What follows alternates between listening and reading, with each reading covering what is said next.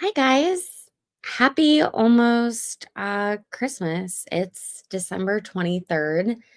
It is a Tuesday and we are here over at Criminally Confident. I am Lacey Meeks. Thank you so much for being here with me today. I hope you are having a lovely week, whether you are at home, at work, uh, out at the park, whatever you're doing. I hope that you're having a great day, and I greatly appreciate you stopping by. For those of you who are new, we do this every day except for Mondays and the weekends. So Tuesdays through Fridays, starting at 3:30, and I go over new cases and old cases. But for now, we are focusing on the Casey Anthony trial. A lot of people have watched it. A lot of people haven't watched it, including myself. So if you are interested in true crime, if you're into Dateline, um, or just local cases, give me a follow, hit that subscribe button. It doesn't cost you anything. And while you're at it, I would greatly appreciate it if you could hit the thumbs up button. Make sure to give all your respect to Queen Maybe. She is my mod, and we love her for everything that she does. Hi, Maybe. And I am going to get started here. We are moving on with the testimony of the very dramatic Cindy Anthony, Casey's mom. So that's where I'll leave that, my feelings thus far. And I should also mention I got my hair done today. So hopefully I won't have so many bang issues. I got my very first paycheck from YouTube. Uh, I I'm so incredibly thankful that for your guys' support. Like I I won't be emotional, but after getting sick this year, things were really difficult. Um, and that's why I'm trying to tread lightly on the holiday talk, because I know that a lot of people aren't thrilled about the holidays. A lot of people are struggling. And this, it wasn't, a, by no means was it a bunch of money, but it was enough to help me um, until I can get in for my surgery. So that being said, we'll go ahead and get on started. If you get annoyed by me stopping the video and talking, I'm sorry, I have to. It's kind of like the rules here with using these videos. So I would love for you to chat in the chat. Let's go ahead and get this thing started.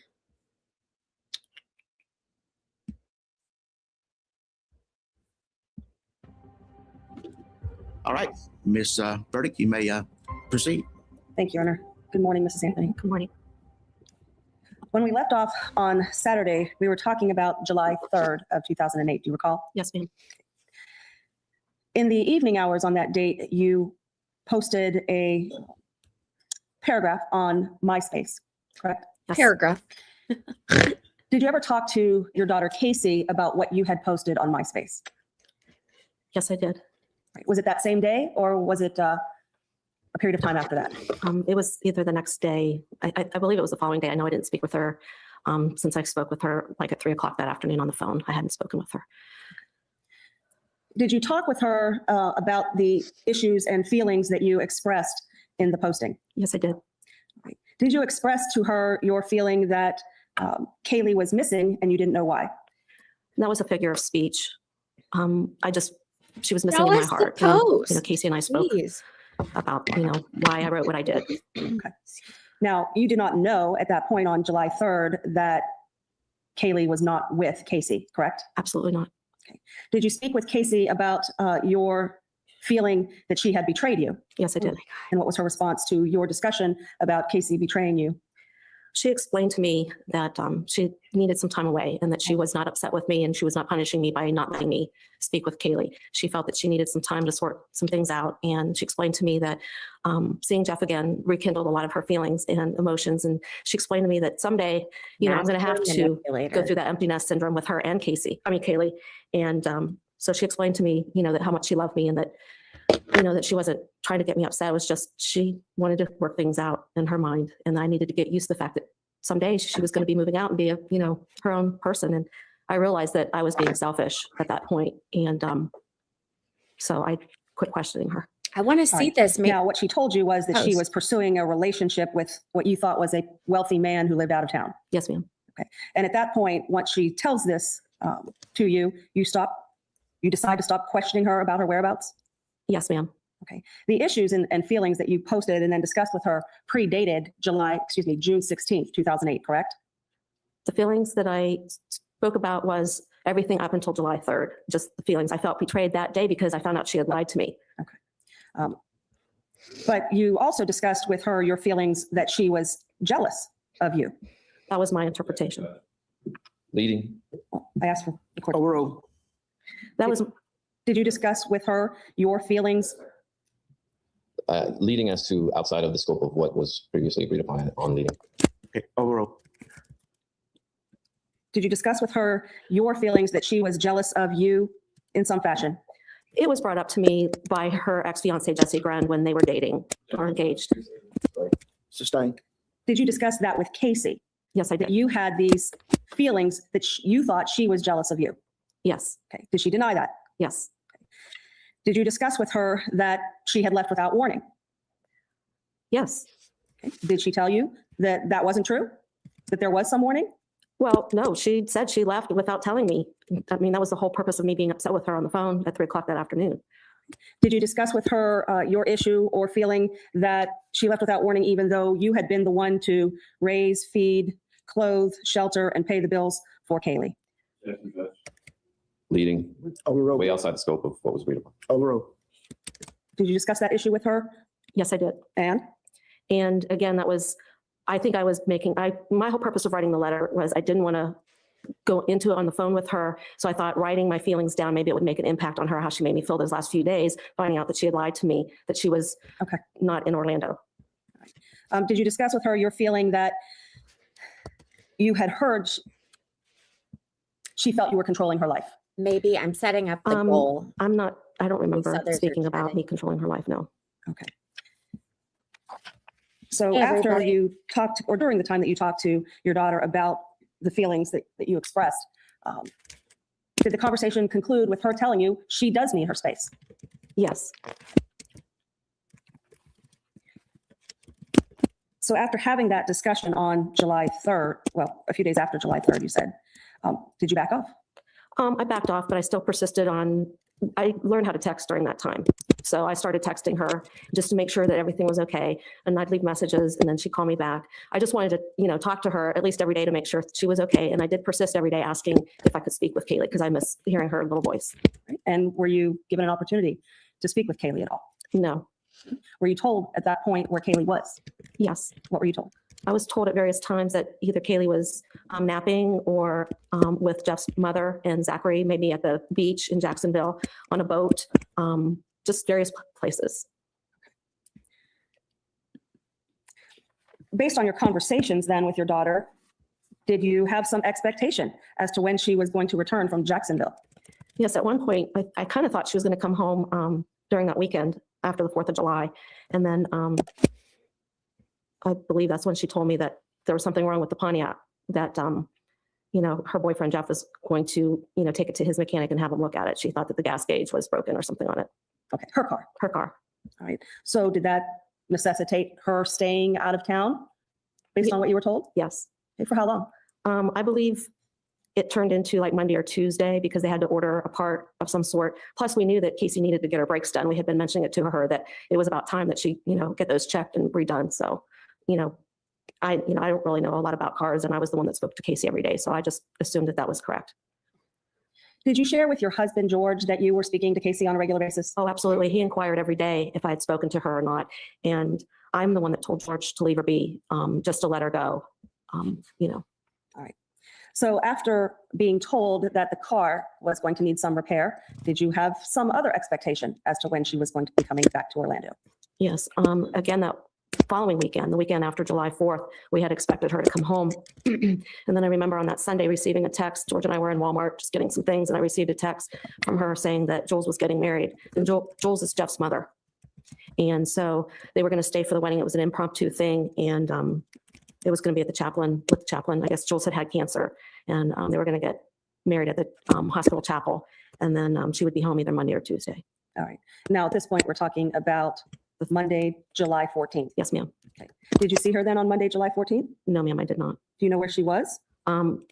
She told me she was in Jacksonville and that she and Jeff were getting the car packed and ready to go. Jeff was going to come back down to Orlando, and they were going to caravan back. So they were, loading her car and Jeff's car, and then they were going to try to leave at some point and be home on Tuesday.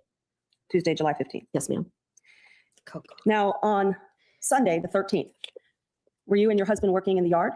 Yes, later that day when we got back from doing errands and such, George and I were out front working in the yard. We had planted new sod in the strip between the sidewalk and the street. We had planted new sod there, and George was watering that. We're considering putting plants and stuff in that area, and then nixed the idea, thinking that if someone, trampled it or backed into it or whatever with a car.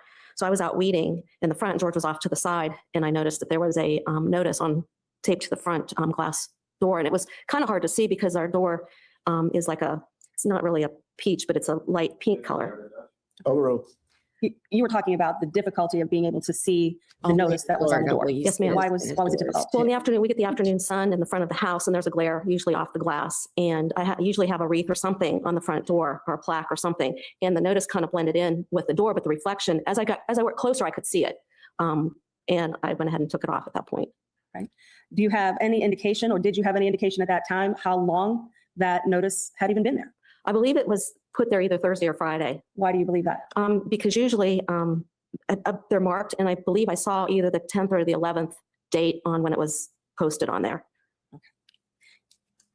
When you come in and out of your house, what do you use? The garage door.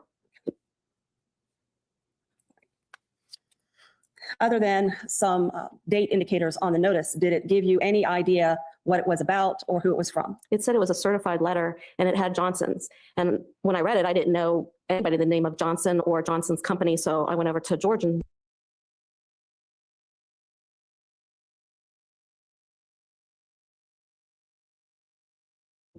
showed him the notice, and he said he had no clue who Johnson's was. So, he said, well, I'll just pick it up, tomorrow, which would have been Monday, on my way to work. All right. Did your husband start a new job a job with a new employer on Monday, July 14th? This is where I said, Yes, he had done some orientation with them and had just started with this new job. it's a couch. Since you were expecting Casey and Jeff on July 15th, did you think that she was coming right to your home at some particular time of day? Well, I figured at some point she'd be home. Jacksonville's not that long of a drive to Orlando. So I figured by noon, if they left in the morning, that they would be home sometime in the afternoon. Okay. Did you go to work that day? Yes, I did. Do you know if your husband was scheduled to work that day, July 15th? Yes, he was. What shift? 3 to 11. At some point, did you learn that your husband had gone to the post office to pick up the certified letter? Yes, ma'am. Okay. Do you know when that occurred? Around lunchtime sometime, On, the 15th of July. did he call you at your office to tell you what the letter was about? Yes, ma'am, he did. Did he tell you that the car, Casey's car, was in Orlando Yes, ma'am, he did. at a tow yard? Yes. After receiving that information, did you attempt to contact your daughter? Yes, I did. Did you get a hold of her? Yes, I did. What did she tell you about the car being in Orlando?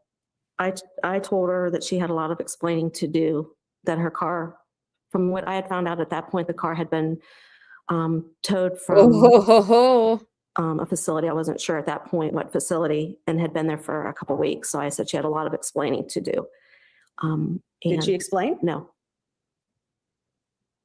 Okay. Did you tell her that you were going to call her back or that she needs to come home immediately? Yes, I pretty much in essence said that she needed to, to be home so that we could talk this out. Get your white ass home, girl. So what did you do next? Well, when George he got the certified letter, he went directly down to the Johnson's tow yard, and they handed him a receipt and said that it was like $488 and some change. And he said, since both of our names was on the title, that we both had to go down there. So Oh. I went ahead and stopped and got $500 out of the ATM and met George at the house so that, one of us could drive her. Okay, let this be a lesson that if you are going to have your parents on your title,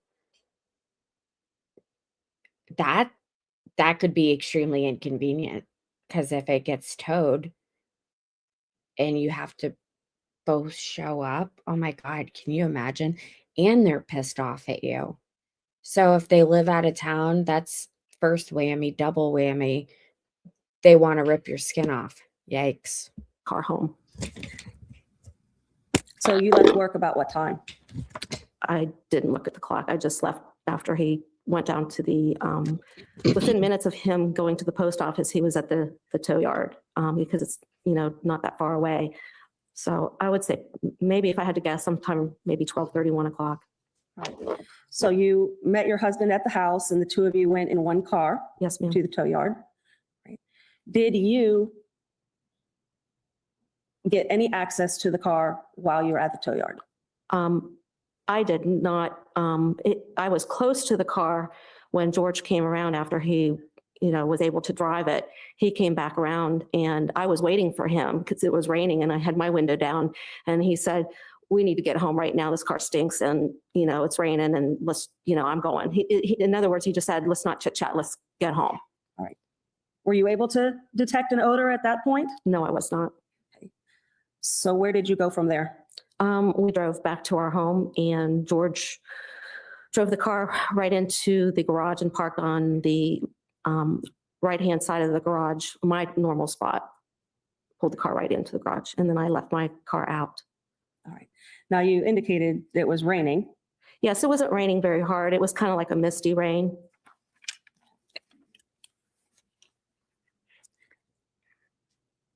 Once the car is in the garage, do you access it in some fashion? Yes, as soon as I got out of the car, my car, George was already out of the car and I could, as I walked up to the car, I could smell the car. And What did you say?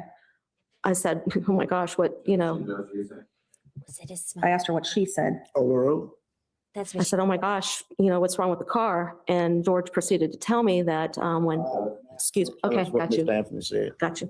All right. Did you make some comment at that point about the smell? Yeah, I said it smelled like something had died in the car. Did you learn about any garbage being in the trunk at some point? Yes, ma'am, I did. So what did you do, if anything, to the car? It was after George went to work. I encouraged him to go because it was getting close to between 2 and 2:30. And we had opened all the trunk, the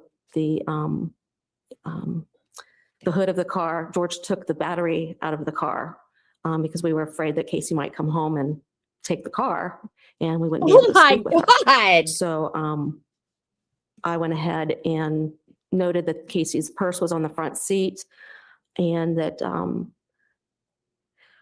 Kaylee's baby doll, her favorite doll was in the car seat, Yeah, like that's it how was you know something sitting bad. where Kaylee would have sat. Then I noticed Kaylee's backpack in the trunk of the car. And I noticed some clothes and some shoes of Casey's. So what I did is I took Kaylee's doll out of the car and I took the backpack out of the car and I took Casey's purse out of the car and a pair of slacks. I left the shoes and I think there was a blue plastic collapsible basket that we kept in the back of our vehicle, like for groceries or just odds and ends. We keep them in all of our vehicles. And I think there was a belt and some odds and ends in there. I left the stuff that was in the trunk except for Kaylee's backpack. I took that out. And Kaylee's doll smelled like the car. So I took it out and in our garage, we have a ice chest and I set the doll down and I went and got a Clorox wipe and wiped the face and the hands. And the body is soft, so it smelled pretty bad. So I went and got some Febreze and I sprayed the dog. And I sprayed Febreze all through the car, thinking that that might help the odor. I sprayed the front and the back. I used pretty much a whole can of Febreze. All And right. then, Now, let me just stop you there. At that time, you indicated that you said to your husband what died. yes, The smell in the car, was that a smell that you recognized? the smell in the car was like something I had never, it was pretty strong. I mean, I use that expression, you know, what died, you know, and at that point, I never put, you know, anybody in the trunk of the car or in the car. I was satisfied with what George had told me happened at the Tow yard. tow yard. Now, you have a nursing background, correct? Yes, ma'am. Have you had the experience of being exposed to either rotting or decomposing flesh? Yes, ma'am, I have. What is your experience in that area? I debride a lot of very bad wounds and work with a lot of patients who have amputees, and a lot of times their There. tissue starts to rot. And I remember one experience as a student nurse that we did get to go to the morgue and see some bodies that had come in that had been out there for a while. All right. Now, you said that you used the expression, what died, with your husband. At that point, were you considering that something died in the car? No, at that point I did not. You said that you encouraged George, your husband, to go to work. Did you see whether or not he took any action put it as it relates to the car? No, no, ma'am. I was pretty much in the garage the whole time that George was home. He went inside to get his things and then he left. Mike. If I may have states D for identification. I hope it's the MySpace The post. photo marked D for identification, what do you recognize that to be? The Pontiac Sunfire that Casey was using. It's the back end view. At this point, Your Honor, we would introduce D for identification into evidence and seek permission to appropriately publish. Okay, the defense is previously stipulated to this. It will be introduced as states numbered. You may publish. If I may show you what's been marked as E for identification. Huh? Is it coming up again? Okay, let's take a brief recess, please.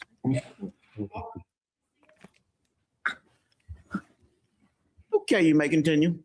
Thank you. Mrs. Anthony, we're going to look at what has been introduced as 47 in Jen. evidence. And I've been told to give it a second. All right. What is it that is being shown in 47 in evidence? The back of the Pontiac Sunfire. I'll unpublish that one and ask for E for identification.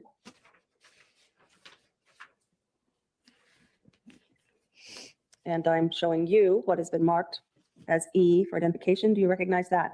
Yes, that's the front view of the Pontiac Sunfire. Does that photograph fairly and accurately represent the way that the Sunfire looked back in July of 2008? Yes, except for the writing on the windshield and the yellow tape on the All right. hood. The car itself. Yes, ma'am.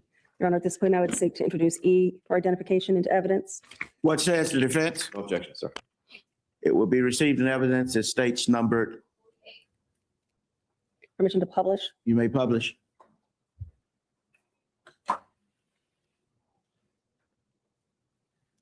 Okay. You testified this is the front of the vehicle. Yes, ma'am. We'll unpublish that. And if I could have F for identification. Coco, I have heartburn. Relax. Sorry, guys. Do you recognize what's shown in that photograph? I'm sorry. It's the driver's side view of the Pontiac Sunfire. Does it fairly and accurately depict the vehicle in July of 2008? Yes, ma'am. Your Honor, at this point, I would seek to introduce F for identification into evidence. What says the defense? No objections, Judge. We received an evidence as states numbered. And permission to publish to the You jury. may publish. Your breath. PU.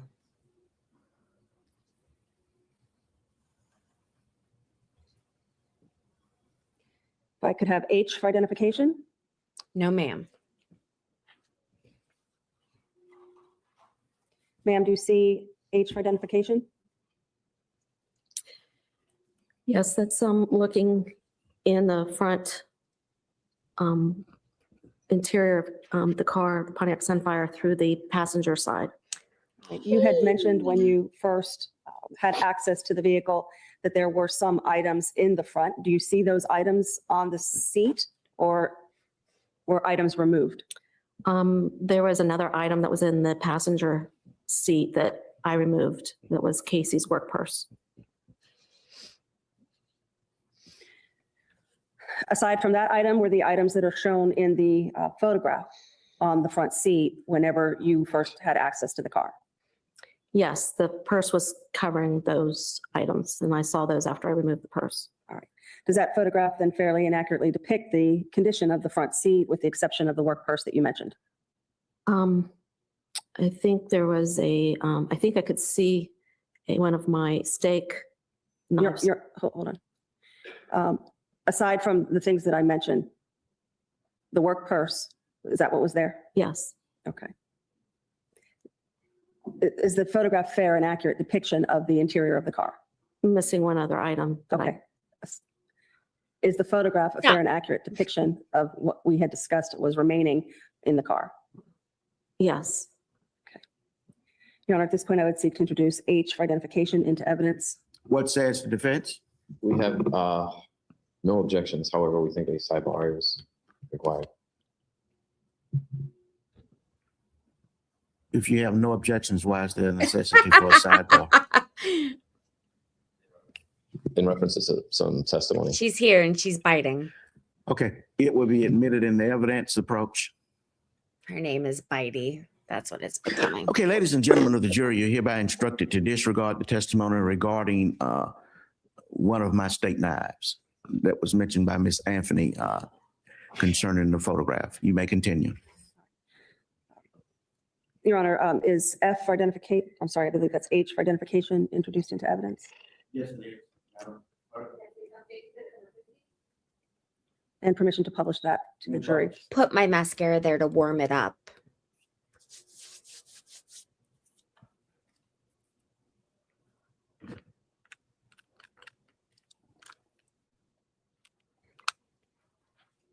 I'll wait. If you're Do I just have I for identification?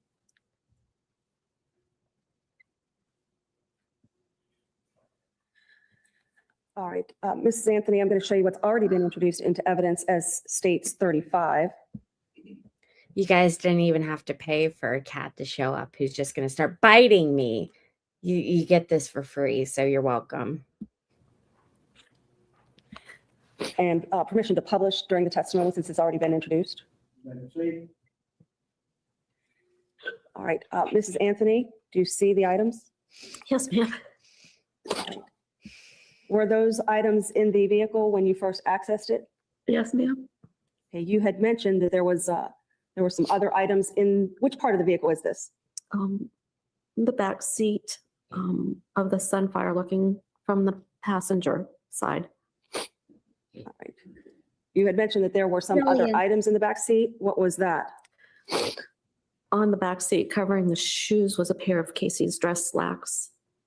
And in the seat well on the passenger side behind the driver, or the back seat behind the driver, there was a pair of. I feel like some people probably didn't hear this correctly. So one of the biggest hacks as a makeup artist, I tell people, is to put your mascara, if you're a female, put your mascara in your bra or like your back pocket, because then it will come to your body heat and it'll apply just so much better. Try that next time and let me know what you guys think. Casey's boots, dress boots. All right, so you removed the boots and and you removed the slacks? I did not remove the boots. Oh, you did not remove the boots. You removed the slacks. Yes, ma'am. And what did you do with those? They also had the same odor that of the car.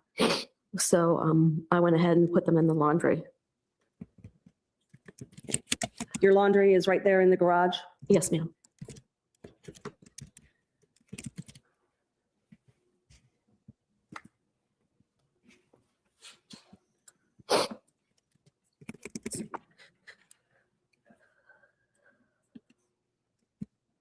All right, I'm going to show you what's been marked as L for identification.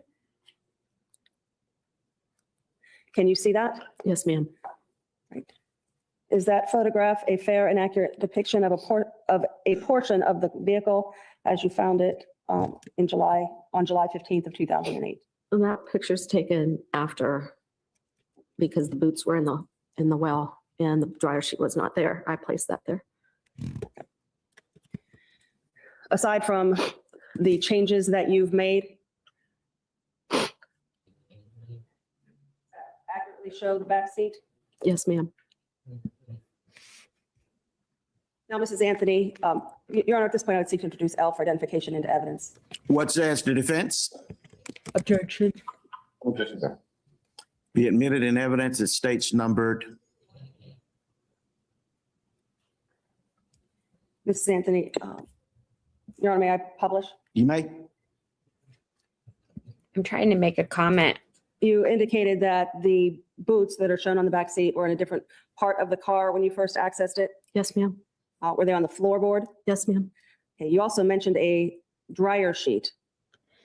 Yes, ma'am. Did you put that dryer sheet there? Stop Yes, ma'am. biting me. Do you remember having a deposition taken on July 29th of 2009? Yes, ma'am. All right, at that point, you were sworn to tell the truth, correct? Yes, ma'am. Right, you remember that I was there asking questions. Counsel for your daughter was there as well. Yes, ma'am. Do you remember giving a different response as to whether or not you put the dryer sheet in the car? Yes, ma'am. At that point in time, did you say that you put the dryer sheet in the car? At that point in time, I couldn't remember if I did or not. That's pretty much it, maybe. The car smelled bad. That's where we've gotten thus Let me far. approach the witness. You may. Page 323, Which volume? Volume volume 2, 2 of 2. What page? Page 323, lines 15 through 25. You may approach. We object to further impeachment. Overruled. Read line 15 to 25 to yourself.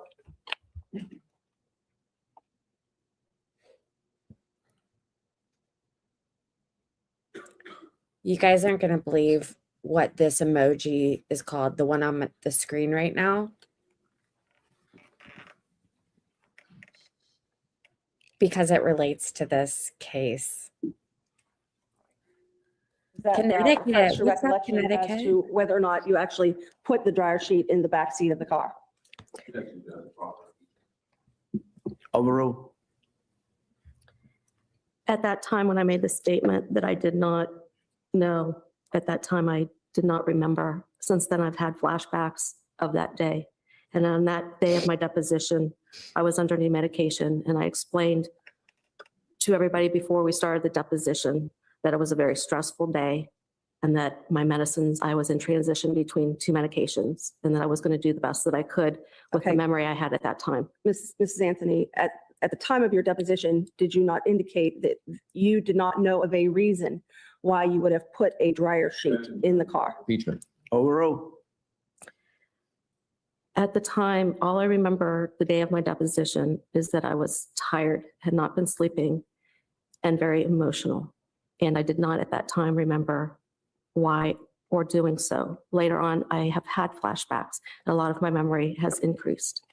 Mrs. Anthony, do you remember at the beginning of your deposition, me asking if there was anything that was affecting your ability to remember or recall? Do you remember that? Yes, ma'am, I did. All right. And do you remember me asking if you felt that it was okay to go forward with the deposition, even given that you had medication at that time? Yes, ma'am. And we discussed that that was the best we were going to get at that point from me. Okay. Oh.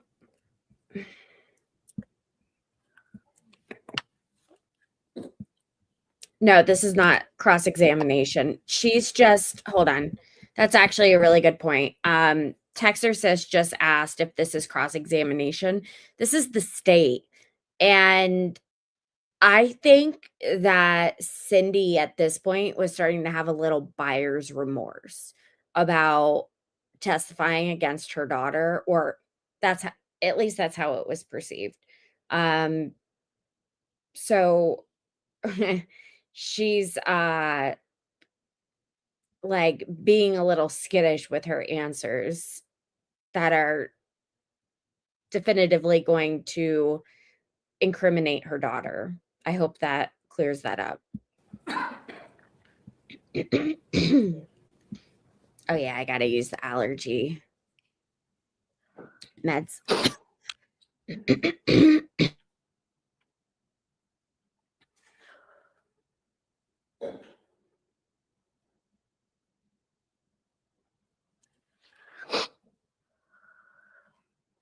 Ma'am, I'm going to show you what's been marked as V for identification.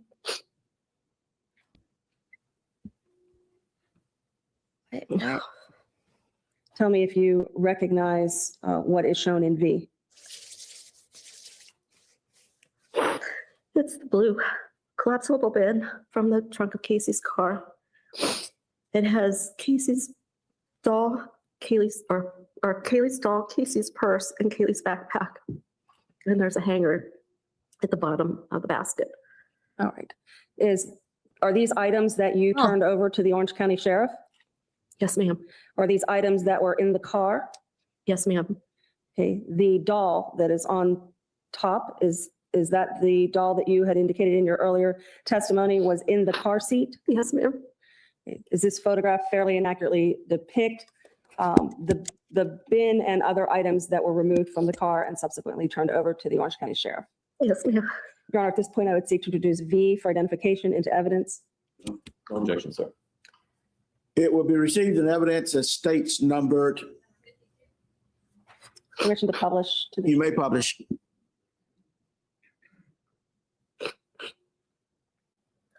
I have never seen a grown woman like Mrs. Anthony, aside from Cry wiping like down the doll with a Clorox wipe, did you do anything with the work purse that is in the blue bin? Later that evening, after I came back from work, I went through Casey's purse because I hadn't heard back from Casey and she wasn't returning my calls. And I found the yellow envelope that was inside her purse. And I removed the items inside the envelope and they were resumes of her friend, Amy Huizenga. Is And there contact information for Amy Huizenga on that resume? yes, ma'am. Okay. Did you do anything with the backpack that you have indicated is at the bottom of that blue bin? I looked through the backpack just to see what was inside of it. All right. And I think that's all I did. If I may have W for identification?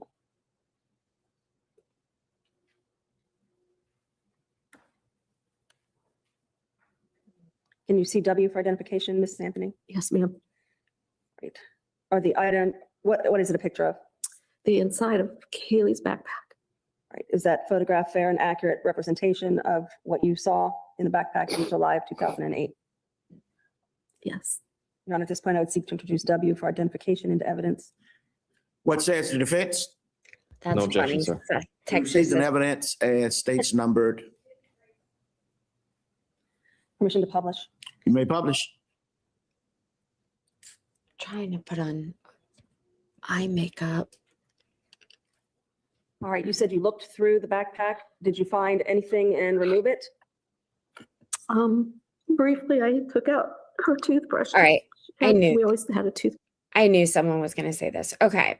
So Shavilla, I can't say that on my YouTube channel. Like I know what you're talking about, but it's one of those words that the woke has gotten really stressed out about. And when we say those words, I end up being penalized for stating facts. So I recognize that it's dumb that we can't say the actual word, but that is how we operate over here.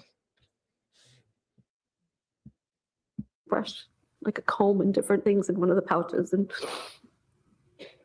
I just went through and held some of Kaylee's things just because, and then I placed them back where I found them, Where was this item in the car? in the trunk of the car. On the floor of the trunk or inside something else? I believe it was on the floor of the trunk. The blue bin that we saw in 52 in evidence, where was that? That was in the back of the car as well, or in the trunk of the car as well. What items were in the blue bin before you removed it? Some hangers, plastic hanger. Did you vacuum the trunk of the car? No, I did not. Did you otherwise clean it in any fashion aside from spraying Febreze? I think I just kind of brushed my hand across some things and threw a couple little pieces of debris away.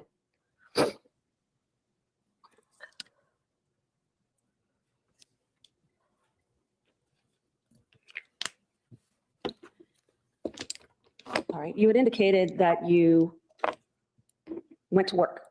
Yes, ma'am, I did. When you went to work, in what condition did you leave the vehicle? This is the Mhm. old I left trial. the car with all of the doors open, windows down, sunroof open, trunk and hood up. And it was left in the garage. Did you close the garage door behind the car when you left and went to work? Yes, ma'am, I did. How long were you at work? Oh, maybe an hour and a half, 2 at the most, but probably an hour and a half. While you were there or when you were going there, did you make an attempt to contact your daughter Casey? Yes, I did. Were you able to get a hold of her? No, I was not. Once you were at work for an hour and a half, you said you either ended your shift or decided to leave. What happened? Well, when I got there, everybody knows I don't usually leave work in the middle of the day. So when I got back, I just kind of explained what was going on because I left abruptly. And I went back to my desk and tried to get a few things done so that I could get out of work. And I spoke to a couple coworkers about the car and, trying to find out what happened with Casey. And my immediate supervisor was telling me just go home. And I told her I needed to get a few things squared away because I had worked very hard on a project that I was, for Coumadin levels. And I was trying to make sure that the nurses had gotten the doses right for the patients that day. It was very important for me to get a few things done at my desk where I felt comfortable I could leave. And as I was wrapping some stuff up, my director came and said, why don't you just go home? We'll take care of whatever you need to do. Had you told the people at your workplace that you hadn't seen Kaylee for a month or more? They pretty much knew that I hadn't seen her because during that period of time I had, we always ask how our family is. And Kaylee is always a subject of conversation with my coworkers. I mean, they watched Kaylee grow up because she was always at my work. Casey was always dropping her off, or she'd just come for a visit, have lunch with me or whatever with Kaylee. So everybody knew Kaylee since she was a baby. And, of course I vented, how was your vacation? And then come in and say crappy because I didn't get to spend it with the girls. And, Right. So they were aware. You said that you had discussed with your coworkers the condition of the car. Did you tell your coworkers that it smelled like something died in the car? Yes, it was a figure of speech. Oh, that wow. I said that it smelled like something, that the car smelled really bad. And I explained to them what George had told me Do you see while that? he was at Johnson's. All right. So you did tell your coworkers that it smelled like something died in the car? Yes, ma'am, I did. So once you were encouraged to leave by your supervisor, did you? Yes, ma'am, I did. Did you go home? Yes, straight home. Once you got home, is that when you looked through the work purse that you described earlier? Yes, ma'am. Once you were home, did you make efforts to contact your daughter Casey? Yes, I tried calling her again. And she still wouldn't answer. So I thought it was strange that Casey had Amy's information there. And I don't know what possessed me to call Amy rather than some of her other friends, but I did. You Something called- just told me to call Amy. You called Amy. In the meantime, had you sent a text to your daughter that there was a major problem that she needed to get in touch with you immediately? better Yes, call me I've been right trying now. to get a hold of her all day to find out why the car was at the tow yard. And obviously I realized that she was lying again where she was at. So when you made an effort to contact Amy, did you reach her? Yes, ma'am, I did. Did you make arrangements to pick her up? Yes, I did. And did you do that? Did you Yes, pick her ma'am. up? Yes, I did. Where did you pick her up from? The Florida Mall. You okay, And did you Riley? ask Amy to take you to Casey? Yes, ma'am. Okay. She's just Was she able to do that? today. Yes, the reason I picked her up is because she explained to me that she had seen Casey a few hours prior, that Casey picked her up at the airport. And I told her that I hadn't seen Kaylee and that Casey was lying to me and I needed to find Casey to find out what was going on. So while we were driving, she said she knew exactly where she dropped Casey back off because she had loaned Casey her car during the time that she was in Puerto Rico. All right. So where did she take you? Or where did she direct you? Yeah, The cat's being horrible. My husband was like, and this is the one that's getting the best gifts from Santa Paws. He tends to go all out with the cat gifts. Anyways, this comment I think is what a lot of us in the chat without children are thinking. Like, how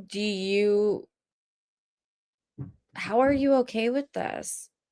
Aren't grandchildren supposed to be like God's gift, like to grant to people? Like, it's supposed to be so great. You can love on them all day long and then send them home with their parents. And like, you're not absolutely enraged that your daughter did this. It's a little bizarre. It doesn't pass the sniff test. yeah, I was just driving. She was just telling me where to go. And we went to University Avenue, Winter Park, a place, I can't even remember the name of his apartment complex, but she took me directly to Tony's apartment. Are you talking about Tony Lazaro? Yes, ma'am. Is this somebody that you had met? Tony Lazaro. So once you get to Tony Lazaro's apartment complex, where do you go? Well, I was kind of shocked that Amy knew exactly where to go because she kind of indicated that she had just kind of dropped Casey off at the complex. But Amy seemed to know exactly which apartment, and it was in the back and which floors. I mean, she just led me right up in the different, because where you park, there's a couple buildings, and she knew right where to maneuver right up to the apartment complex. And I followed her up to the second, I think it was the second floor. And we decided that Amy go to the door, and I just stayed in the hallway so that when Casey would come to the door, and see Amy. All right. Now, you mentioned a hallway. Is this door open to the exterior or into an interior hallway? It's outside. It would climb the outside staircase. And Tony's apartment, there was like a little balcony area. And I just stood kind of towards the stairwell. Okay. So did you see Amy knock on the door and get a response? Yes, ma'am. Who did you see come to the door? Well, I This is didn't when see she, Casey like, at first. I pulled heard her her voice out. when the door was open, and then Amy kind of motioned for her to come out. And then Casey stepped outside, and that's when I popped around. Okay. What did you say? I just asked her what she was doing there, and I told her that she needed to talk. This crazy lady, you think that she said, "Hey, Case, what's going on?" I can almost envision this in my head. She pulled the broad out by her hair and said, "Bitch, we're having a conversation. We're having it now." I know this. I know this breed. I know this breed well. to me that we needed to talk. And Did you see Kaylee? no, Did you go into the apartment to look for Kaylee? as soon as I got to the, once Casey agreed with me to come with me, I asked where Kaylee was, and she said she wasn't there. Did So she tell you where she was? she said she was with the nanny. Okay. And so I told Casey to get her things and come on. And when she went into the apartment, I stepped up and I could smell the cigarette smoke just emanated out of the apartment. And I didn't even take more than a step in. I knew Kaylee wouldn't be in that environment. So I didn't even go in to look. All right. So Casey told you that Kaylee was at the nanny. Yes. What was your response to that? Well, we're going to go get her because we have to all sit down and talk about what's going on. Kumbaya. And was Amy around for that? Yes, Amy by then realized that I was quite upset, and she kind of already went back downstairs, and she was down back by my car. Okay. Did Casey agree to go with you? Reluctantly, but yes. All right. Did she gather her things as you told her to? No, she just put her sandals on and or her flip-flops on, and then she came with me. She didn't have her purse or her cell phone or anything with her. Did she tell you that she was coming back to Tony's apartment? Yeah, she had made the reference that she was going to come back to Tony's, and I told her that would be fine at some point, but not until we resolved everything that was going on, not until I had an explanation. Tell me what the And not fuck's until you saw going on. Kaylee. Right.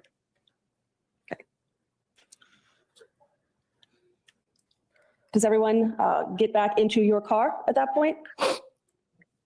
Yes. Or you're driving? Yes, I'm driving. Casey sat in the front passenger seat, and Amy started to get in behind Casey, but realized Kaylee's car seat that I had in my vehicle was there. So she ended up coming around the vehicle and getting in to the back seat behind me. And then we left. All right.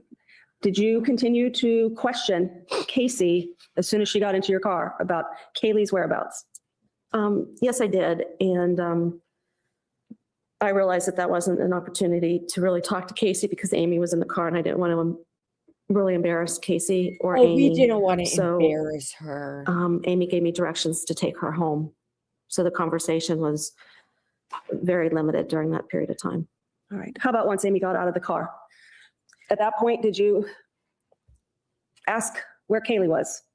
Yes, I dropped Amy off on the street. She said it would be fine for her to walk, and we kind of watched until we could see her get back to the condo or townhouse, whatever it is. She'd rather walk in the She was living street with, than be in the car. JP Chat and Ricardo Morales at that time. And I made a comment that that before we started to go, that she needed to start answering my questions. And she told me that she would take me to see Kaylee. So we started to drive. Did she And tell you to go anywhere specific? we started driving around, and then Casey started making excuses why it would not be a good idea for me to go see Kaylee. And I was getting very, very frustrated. And I was asking her I questions bet about she was. why the car was at the tow company. And Did you get answers? no, I didn't. We drove around for quite some time. And at one point she asked me to take her back to Tony's, and I told her she wasn't going anywhere until I got the answers. And I was driving closer towards our home because since I wasn't getting a specific location where to pick up Kaylee, I just figured might as well head home. And as I was going down Pershing, I noted the Orlando police station that was on Pershing. And I told her that if she wasn't going to give me the answers, that I was going to get someone to help me get them. All right. So at this point, you pulled into a substation for the Orlando Police Department on Pershing. Yes, ma'am. And I pulled up to the door and started to get out of the car and realized that they closed at 5 p.m. and it was way after 5. So I just got back in the car and told Casey that this was her last Talk to your chance to tell me father. what was going on. And she was trying to explain to me that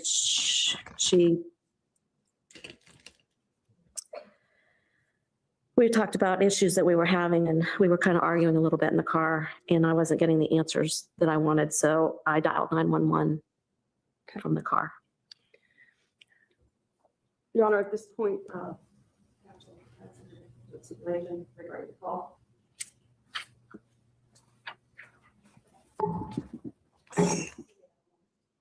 May?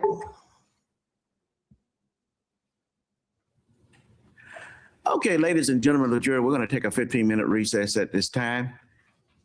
So if you need your special one, this is a good time to take the special.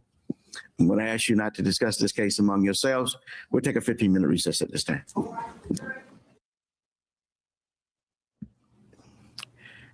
Ms. Burdick, this is being offered to show exactly what? Please make sure to hit that like button. And if you aren't already subscribed, it's free. So please make sure to do that. Thanks, guys.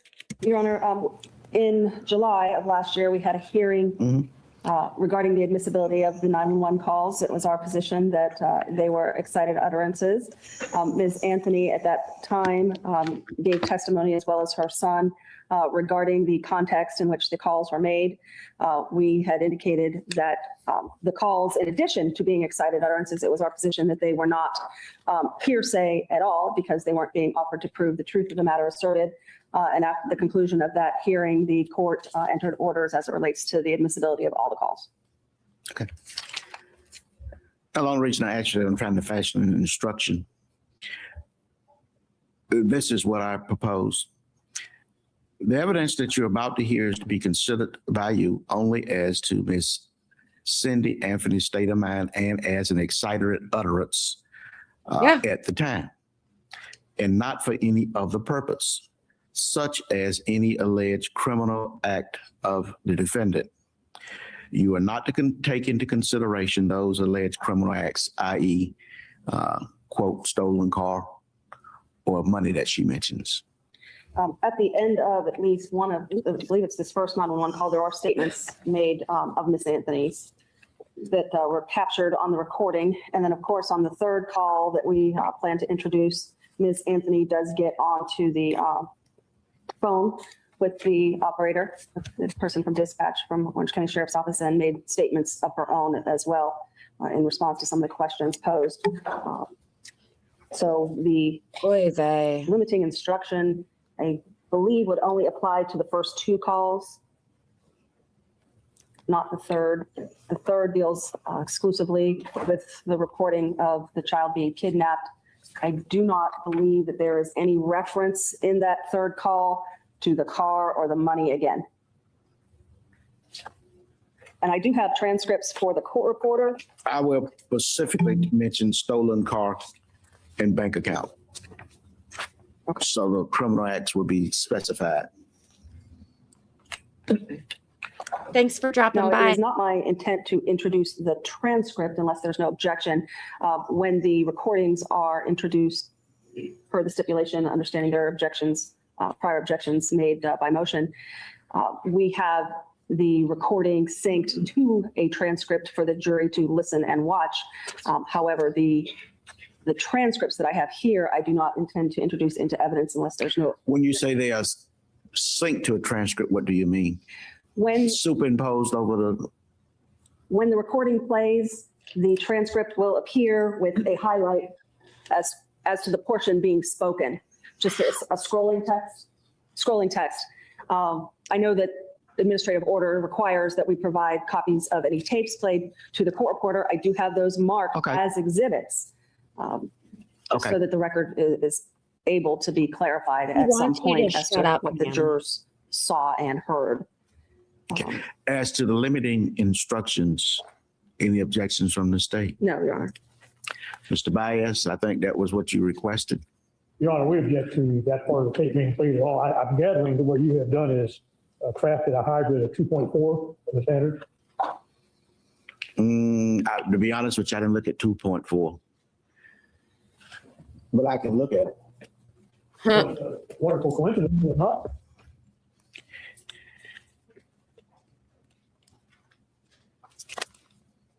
Okay.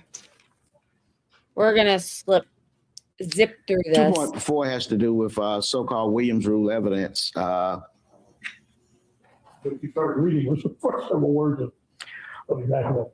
Well, I sort of looked at 2.5. Ms. Burdick, you may proceed. Your Honor, at this time, we would seek to introduce states ML for identification into evidence. Okay, noting previous objections which are placed on the record, it will be received in evidence of objections as states numbered. Ladies and gentlemen, I have two things to read to you. One is a stipulation dealing with the disc itself. On July 15, 2008, Cindy Anthony made a recorded call to 911 that was received by the Orlando Police Department at 20:09, 1800 hours. The recording is a true and accurate representation of the call. The parties have agreed to this fact, and it should be considered as true in your deliberations. Now, ladies and gentlemen of the jury, the evidence that you're about to receive through this 911 call is to be considered by you only as to Mrs. Cindy Anthony's state of mind and also as an excited utterance at the time, and not for any other purpose, such as any alleged criminal acts of the defendant, such as stolen car or a bank account. Remember, however, the defendant is not on trial for a crime, wrong, or act that is not included in the indictment. You may proceed to publish. Please, this sound is being recorded. I can help you. Thank you. Hello. Hi, I drove to the police department here on Pershing, but you guys are closed. I need to bring someone into the police department. Can you tell me where the closest one I can come into? What are you trying to accomplish by bringing them to the station? I have a 22-year-old person that has grand theft sitting in my auto with me. So the 22-year-old person stole something? Yes. Is this a relative? Yes. Where did they steal it from? My car and also money. Okay, is this your son? Daughter. Okay, so your daughter stole Is money this your from son? your car? No, my car was stolen. We've retrieved it today. We found out where it was at. I've retrieved it. I've got that, and I've got affidavit from my banking account. I want to bring her in. I want to press charges. Where did all of this happen? Oh, it's been happening. No, but I need to establish a jurisdiction is what I'm trying. Oh, I lived in Orlando. Yeah, but what address did these thefts occur at? Well, I guess my residence. You know, like Casey's like sitting in the car, like, oh my God, how can I be related to these people? Yeah, 4937 Hope Spring Drive. That's actually going to be in the jurisdiction of the sheriff's office, ma'am, not the Orlando Police Department. All right. Let me transfer you over to the communications section for Orange County. Okay. Now, is the Orlando Sheriff's Department the one on 436? Is that open this afternoon, this evening? The substation you're at on Pershing, if it's Orlando Police, we're open primarily during the day. But that's not the sheriff's. That's the city police, which does not have jurisdiction here. I know there's a Sheriff's Department on 436. Well, what I'm going to do is I'm going to transfer you to the sheriff's communications section, and you can determine that. Hold on. Okay. She's really just trying to scare Casey at this point. Sure, my next thing will be down south thing, and we'll have a court order together. If that's what you want to say, we'll do it. You'll never. Well, then you have 1 more day. No, I'm not giving you another day. I've given you a month. Orange County Sheriff?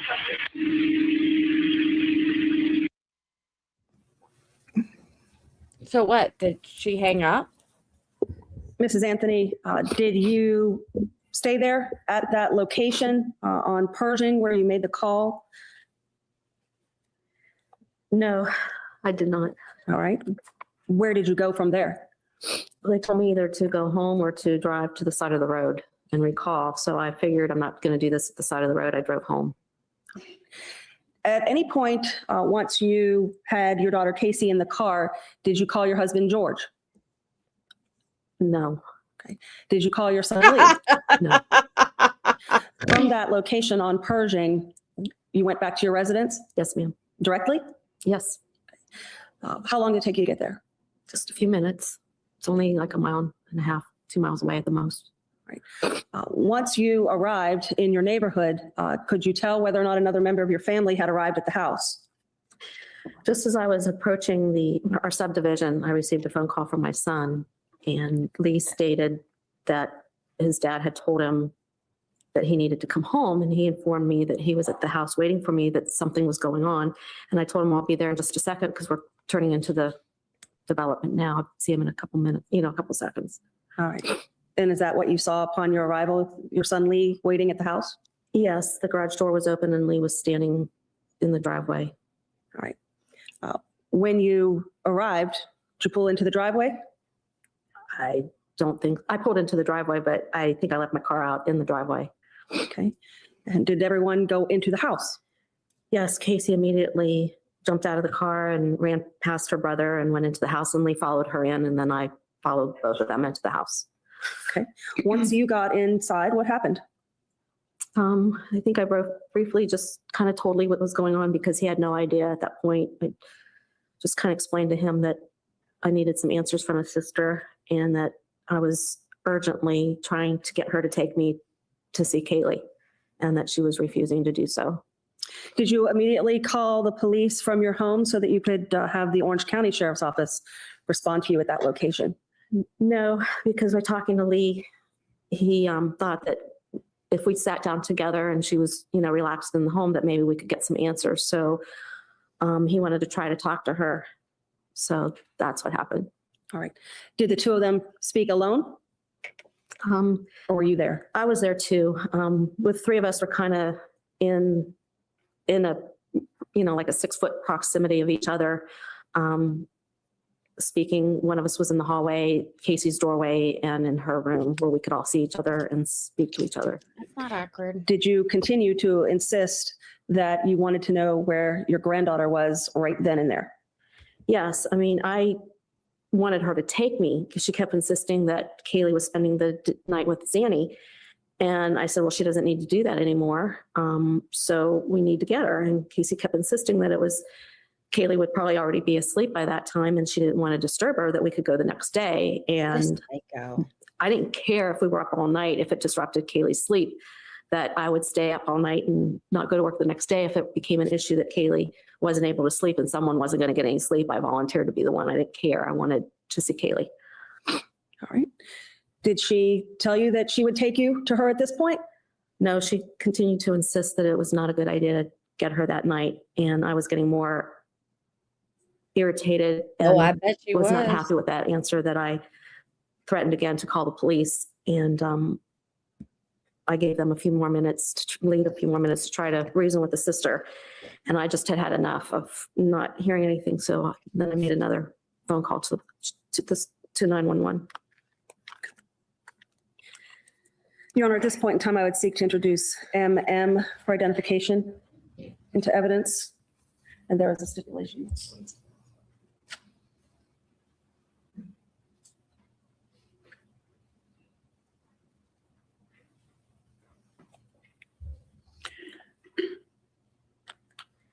What says the defense noting previous objections? Subject to all previous motions and objections, Judge. Okay, it will be received in evidence as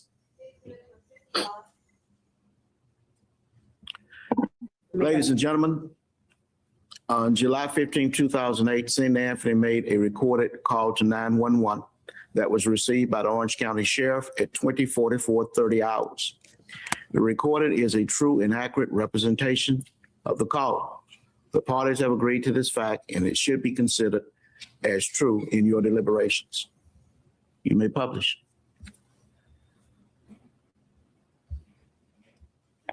911, the address of your emergency. 4937 Hope Spring Drive. 4937 Hope Spring Drive, Orangeburg. Okay, what's happening? I have someone here that I need to be arrested in my home. They're there right now? A possible missing child. I have a 3-year-old that's been missing for a month. A 3-year-old? Yeah. Have you reported that? I'm trying to do that now, ma'am. Okay, That's a fair enough answer. My daughter. For what? For stealing an auto and stealing money. I already spoke with someone. They said they would patch me through the Orlando Sheriff's Department, have a deputy here. I was in the car. I was going to drive her to the police station, and no one's open. They said they would bring a deputy to my home when I got home to call them. So she stole your vehicle? Yes. When did she do that? On the 30th. I just got it back from the impound. I'd like to speak to an officer. Can you have someone come up to my house? Okay. Okay, I got to ask you these questions so I can put them in the call, okay? Okay. The 30th of June? Yes. Okay, how old is your daughter? 22. You're right, Tony, or Tone Low. Okay, what's her I name? don't know. My name? Her name. Her name, Casey Anthony. Casey. And your name? Cynthia Anthony. Cynthia, can I get a phone number that I can reach you at? 407-808-4731. And you said you have the go back? Yes. I have the statement. Casey's there right now? Yes, I got her. I finally found her after a month. She's been missing for a month. I found her, but we can't find my granddaughter. Okay, how tall is Casey? 5'1.5". In medium or heavy build? And color hair? Brown. What color shirt is she wearing? White. What color pants? Oh, they're short. They're plaid. They're like pink and teal and white, black plaid. Does she have any weapons on her? No. Is Casey not telling you where her daughter is? Correct. Okay, we'll have a deputy out to you as soon as one's available, okay? Thank you. Thank you. Bye-bye.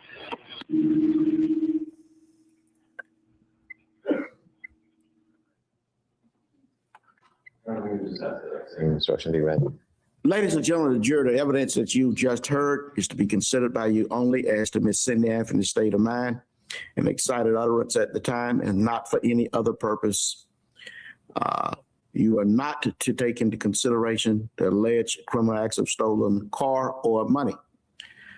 Remember, the defendant is not on trial for a crime, wrong, or act that is not included in the indictment. You may continue. Thank you. Mrs. Anthony, the car that you're referencing in that call, is that the Sunfire? Yes, ma'am. That is a car that your daughter had permission to have, correct? Yes.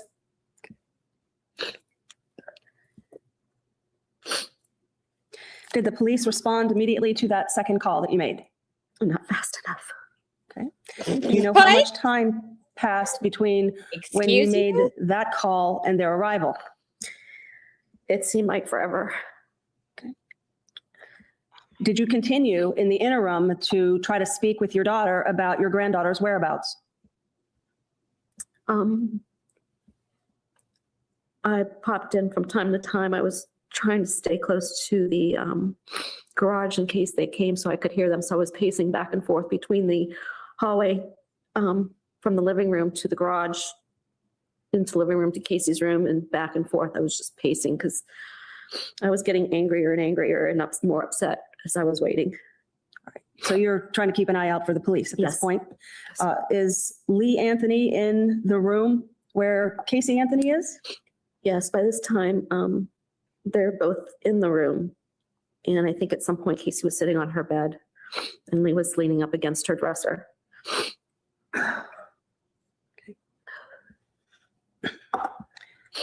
At any This point, is not did you his job, overhear by the your way. daughter make a statement to her brother about Kaylee's whereabouts? Yes. What did you hear? One of the times that I walked to the room, Casey was sitting on the floor crying, and I overheard her tell me that Kaylee had been gone for 31 days and that Zanny had taken her. How did you respond to that?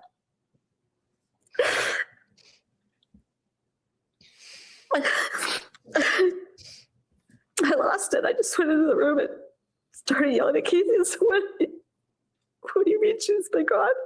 Why didn't you tell me? I swore at her and hit the bed and ran out and called the police again. I bet she was absolutely ballistic. That tracks.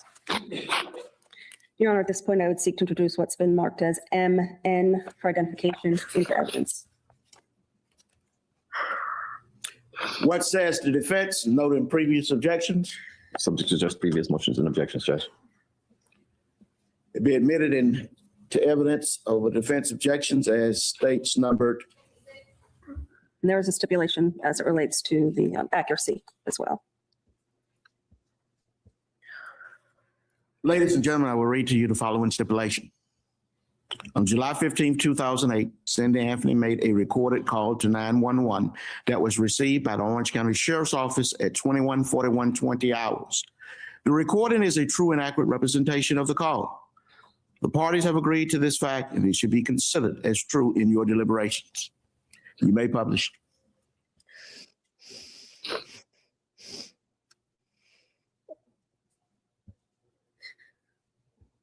911, what's your emergency? I called a little bit ago. The deputy sheriff said I found out my granddaughter has been taken. She has been missing for a month. Her mother finally admitted that she's been missing. Okay, what is here now? Okay, what is the address that you're calling from? 4937 Hope Spring Drive. We're talking about a 3-year-old little girl. 4937 what? Hope Spring, HOPESPRING Drive, Orlando. My daughter finally admitted that the baby's in the store. I need to find her. Your daughter admitted that the baby is where? The babysitter took her a month ago that my daughter's been looking for. I told you the daughter was missing for a month. I just found her today, but I can't find my granddaughter. She just admitted to me that she's been trying to find her herself. Hello. There's something wrong. I found my daughter's car today, and it smells like there's been a dead body in the damn car. Okay, what is the 3-year-old's name? Kaylee, Caylee, Anthony. Kaylee Anthony? Yes. Okay, is she white, black, or Hispanic? She's white. How long has she been missing for? I have not seen her since the 7th of June. What is her Je m'appelle Pearl. Me llamo Pearl. I am a Frenchie. I am 10 years old. Oh, I am the middle child. I am a mute. I don't bark, but I snore when I sleep. And I have a little skin tag that is about the size of a Hershey Kiss right there. So thank you for the dono. Okay. Let's get back to business. I won't do that for every dono, but this Pearl. Oink. date of birth? 8/9/2000. Oh God, she's 3. She's 2005.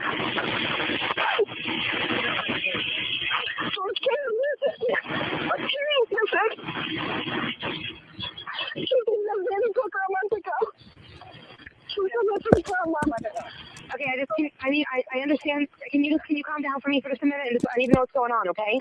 I'm gonna try and talk. Is your daughter there? Is your daughter there? Yes. Can I speak with her? Do you mind if I speak with her? Thank you. I called them 2 hours ago. They haven't gotten here. They finally admitted me there. He took her a month ago. Ma'am.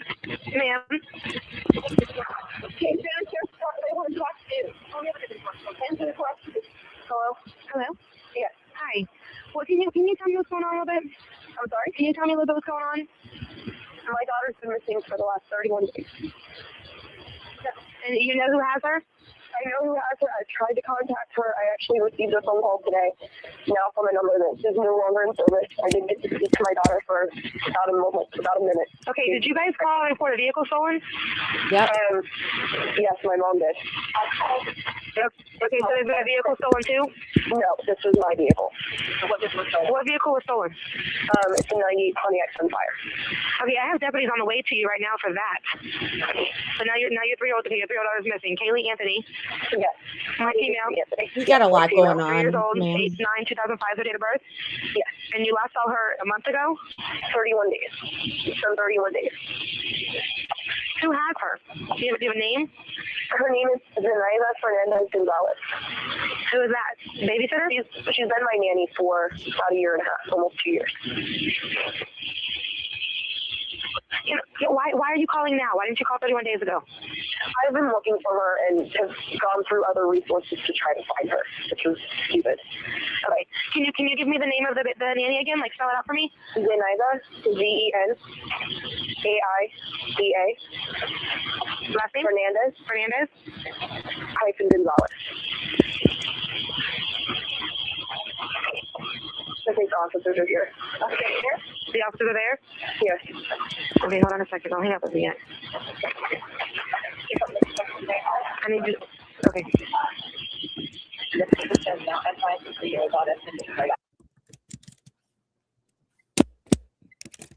Can I have a break, sir? Adjourn? Okay, You want let's a take break? a 5-minute recess. Do you remember providing them with a written statement? Yes, that was much later in the evening. Several hours after they were there. Do you remember your daughter speaking to the police when they arrived? I remember when they first arrived, she was on the phone with the dispatcher. And I remember walking the deputy into Casey's room so he could. And then I think the call ended when he started to talk to Casey. The next day, did you turn your vehicle or the Sunfire over to the Orange County Sheriff's Office in an effort to gather what evidence was needed to locate your granddaughter, Kaylee? Yes, ma'am, we did. Did you also turn over to the Orange County Sheriff's Office the items that we saw in the photographs that you had removed from the car in an effort to locate your granddaughter, Kaylee? Yes, ma'am, all but her slacks. They didn't want her slacks that I had washed. Did you eventually turn over the computer, the desktop computer that was in your home, to the Orange County Sheriff's Office in an effort to locate your granddaughter, Kaylee? Yes, the desktop computer was taken, I think, around the 17th, a few days later. Did you turn over a laptop computer to the Orange County Sheriff's Office in an effort to assist in locating your granddaughter, Kaylee? Yes, we turned that over when we turned over the items that were taken out of the Pontiac Sunfire. We gave them my computer, my laptop. All right. Did you also turn over to the Orange County Sheriff's Office items that you believed the nanny had had some contact with Yes, in an effort to locate your granddaughter, Kaylee? yes, that was much later as I would notice things around the house. Because they said if there's anything that you can think of or whatever, and if I was cleaning and I'd see something, it would trigger something. I did turn other evidence over. Did you turn over your cell phone to the Orange County Sheriff's Office in an effort to determine whether or not there was any evidence on there that could assist them in locating your granddaughter, Kaylee? The only time they never asked for my cell phone except one visit when I was there. We were going through a timeline, and there were some phone calls that I was receiving from people that were telling me different things, and I was explaining to them, so they wanted to see if they could get some of the messages off of my phone. So for a brief period of time, while I was at the Sheriff's Department, they took my phone for just maybe a half hour to an hour and then returned it back to me. All right. What is the cell phone number that you had at that point? Same one that I still have today, What is it? 407-808-4731. What is your home phone number that you had in June and July of 2008? 407-281-0646.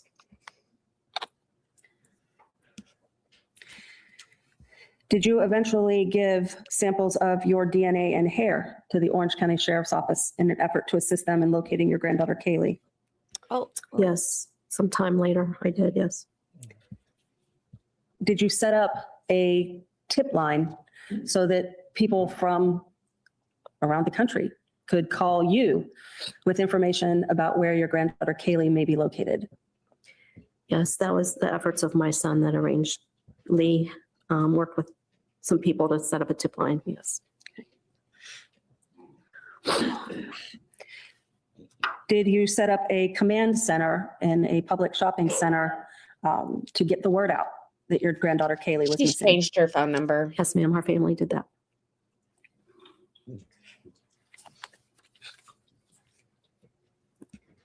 Thanks for subscribing. On July 16th of 2008, did you receive a phone call from your daughter, Casey, at your home after she was arrested? Yes, ma'am. Your Honor, at this point, I would seek to introduce MO for identification into evidence, and there is a stipulation regarding that item as well. What says the defense? Subject to all previous motions and objections, Judge. To be received in evidence of a defense objection as states numbered. Ladies and gentlemen, I'd like to read you the following stipulation. I just want to say that Pearl is staring at the phone, thinking that you guys equal treats.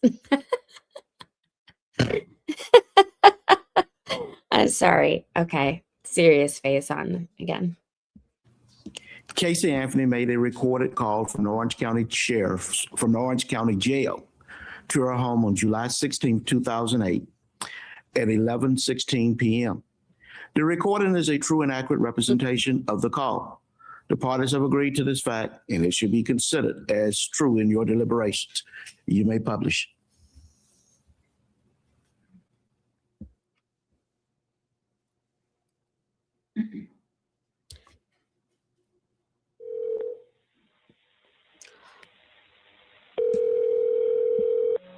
Thank you. Hello? Hello, this is a free call from Casey. Thank you. Thank Candidate from the Orange County Correctional Center. For a rate quote, press 7. To accept this free call, press 0. To That's return the wonderful customer's treat. this call is subject to monitoring and recording. Thank you. Have a great work day. God bless. Merry Christmas. Casey? Mom. Hey, sweetie. Well, I just saw your nice little cameo on TV. Which one? What do you mean, which one? Which one? I did 4 different ones, and I don't know. I haven't seen them all. I've only seen 1 or 2 so far. You don't know what my involvement is and stuff? Casey, Mom. what? No. I don't know what your involvement is, sweetheart. You're not telling me where she's at. Because I don't fucking know where she's at. Are you kidding me? Casey, don't waste your call to No. scream and holler at Waste me. my call sitting in, the jail? Whose fault is Bunks are? Whose fault is you sitting in the jail? You're blaming me that you're sitting in the jail? Not Blame my yourself fault. for telling lies. You mean it's not your fault? What do you mean it's not your fault, sweetheart? If you'd have told them the truth and not lied about everything, they wouldn't. Do me a favor, just tell me what Tony's number is. I don't want to talk to you right now. Forget it. I don't have his number. We'll get it from Lee because I know Lee's at the house. I saw Mallory's car was out front. It was just on the news. They were just live outside the house. I know they were. Well, Well, can you get Tony's number for me so I can call him? I'm saving it so I don't forget it. Latrice, pleasure to make your Can acquaintance. you give me Tony's number? I can do that. I don't know what real good it's going to do at this point. Well, I'd like to talk to him anyway. Okay. Because I called to talk to my mother, and it's a fucking waste. Oh, by the way, I don't want any of you coming up here when I have my first hearing for bond and everything else. Like, don't even fucking waste your time coming up here. You know, you're you're making it real tough for anybody to want to try to, even if it's you with giving you See, that's somebody's just phone number. every single. You're not even letting me finish. Well, Like, I really, That's good. you're asking me for Tony's phone number so you can call him, and then you immediately want to start pressing towards me and saying, don't even worry about coming up here for all this stuff and trying to cut us out.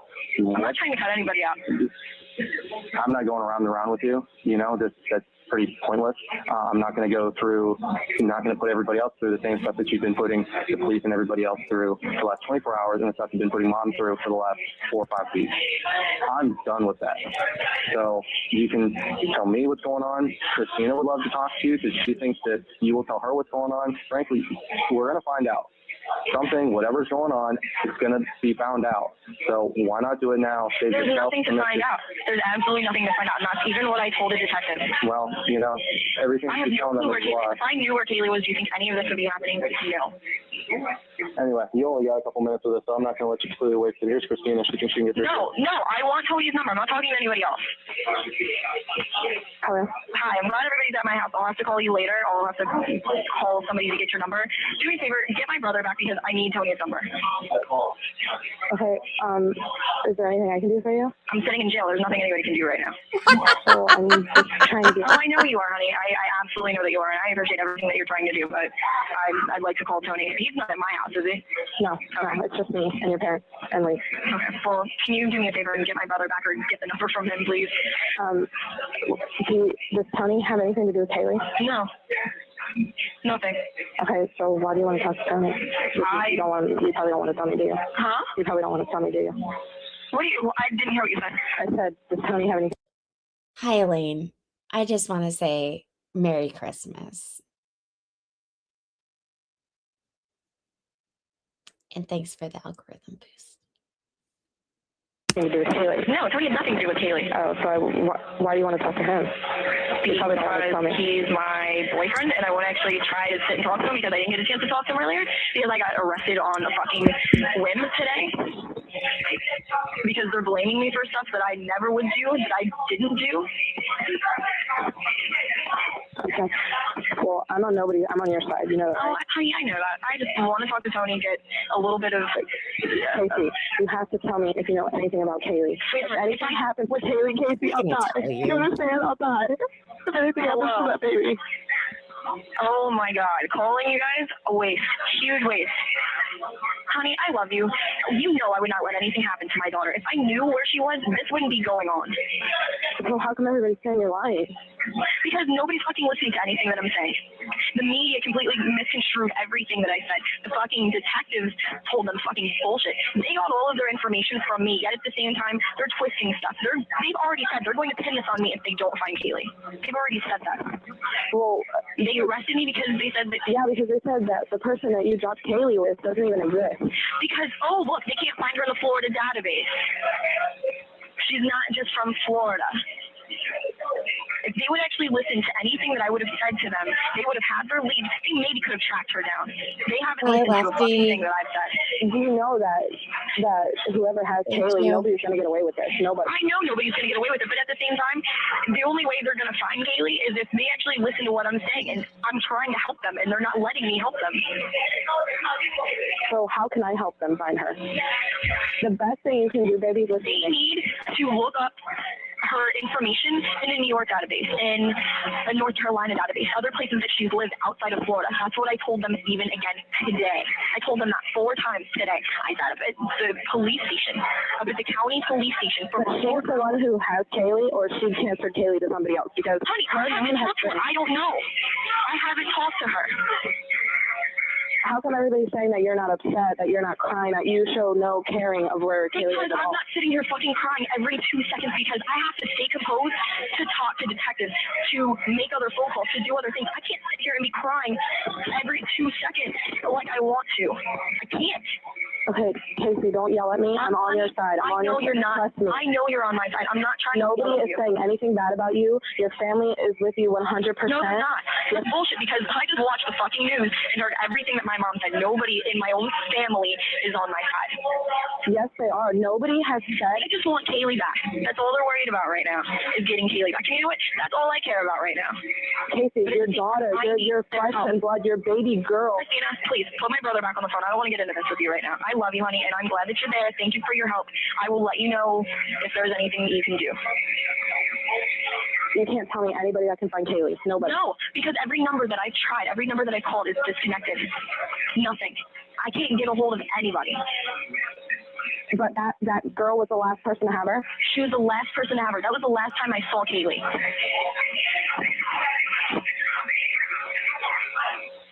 Okay.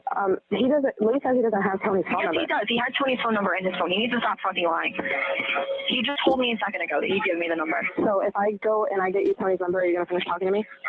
I About will call what? you tomorrow. I want to talk to him really quick now. I don't want to actually try to close my eyes. I haven't slept in 4 days. I have not slept Going in 4 days. in circles.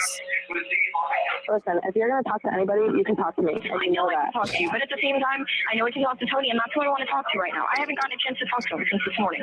Since all this stuff happened with trying to set up the MySpace, I made the MySpace. And Do you know the password to that MySpace? I made all of it. What's the password to that MySpace so we can see if anybody's written any leads of where Kaylee might be? You can go online and see it. As far as messages, I don't know if anybody's going to be messaging stuff. The password's Kays, CAYS234. What is it? KCAYS K 234. Kays 234. 234. And it's CaseyOMarie@yahoo.com. CaseyOMarie@yahoo.com. And it's 234. What's before 234? Kays 234 is the password.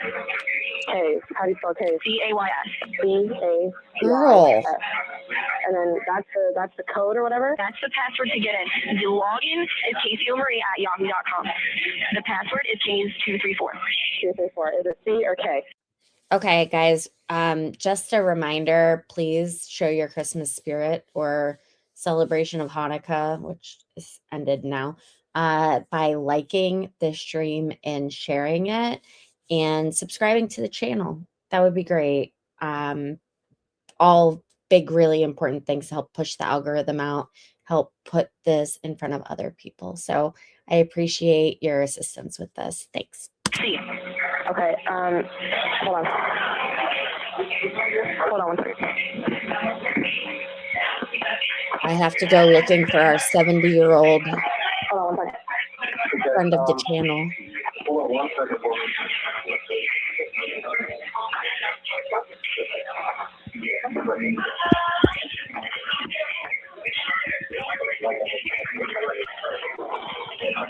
Okay, Tony's number? Yeah. You ready?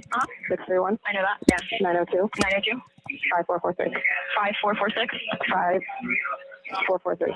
5443. Can Tony tell me anything? Hey, Tony doesn't know anything. And I haven't even talked to him since this morning. Has Tony seen Kaylee? Tony hasn't seen Kaylee since the beginning of June. What was the number again? 904 631 902 902 5443. 5443. 902 5443. Okay, thank you. I will find a way to call you back later. Leave your number at my house with my mom so I can get it and I can either call you later tonight. How can I get a hold of you? I'm at the jail. You can't. Okay, do you have a way to write my phone number down? No, I have no way of writing it down. I have to remember Tony's number, 902 5443. I'm just trying to memorize his number right now. Okay. So, no, I will just leave your number with my mom and I will try to call you in the morning if I don't get a chance to call you tonight. So how can I find out information about that girl? Have them look up a New York license for Zenaida Fernandez-Gonzalez. They've just been looking up the last name Gonzalez or the last name Fernandez. If they looked up her entire name, they might actually find her. They haven't done that. They haven't listened to anything that I've said. How do you spell Zenaida? Zenaida. Zenaida. Fernandez Gonzalez. Gonzalez. Where does she live? Because they went and looked at her place. Baby, you're not telling me anything that I don't already know. Again, I've only been in jail since, about 8:30 tonight. I was with them all day today. I know that. I was with officers pretty much since 9 o'clock last night. Up until today. Like, up until this evening when I came up here. But you're telling the whole truth and nothing but the truth. I have no clue where my daughter is. Yeah, that is the truth. That is the absolute truth. They'll find out, and whoever. Okay, Christina, I'm hanging up. I need to make this other call before I forget the number, so I will call you later. It's just cringy. Like, that clearly wasn't going to help move the case along. Like, Thank you, Your Honor. I have no other Casey questions. just cares of Mr. about Anthony. herself. Period. Okay, ladies and gentlemen of the jury, we're going to recess for lunch at this time. We're going to be in recess until Not saying it's good, 1:30. it's bad. Please remember all of my previous admonitions. Do not discuss this case among yourselves nor with anyone else. Scared. Any additional instructions on behalf of the state or the defense? Oh my God. Mama. Woof. All right. No, sir. Over the course of the 2 years, Oh. All right. So we are going to move a little bit And faster. loving on as this well. one. yes, And you raised Casey to always tell the truth. I thought I did. Yes, I did. I tried. And you got to see Sorry, guys. what kind This of is- mother Casey became. Did you not? Yes, I did. There we go. Shout out to Weinheimer, Mr. Myers, you may Weilheimer proceed, sir. Media If please, court.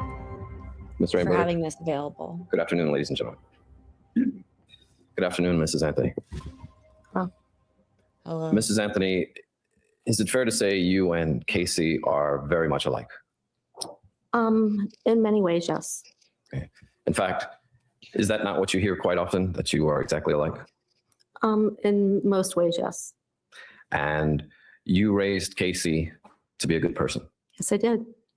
And you raised Casey to be caring Yes, I did. and loving as well. Yes, And you raised Casey to always tell the truth. I thought I did. Yes, I did. I tried. And you got to see what kind of mother Casey became. Did you not? Yes, I did. And what kind of, can you tell the ladies and gentlemen of the jury what kind of mother Casey is? Casey was a very loving, very caring mother. She had a very easy, quick maternal instinct that was very evident as soon as Kaylee was born. And she reminded me of myself when my kids were born, how just natural she was with Kaylee. And excuse me. Sorry, guys. they were just great together. And how did Kaylee respond to Casey? Kaylee adored her mom. Her eyes would light up. She'd run to her and love on her. And in fact, Kaylee didn't want to sleep without her mom. Kaylee adored her. Kaylee followed Casey everywhere she went, did she not? Pretty much. And would cry all the time, every time she left? No, not when it was either George or myself, because I mean, she would cry a little bit, but she knew we were there. So it wasn't a big separation anxiety when I was there. Now, I didn't notice if I was already gone and Casey left her with one of her other sitters. I don't know how that was. You never witnessed Casey abuse or torture Kaylee in any way, did you? No, I did not. And Kaylee never went without food or shelter or anything that she ever needed in life? No, she had everything. Now, you testified under direct examination that the first time you went to the doc, or the first time Casey went to the doctor, was on June 30th of 2005. No, that was when I'm sorry, go ahead. June 30th is when I found out that Casey was pregnant. To my knowledge, she went to the doctor a few days before. And you went to your brother's wedding on June 7th, did you not? Yes. May I approach the witness, Your Honor? You may.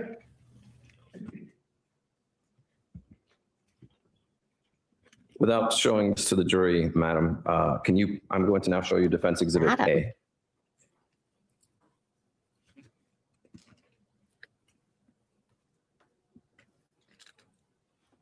Can we still see it?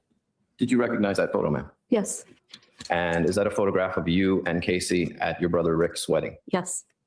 And at that time, when that photograph was taken, you did not believe that Casey was pregnant. No, I did not. And at that wedding, you were actually confronted about Casey's pregnancy by your brother, were you not? Oh, We wow. were sitting at the dinner table, and Casey had flown in earlier that day, and she was sick and wanted to go lay down. And my brother asked if she might be pregnant. Hey, And Timmy. I told him no. I So did not believe so. So you were confronted by your brother at that time. He brought the subject up that she might be pregnant, and my parents and my husband and I were there. And And at that time, you told him, no, she was not. at that time, yes, I told him, no, we did not believe that she was pregnant. And George was present during this conversation. Yes, And both of you indicated that Casey was not pregnant. correct. And you mentioned under direct examination that Casey, during that time period, just was going like sedentary. Pretty much so. I mean, for her work, previously she was walking the entire park at Universal, doing photos and such. And then she had taken a sedentary position in human resources. Her and I would walk, but she wasn't running or walking all day. And we'd walk in the evening for a few minutes, but to me, that's still sedentary. Ms. Anthony, if you can just answer my question, I would appreciate it. The question was, you had testified that she was sedentary. Is that Correct. Okay. And for those of us who don't know what that means, that basically means lack of physical activity, correct? Yes, that you pretty much have a sit-down job. And are you certain it wasn't that she didn't get these? Well, let me strike that and ask you this. Are you certain it wasn't because she was overly active or participating in sports that she got that way? What way, sir? I don't understand the question. With the large protruding belly, are you certain that it wasn't because she was participating in sports? Casey wasn't participating in sports during that time. Okay. So it's the complete opposite. It's because she was not engaging in physical activity. Yes. That you thought that way. Yes, at that time, yes. Now, you're aware that Casey has been incarcerated for the last 3 years, are you not? I've been aware every day of my life for the last 3 years, yes, sir. And you're aware that she spends 23 hours a day in a cell. Yes, sir. That would pretty much classify her as sedentary during that time period. Would you not agree? Yes, sir. As you see Casey today, does she have a large belly or a protruding belly? I haven't been close enough to see her, but I know she's not eating. So I don't know what activities she's allowed or can do. Your Honor, may I ask Ms. Anthony to please stand with your permission so that Mrs. Anthony can identify her? Approach. The defendant may stand. Mrs. Anthony, can you see your daughter? I can see just from her chest up. May the witness stand down, Your Honor? She may.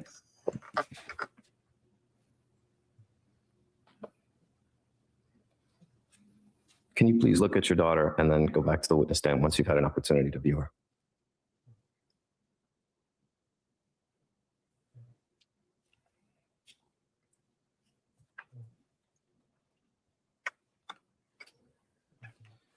Does your daughter appear to have a protruding belly as she did at your brother's wedding? She's not as big as she was during that period of time now. Now, I'd like to ask you some questions about when What a bizarre Casey thing actually to did go to do. the doctor. Okay. Okay. Now, she went on, you said you think she went a couple days before the 30th. She told me she went a few days before. Casey was having some female issues, and we were concerned that she might have an ovarian cyst. She was bloated, she was hurting, she was not feeling well, and her periods were more often than normal. So I had implored her to go to see the doctor, and she told me that she had gone earlier that week to see the doctor. And she eventually was referred to a Dr. King, was she not? That was on her after her second visit, from my understanding. And that was a gynecologist. Yes, And that was the first time that she had actually seen a gynecologist, correct? yes, Move it where maybe. And she was 19 at the time. yes. Wait, she got pregnant and then she went to the gynecologist? Woof.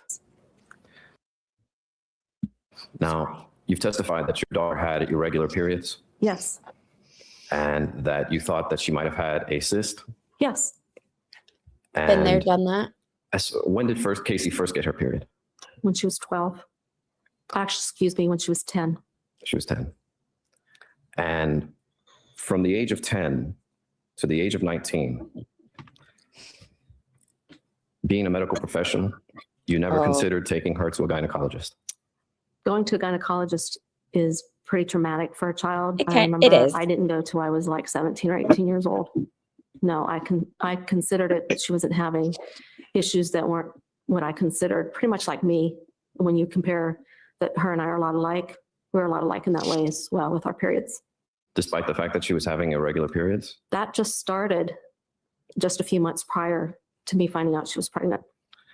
Do you know when she had her first sexual partner? I'm going to object to this. First of all, please don't. Yeah, relevance. I understand. I don't think this is appropriate. Now it's okay to think it, but I don't think it's okay to talk about it in front of jurors. Now, I'd like to talk to you a little bit about some of Casey's imaginary friends. First of all, let me ask you this. Who's Kaylee's father? Your Honor, I'm going to object. Any knowledge will be based on hearsay. What? Overruled to the extent that the answer comes from Casey Anthony. If it comes from someone other than Casey Anthony, you can't answer the question. When Casey first told me she was pregnant, naturally, the first thing I asked her is who the father was. And she Hi, Marcy. We are watching the Casey Anthony case. This is old, but we are bringing it to the front for the month of December because studies have shown that this is when crazy broads are in their peak mating season. So this is more of a, hold on, let me get this off the screen. This is more of a PSA and an opportunity to educate both men and women on how to stay away, how to spot and to stay away from the crazy broads around the holidays, because this is, like I said, peak mating season. So we hope that you take something away from this and share with your friends. He at that time told me that it was Jesse Grund. Now, you didn't wait till Kaylee was born to ask her who the father was. No. I You asked her right away. Right away, yes. Like he's in the house. Because that's what a concerned parent would do. Yes. And there came a time where you found out that Jesse Grund was not Kaylee's father. Did you not? Yes. And subsequent to that, who did you think Kaylee's father was? She gave me the name of Eric Baker. And did you ever meet anyone by the name of Eric Baker? No, sir, I have not. Did Casey what did Casey tell you about this Eric Baker? That he was 2 years younger than her, and that he... Your Honor, I'm going to object to any further hearsay on this. Well, Ms. Anthony, as long as you're telling us something that your daughter told you. Yes, sir. Okay. Please continue. He was 2 years younger than her, and he was an old friend, and she had seen him about the time that she started seeing Jesse. He was in town and upset about a girlfriend or such, and I guess they got together. It was one night, and Eric lived out of state and was back in a relationship with his girlfriend that he was having difficulty with when Casey said they got together. And what state is he from? I'm pretty sure she said like Kentucky, North Carolina, somewhere there. And at this point, did you make any attempts to meet Eric Baker? No, Did you want to speak to Eric Baker at any time? no, Did Casey tell you that she wanted you to meet Eric Baker? no. Did there come a time where meeting Eric Baker was not possible? Yes. How did that all come about?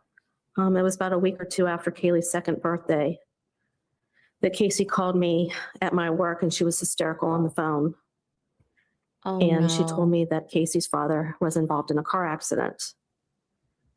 And she had just found out. And she also told me at that time that Kaylee had a half brother.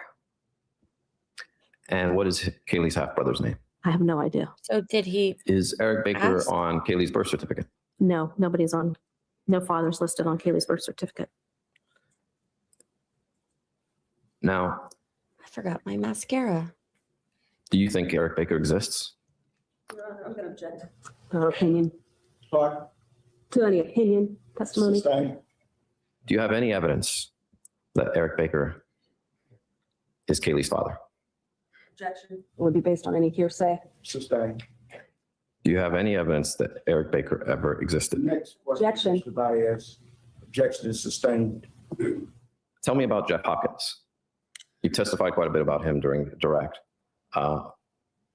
He is a wealthy man.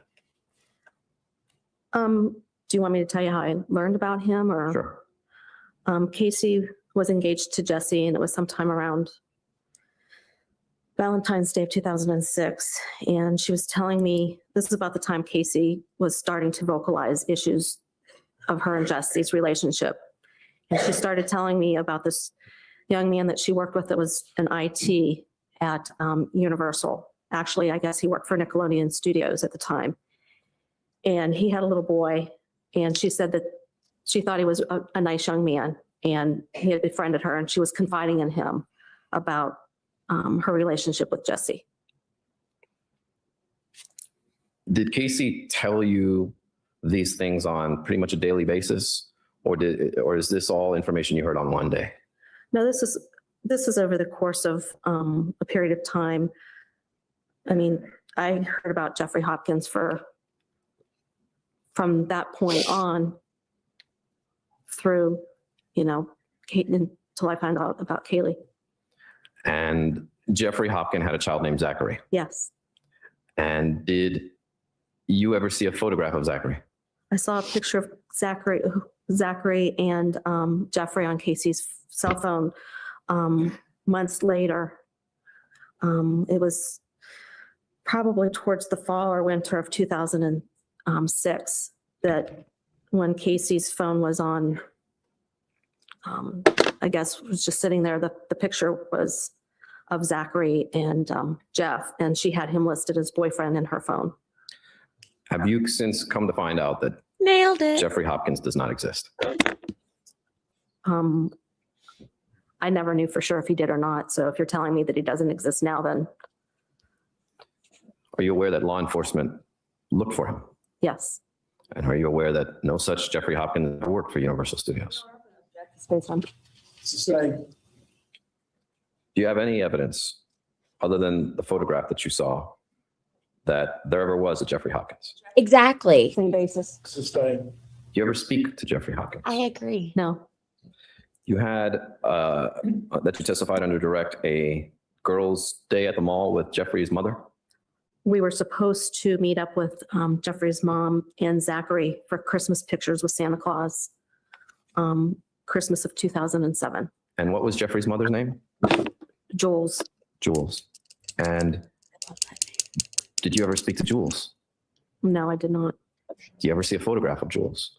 No, I did not. Did you ever have a phone number for Jules? Yes, I did. Did you ever call No, I never had the opportunity where I needed to. it? Now, it turned out that Jules had cancer. Casey told me that those last few weeks in July of 2008 that Jules had cancer. And did you get an invitation to go to her wedding? No. As my understanding, it was an impromptu thing that just occurred that week. Do you know if Casey got an invitation to go to her wedding? Casey told me that she was attending Jules' wedding and that was delaying her from coming home from Jacksonville. And it turns out that Zach's mother was also deceased. Yes, It's your understanding that Jeffrey Hopkins was how old compared to Casey? how old? Yes. Were they the same age, Casey and Jeffrey Hopkins? No, I believe Jeffrey was at least 2, if not 3 or 4 years older than Casey. And they both had children who were approximately 2 years of age. No, Zachary was a year older than Kaylee. They both had toddlers, Yes, and both of these toddlers' parents, other parents, were deceased. yes. So Jeffrey Hopkins was a widower. My understanding is that Jeff took custody of Zachary when he was 2, that Zachary's mother, previous to that, was a single mom, and Jeff had no idea that he was a father, and then found out when his old girlfriend passed away that he actually was a father. I guess what I'm trying to get at is Zachary's mother was deceased. Yes. Yes, And Kaylee's father was deceased. yes, And Casey wanted to move in with Jeffrey Hopkins and the 2 children together. at some point, I believe that that's Casey's wishes. And that's what Casey had dreamed of. That's what Casey, told me that was what she would like to do someday. Were there ever any plans set in place to make this family happen? There were lots of plans that we were supposed to get together with him and meet him and his family, and that never happened. In fact, there was one time where you guys planned a barbecue. There were several times that we planned things and something always came up that we never got to meet him. Do you recall planning a barbecue? Not specifically a barbecue, but I remember we're supposed to go to SeaWorld and different things. And when did those plans get canceled? Were they Always the day of or the day before? Always the day of. The day of. And did you ever have a situation where you went out and bought food because you were going to meet Jeff Yes. and you had planned a dinner that you were going to prepare or barbecue or anything like that? There was lots of times when I thought he was going to come over that I would either make a cake or something. If I knew I did that for all of the kids' friends. If someone new was coming, I always tried to have food, and you don't want someone over to your house sitting there unprepared.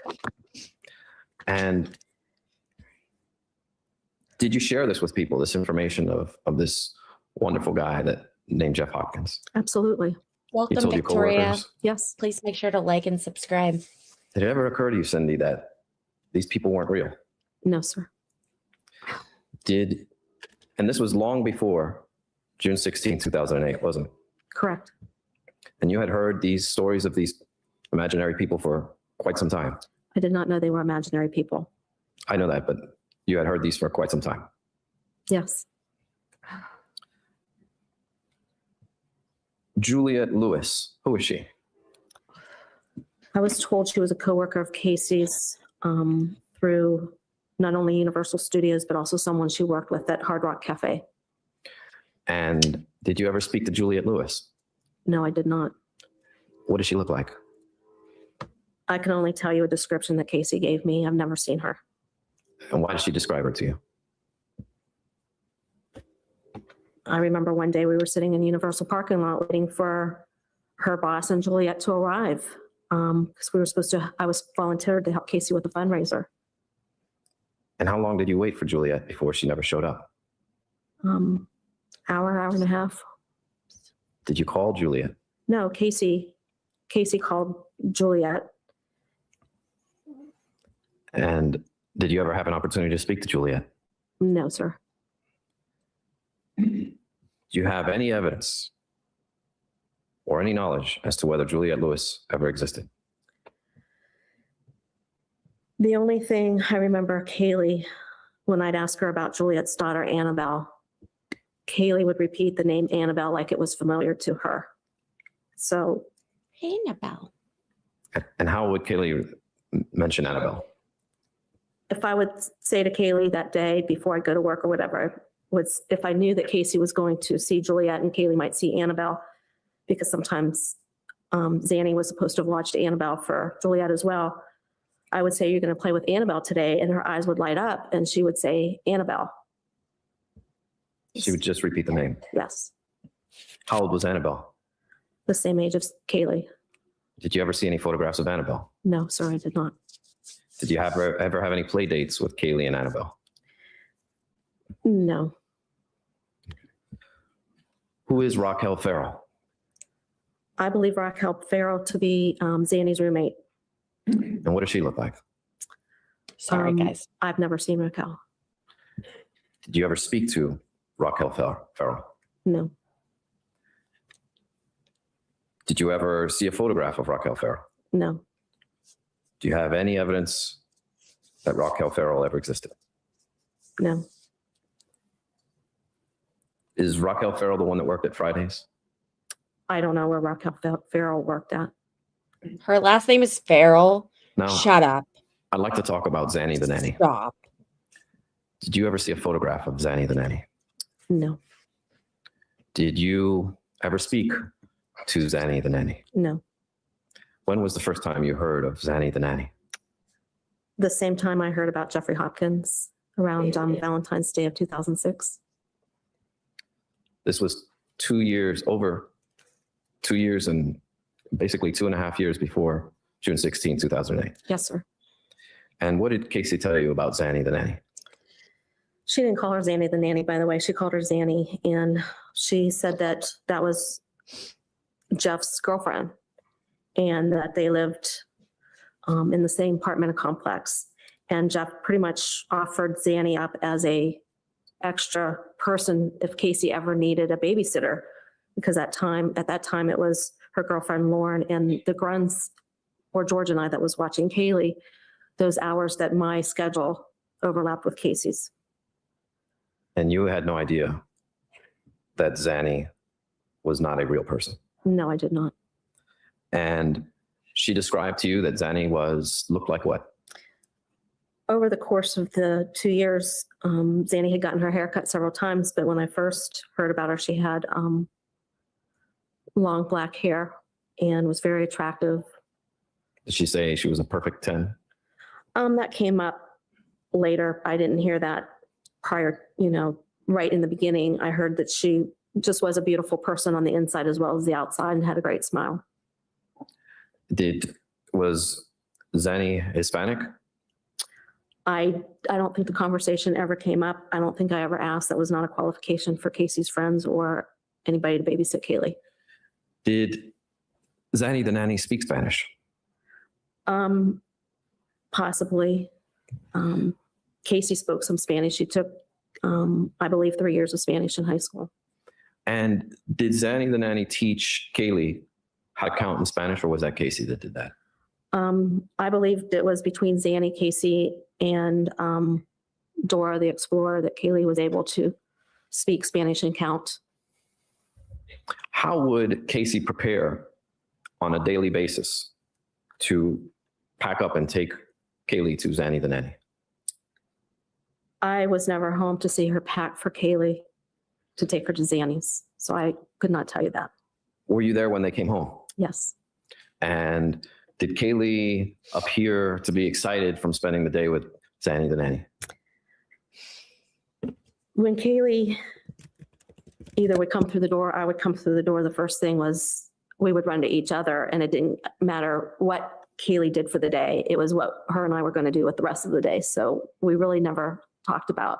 Marcy, we are here every day beginning at 3:30. I would love to see you again. So please don't be a stranger. Thanks. That. But surely you asked her, did you have a fun day? Or Oh, yes. There was one occasion where I was actually kind of concerned that Kaylee had some scratches on her legs, and I thought that they looked like cat or dog scratches. And I asked her what had happened to her. And she said a doggy had scratched her. So I asked Casey about it, and she said that Zanny had gotten a new puppy, and the puppy had scratched Kaylee. what was the puppy's name? I don't recall. And The word puppy. were there ever times, well, let me ask it this way. How often throughout the week for almost 2 years did Kaylee stay with Zanny the nanny? Not that often. Most of the time, there was weeks at a time where Kaylee wouldn't stay with anybody other than myself.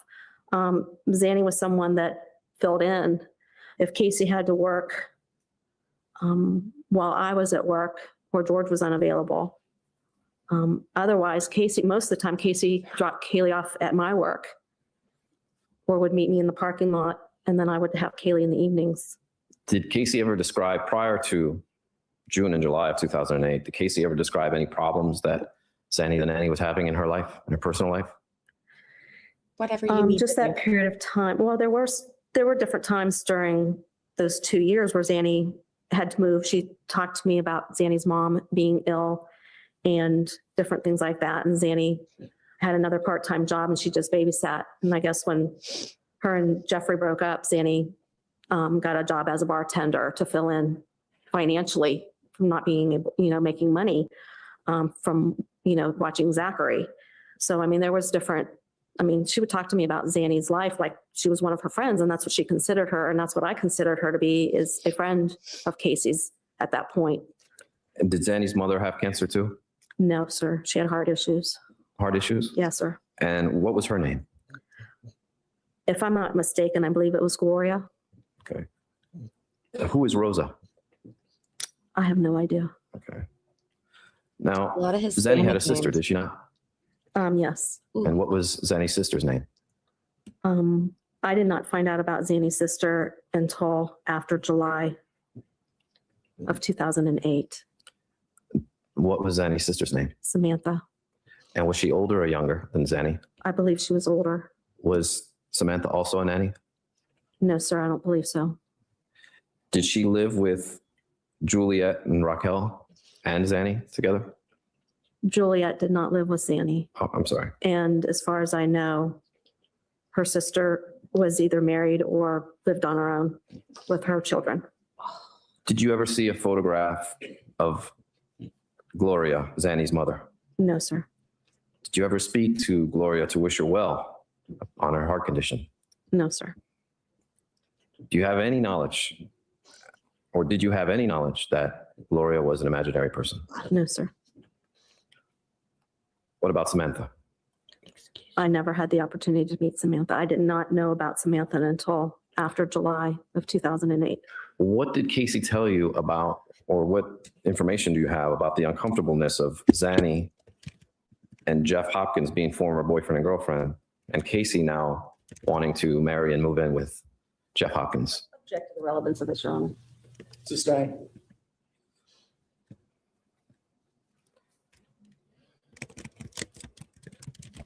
I'll just sum this up, Ms. Anthony. Do you have any information that you've received over the last 3 years or since these people ever were mentioned that they are anything but imaginary people? I just found out that they are imaginary people. And you testified under direct examination that up until about 6 weeks ago, you were looking for Zanny the nanny. Yes, sir. That's correct. And that was for 3.5, or for 2.5 years, you were looking for Zanny the nanny? I was looking for Zanny ever since I found out that Kaylee was missing. And what efforts did you engage to try and find Zanny the nanny? We had tip lines. We looked up every Zenaida Fernandez or Zenaida Gonzalez or Zenaida Rodriguez or whatever came close that was in the state of Florida, New York, North Carolina. George and I, when we were in New York, even followed up on a tip and went to the apartment that we believed that she lived in. Was this at George's urging or yours? At mine and George's when he found out that she was in New York or could be in New York. Well, this was something that you really wanted to pursue. This is something we both wanted to pursue. When I got the tip that with a physical address, I mean, we went to California to follow up on her. Did you find Zanny the nanny in California? No, we did not. But we had met a couple that was pretty convinced that she was possibly at a restaurant that they had seen Kaylee.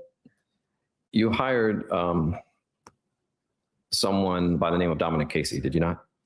I never hired Dominic Casey. Dominic Casey worked for you.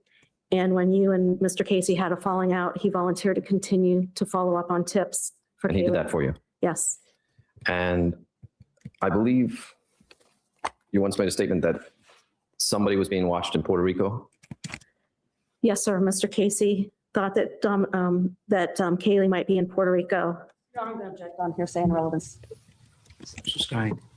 As to relevance, Your Honor, this was brought out during direct examination as to some of the methods that Your hearsay.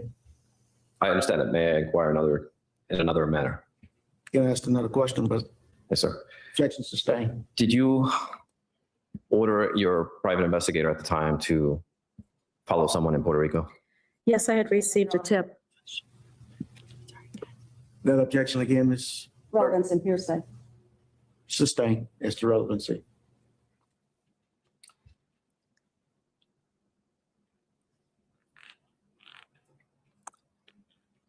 Did you hear that, or let me rephrase that, did you ever become aware or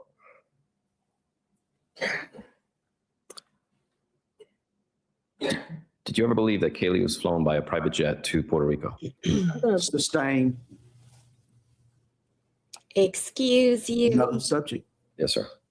Let's go back a little bit further in time. I'd like to talk about Casey's high school graduation. When did you first find out that she was not graduating? Objection, relevance.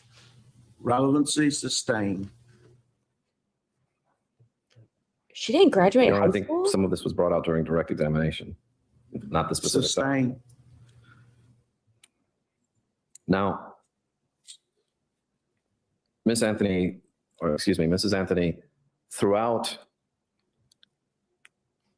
all of these years, it never occurred to you that these stories and these people that Casey was talking about were not real. Hey guys, I'll keep this brief. I see we have a bunch of new people in here. Thanks for joining in. Please make sure to subscribe to the channel and to like the stream. It's free to do so. And the reason why we are watching this old trial is honestly a cautionary tale of crazy broads being around, especially around the holidays. And I've made the joke that it's peak mating season for them because they all seem to get pregnant around Christmas. So watch this, soak it in, utilize it, know how to spot the signs of a crazy woman, and live a better life for it. So I hope you're enjoying the stream and going to keep it going at this point. But no, she's not back on trial. This is trial 1. No, sir. So therefore, the reason during the 30 days that you had not seen Kaylee, you understood all of these things to be true just as the imaginary people? I trusted Casey. She never given me any reason not to believe in her. So the answer is yes, that the reason you believed in Casey was because certainly you had no knowledge that all of these people were imaginary, and Casey had no reason or no issues that would lead you to cast doubt on what she was telling you. Objection asked and answered. Sustained.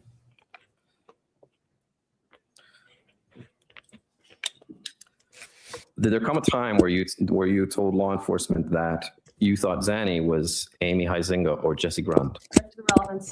Hearsay. Overruled. Yes. And why did you think that Zanny the nanny was Amy Huizinga or Jesse Grund? Well, actually, when I spoke to the FBI about it, I wasn't convinced that it was Amy, more like it might be Ricardo Morales. Yes, Rebecca. And when I was bringing up the information to the FBI, it was Scott Boland who put the Zanny and Huizinga correlation together. So you think that the FBI is the one that thought Zanny the nanny was Amy Huizinga? Object to relevance and then her opinion on the issue. Sustained is their opinion. Why did you think Zanny the nanny was Jesse Grund? I never said that I thought Zanny was Jesse Grund. Can you explain why you told law enforcement that you thought Zanny was? Sustained a while ago in a different form, Mr. Baez. Yes, sir. Have you ever testified that you gave the sheriff's department Zanny's number? Yes, I did. Okay. And did you give law enforcement Zanny the nanny's phone number? I gave one of the deputies on July 15th or the morning of July 16th what I thought was Zanny's phone number. And as far as you know, that number was never followed up on? Or what happened with that number? From my understanding that number was not to a Zenaida Gonzalez, it was to one of Casey's other friends. Which police officer did you give Zanny the nanny's phone number to? The officer that was in charge that evening. Would that be Sergeant Hosey? Yes, sir.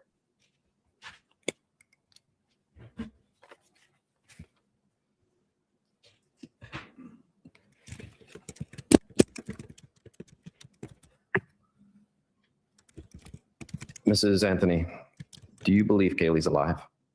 I'm going to object to the relevance of this. Sustained.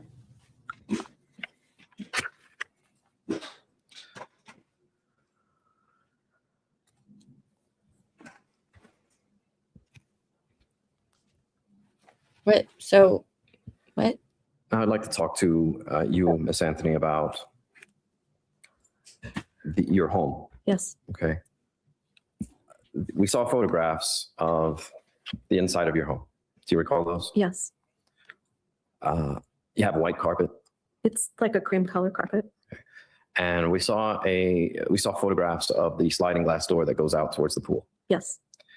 And there is no bar that would prevent Kaylee from opening that door. We never placed a bar there, no. Okay. And there's no child safety lock or anything like that for that door.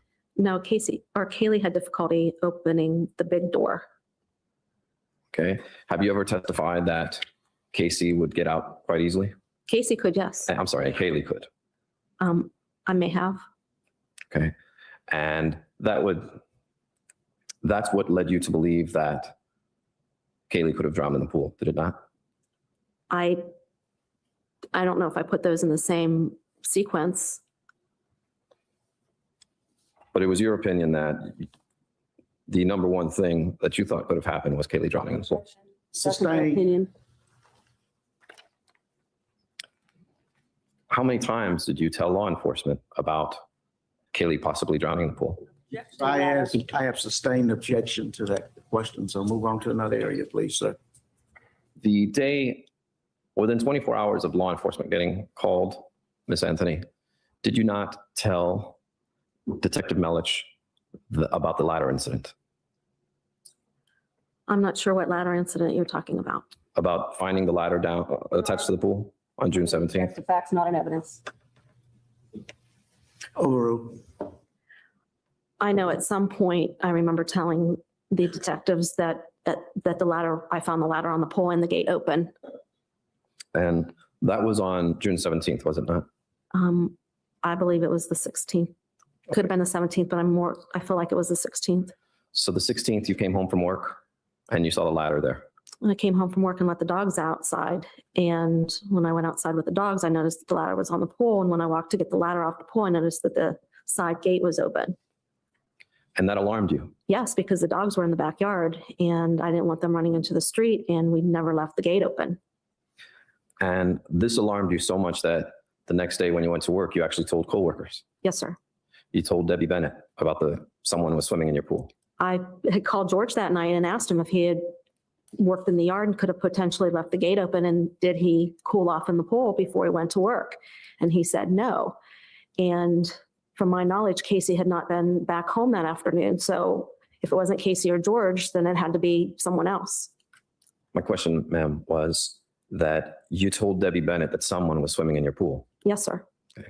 That's what I just answered that, saying that it wasn't one of us. So I thought it could be someone else. I understand. You also told Debbie Polisano that someone was swimming in your pool. Possibly, yes. Okay. And are you close with Debbie Polisano? She was my supervisor for a year and a half before I left Gentiva. So is that a yes or no? She was my boss. We weren't friendly. Debbie Bennett and I hung out after work. Deborah Polisano and I never hung out after work. So I don't really call being close with her. No. Did you tell anyone else at work about the ladder being attached to the pool on June 16, 2008? My work is very open. So if I was talking to Debbie, then pretty much the whole office probably could have heard me speaking to Debbie Bennett. Okay.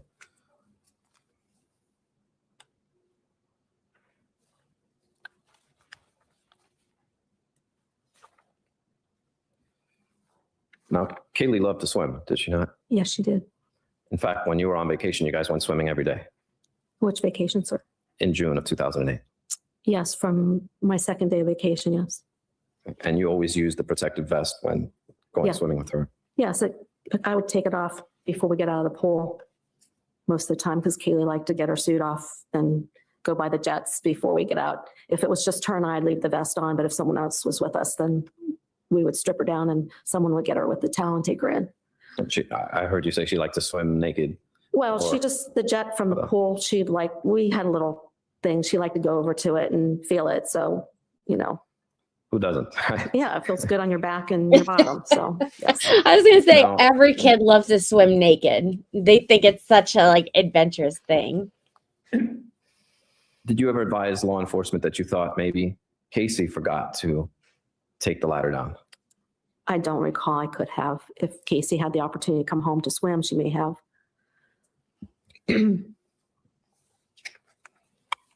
Now, I know you testified that after that you went swimming with Kaylee June 15th, 2008, Yes.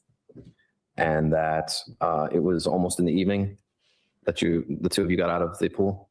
Yes, the sun was, it was getting later in the evening, and it was getting kind of chilly in the pool. And we had been in the pool for at least an hour and a half. It was probably about 7:30. And I know you testified that you took the ladder down after you were done. Yes, I recall taking the ladder down. Are you 100% certain of that?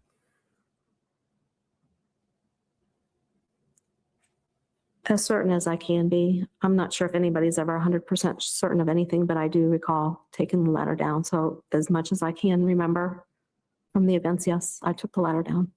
And of course, you would never have to recall this specific event until well after a month later. No, actually, it would have been the next day when I questioned whether or not someone was in the pool. So within a day, I would have That's right. remembered. Now, do you recall speaking with, after this case is over, with two men, one by the name of Steph Watts. Do you know Not who he yet is? with the jury. I know who he is, but I don't know what you're referring to as after this case is over. I don't think this case is ever. He works for Fox News or worked at that time for Fox News At what time are you referring? in July of 2008. Yes, I remember Steph Watts being one of the media personnel outside my home, one of many. And do you recall ever meeting a man by the name of Mark Furman? Yes, I do. And he is that police officer from the O.J. Simpson case, is he not? He was. Okay, Peggy, thanks for joining us. Sorry, guys, if you don't know Peggy, she is the queen of this stream. Like, she is our resident senior citizen, and she always comes in and is lovely with us. So say hi to Peggy, please. A police officer during the O.J. Simpson case, yes. Do you remember letting both of these gentlemen into your home? Yes. Do you remember speaking to them about this case? I remember Mr. Furman wanted to speak to us and offer any help that he could with his expertise as a detective. Now, he's not a detective, though, is he? Well, not at that time, he wasn't. And he is now a member of the media, is he not?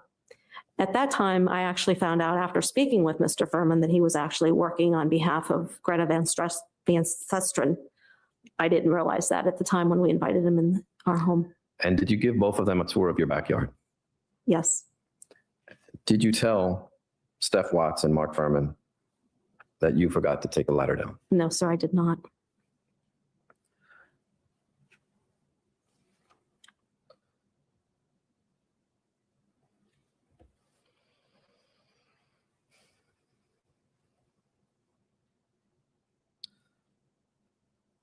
Now, on June 16, 2008,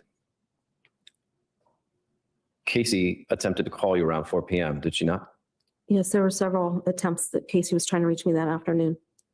In fact, there was an abnormal amount of calls to you, unsuccessful calls. At that time, I didn't know it was an abnormal amount. It was a Monday afternoon, and Mondays are very busy for me.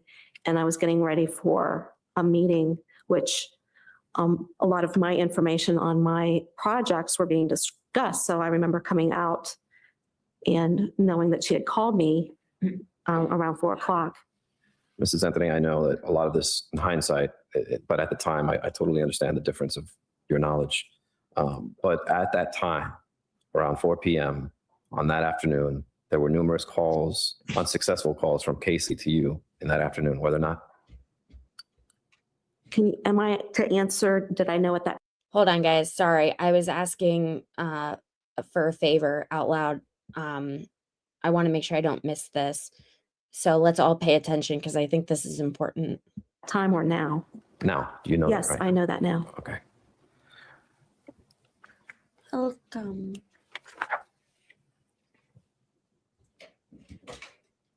Now I'd like to talk to you about July 15th of 2008. Thank you. You testified that you,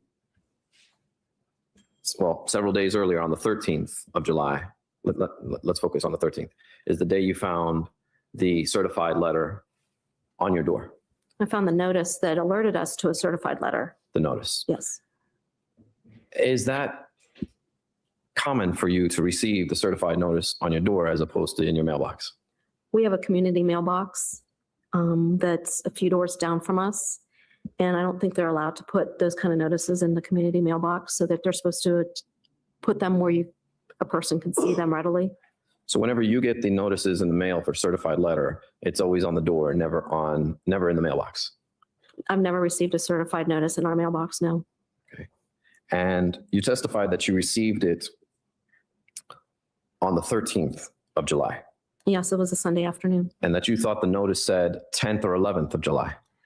On the notice, it gives you, there's a date, there's several things on the notice. It tells you where to go pick it up. There's a box that says there's a place where the postman can write when he puts it down. And I believe the date that was handwritten on there that he put it on our door was either the 10th or the 11th, which would have been, I guess, Thursday or Friday. When you called the police on July 15th, 2008, what day did you tell them you found that notice on your door? When I called the police, Yes. I don't think I talked about the notice when I called the police. I talked about getting this stuff from the car. The notice about the car, the certified letter, is probably what I was referring to and not the notice. That we got the notice that day. Okay, so do you recall telling the police that you had gotten it that day?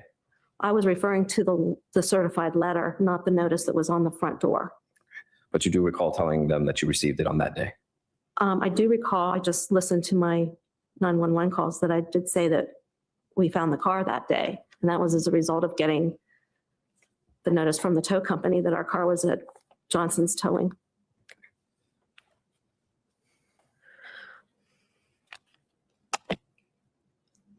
Now, when you got the car and it was in the garage, it was your understanding that what you were smelling was garbage, was it not? Yes, sir. Yes, sir. And you're clear about that? Yes, sir. Okay. And the reason you said in the 911 tape that the car smelled like a dead body was because, can you tell the ladies and gentlemen of the jury why? I don't know why I said it that night. It just came out. Everything else I had thought about up until the third phone call. And the third phone call that I made to the 911, it just blurted out along with everything else. The first time you called 911, you never told them about any dead body in your car. I didn't have a relevance, or the car didn't enter my mind, except for the fact that I had asked Casey at one time to come home, and I told her to bring the car home. And when she didn't come home, I used that as an excuse to speak to the police. You used what as an excuse to speak to the police? The car, that it had been stolen. Okay. My question to you is, in either the first or the second 911 call, did you ever tell them anything about the car smelling like a dead body? No, I never referenced the smell of the car. And have you ever testified that the reason you told them the car smelled like a dead body was because you wanted the police to get there right away? I wanted the police to get there before I called them, yes. My question is, have you ever testified that the reason you mentioned that the car smelled like a dead body was because the police were taking a long time to get there and you wanted them there right then and there? Yes, sir.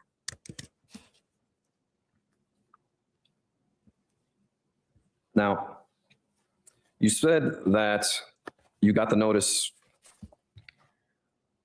early around lunchtime. The letter, actually, knowing that the car was stolen. Is that correct? I never picked up the letter. George did. George, you became aware of it. Yes, before lunch. And you, in fact, spoke to Casey on 12:47, 12:57, and 1:10 p.m. that afternoon, did you not?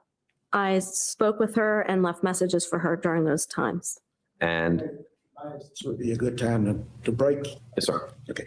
Members of the jury, we're going to take our mid-afternoon recess to 3 o'clock. I'm going to ask you not to discuss the case among yourselves. It will be time for those who need to take the special recess to also take it also at this time. Any additional instructions on behalf of the state or the defense?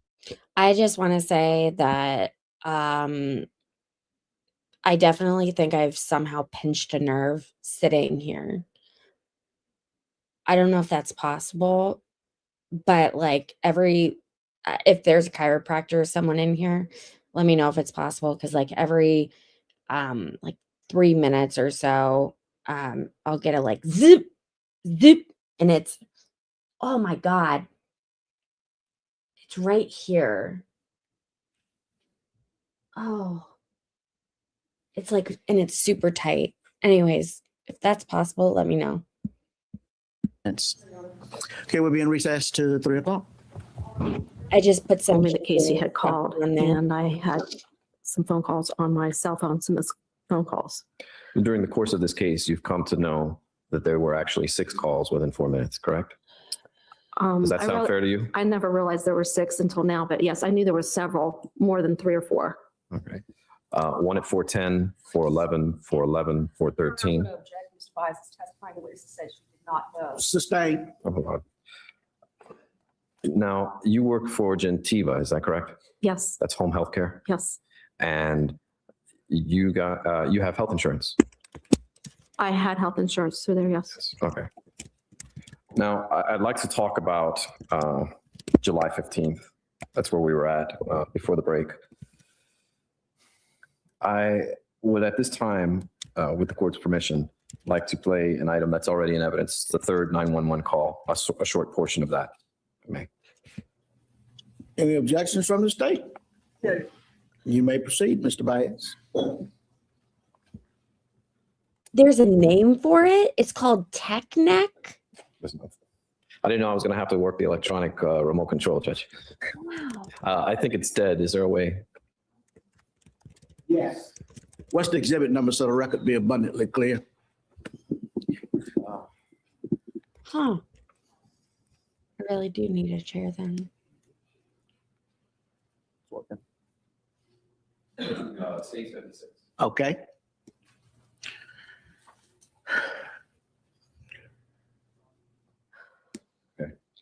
I just hit publish now.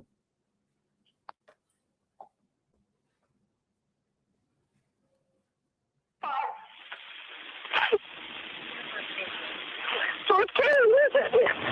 Karen, listen. What? Casey Zanny took her a month ago. She was missing for a month ago. Okay, That's the portion. I don't know if you caught that. Was that the portion where you told George about what was going on? Yes, there's sometime during that period of time, I had the phone in my hand waiting for the sheriff's office to come. And I saw George pull up. And when he got out of the car, I was trying to tell him at the same time talking to the dispatcher. Okay, I'm going to play a little bit further back, a little longer. Another 5 seconds. Right there. Date of birth. 8/9/2000. Oh God, she's 3. She's 2005. So it's Karen, listen. Karen, listen. Casey Zanny took her a month ago. She was missing for a month ago. Okay, I need. You don't hear George Anthony saying anything other than what on that tape, do you? I was yelling to George as he was getting out of the car. He parked his car on the street and I was still in the driveway kind of close to the house. Other than the word what, do you hear him say anything on that 911 tape? I don't hear him say anything. I didn't hear him say anything. Okay. Now, when you arrived home and you began to question Casey with Lee, only you and Lee were involved in that, correct? Yes. George was not involved in that. No. And George didn't question her in reference to any of this, did he? I don't know if George ever had, or if George had contact with Casey, I wasn't aware.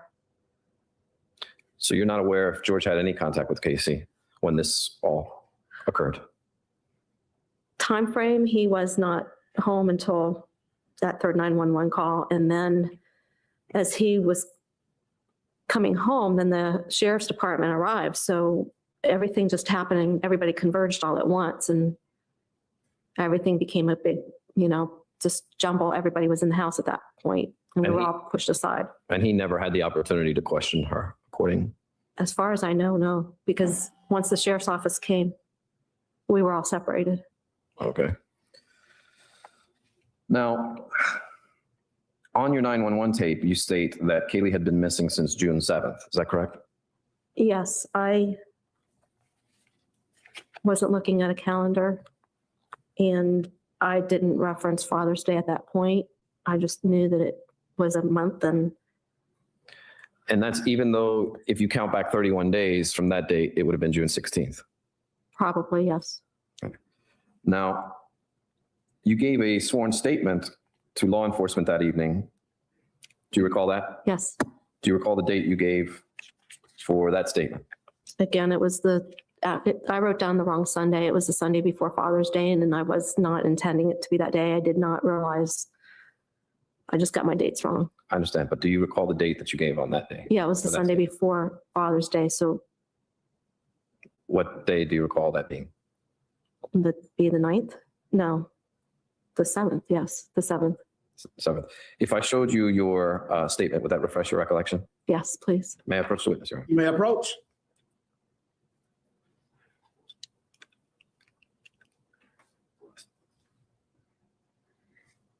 June 8th.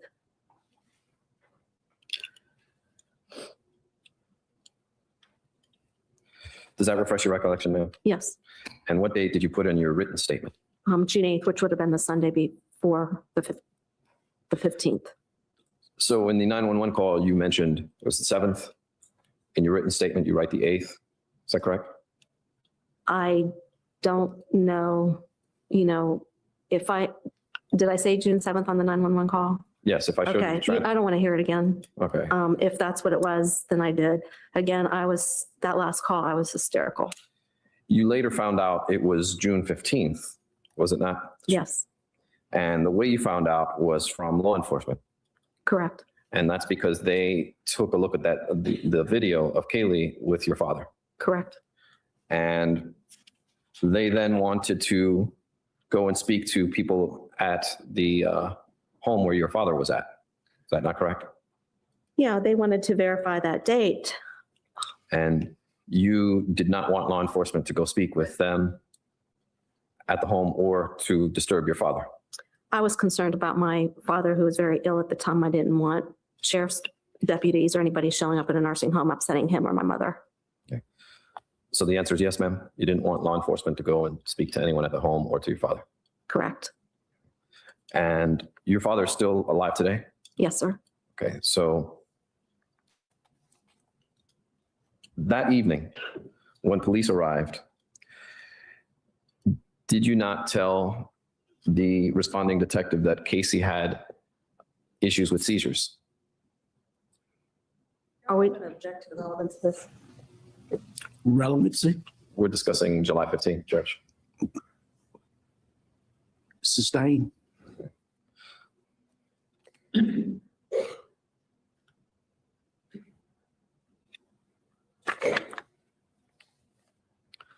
Ma'am, you testified that you are a registered nurse. Yes, sir. And are you currently working as a registered nurse? No, sir. And what are you doing for a living now? Objection, relevance. Overall, I'm on disability right now. And that is as a result of this case? Yes, sir. Do you have a financial interest in this case? No, sir, I do not. Have you started an organization by the name of Kaylee Marie Foundation? Kaylee Marie Anthony Foundation. Yes, sir. Have you trademarked Kaylee's name? Yes, our attorneys filed the correct paperwork for that. Yes. Have you Thank you so very much, maybe, for gifting those 5 memberships. If you are one of the people that just got a membership, please make sure to throw up a W in the chat and thank Maybe for her generosity and Christmas spirit. And also, if you could please make sure to like and subscribe to the channel and to the stream, that would help tremendously. It is free to do so. All right, guys, thanks so much. We'll keep going. And thanks again, Maybe. You're the best. made any money off of this case? We've lost money off this case, sir. I've lost a lot off this case, sir. Have you sold photographs of your daughter and your granddaughter for $20,000 to CBS in this case? My old attorney, Brad Conway, set that up so that he could get paid. And you paid him the entire $20,000? No, a portion of that. How much of that did you keep? I had to pay bills with that. He got $6,000. He got $6,000? Yes, sir. Have you discussed or flown to New York to discuss with anyone reference a book deal? Again, that was set up through my ex-attorney, Brad Conway. Did you go with him when he went to New York to try and arrange a book deal? Yes, Did your husband go with you? yes. Did anyone else go with you?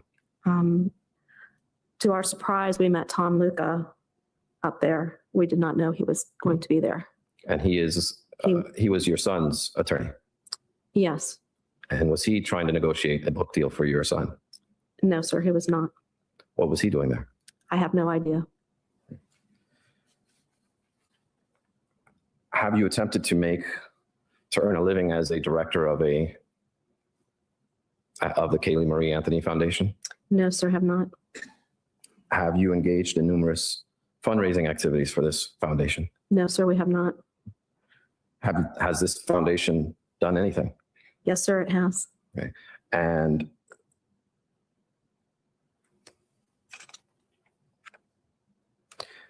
do you currently have any negotiations with any media outlets in reference to future interviews or future projects involving this case? No, sir, I do not.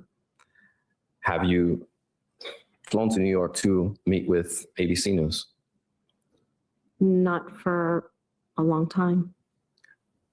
How many networks have you flown to New York to discuss possible projects with? The projects were already done. We went up there for the daytime events when Kaylee was still missing.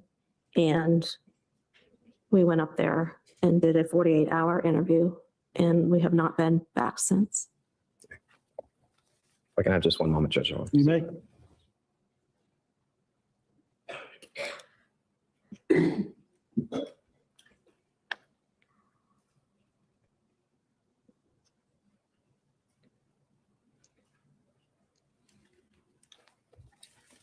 I have no further questions at this time. Any redirect? If anyone Thank you, wants Honor. to. Mrs. Anthony, continue you with testified on training, cross-examination that that would be Kaylee awesome. was always provided with food, clothing, and shelter, correct? Yes, ma'am. Those were items provided by you. You provided food to your granddaughter, Kaylee, correct? Did you provide food for your granddaughter, Kaylee? You can ask. Okay. Yes, sir. Yes, ma'am, I did. The clothing that Kaylee had, did you provide clothing for your granddaughter, Kaylee? A lot of people provided clothing for Kaylee, but I was probably the primary person. Yes. Okay. Did you like to spoil Kaylee with clothes? Yes, ma'am.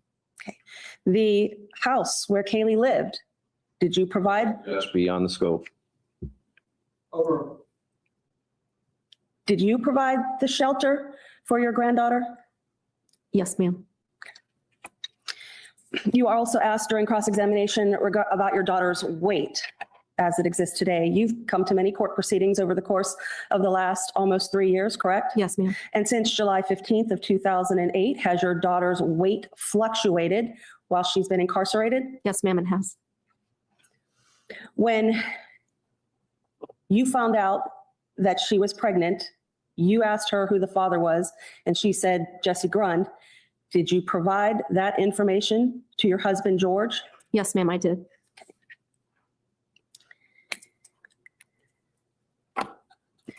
When you had individuals associated with Greta Van Susteren at your residence, was that in August of 2008? Probably yes. Did you tell those individuals anything other than the gate had been opened on or about June 17th of 2008? Yes, I discussed the fact that the gate was open and that I had discovered the pool had the ladder on it. All right. Do you remember giving them a date more specific than June 17th or that week of 2008? No, I just vaguely remember that conversation. It wasn't something that had a significant impact on me at that time. Do you recall telling your coworkers, you mentioned Debbie Bennett, Debbie Polisano, would that also include Mr. Crittenden? Yes, ma'am. That the incident regarding the pool ladder and the gate was a few days before the gas can incident of June 24th? Yes, it was prior to the gas can incident. Okay. That gate that you have on the side of your house can only be opened from the inside, correct? If it's locked, yes. Were you in the habit of keeping it locked? For the most part, unless we were using it frequently. Like if we were, working in the front yard, we wouldn't lock it every time we went out front. But yes, if we were gone, we usually lock the gate. Okay. Can you provide any testimony as to whether or not the gate was locked from the inside on June 15th, 16th, 17th, or any time that week?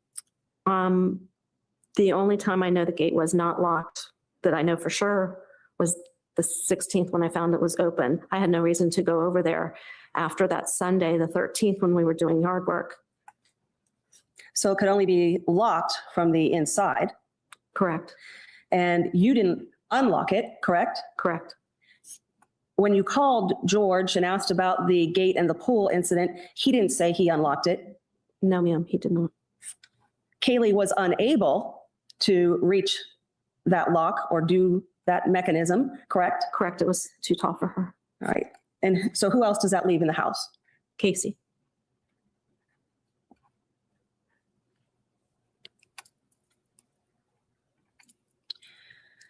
When you told the people at work that it smelled like there was a dead body in the car, you referred to that as a manner of speech. So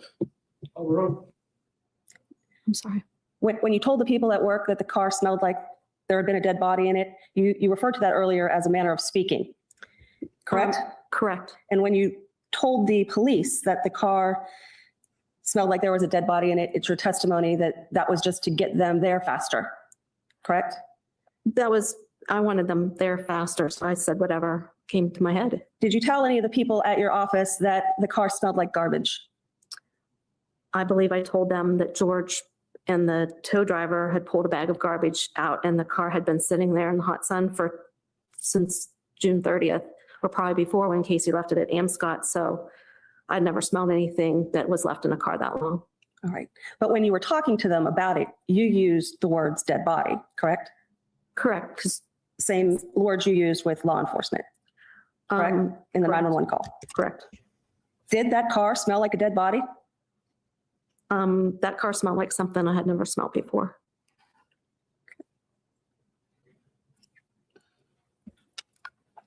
Worse than the experience that you had with rotting flesh in your employment? I would say so because it was just a bigger surface.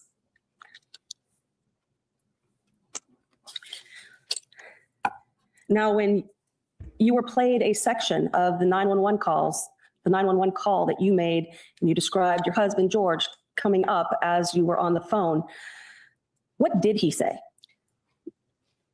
I can't remember what he said. I just remember being hysterical and running to him and pretty much collapsing. I almost went all the way down into the driveway, and I remember him picking me up. All right. Did he appear to be upset to you?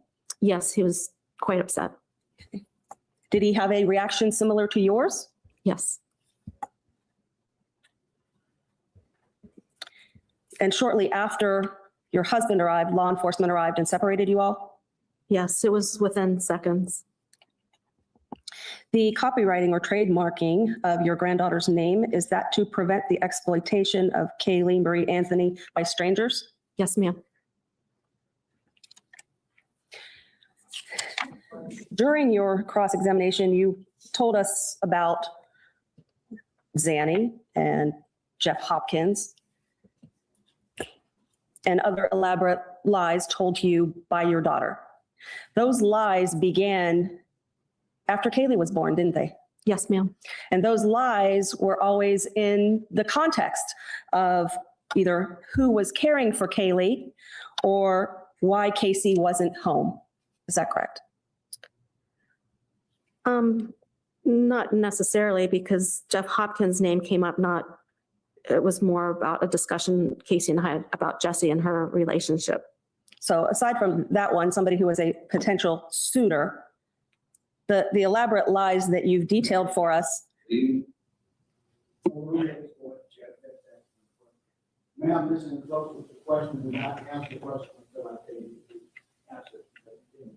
Other than those, did the elaborate lies center around who was caring for Kaylee?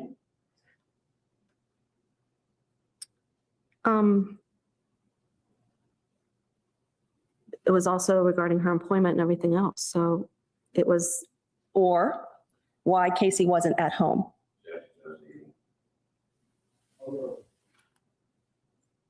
Yes. Yes. That's all the follow-up I had. Thank you, Your Honor. Yes, sir.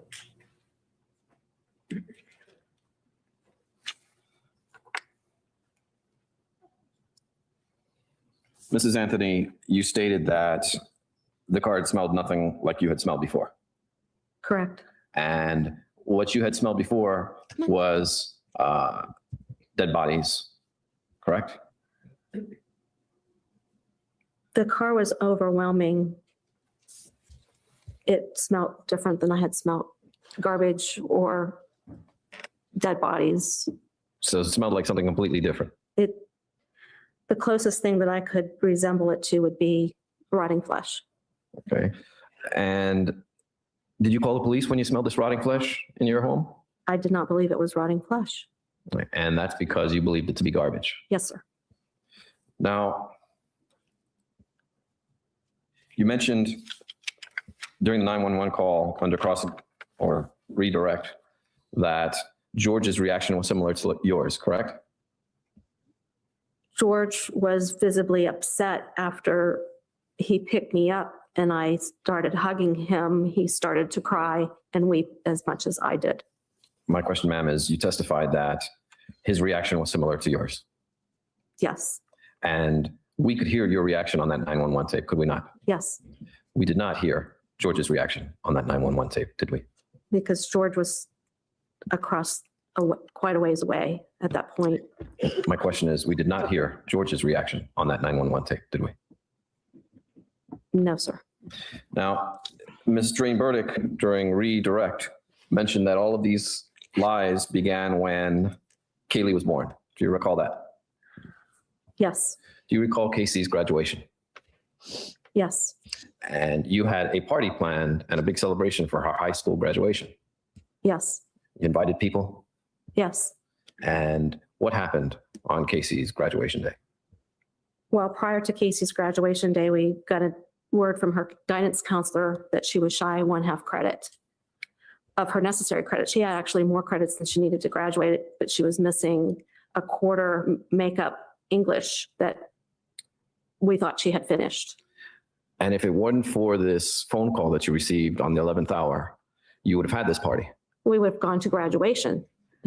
And Casey would have walked up to get her diploma and they would have stopped her and said, hey, It wasn't the 11th hour, sir. We knew the day before, but we had already planned everything. So they said she was going to graduate. She was just not allowed to walk for graduation. So we carried on with the party. the How day does- before Okay. Casey graduated from high school, you had a entire party planned. But if it wasn't for that phone call, you were all going to go to the graduation. Correct. Enough for the questions. Well, I guess I'm confused about that. Was Casey aware of this? Also, what in the world kind of high school allows that to happen? I'm just saying, like, isn't that what guidance counselors are for? Like, to make sure that you get into these classes that you need so you can graduate? Because this seems like a really stupid and preventable problem. I don't know. I don't know if I'm missing the point.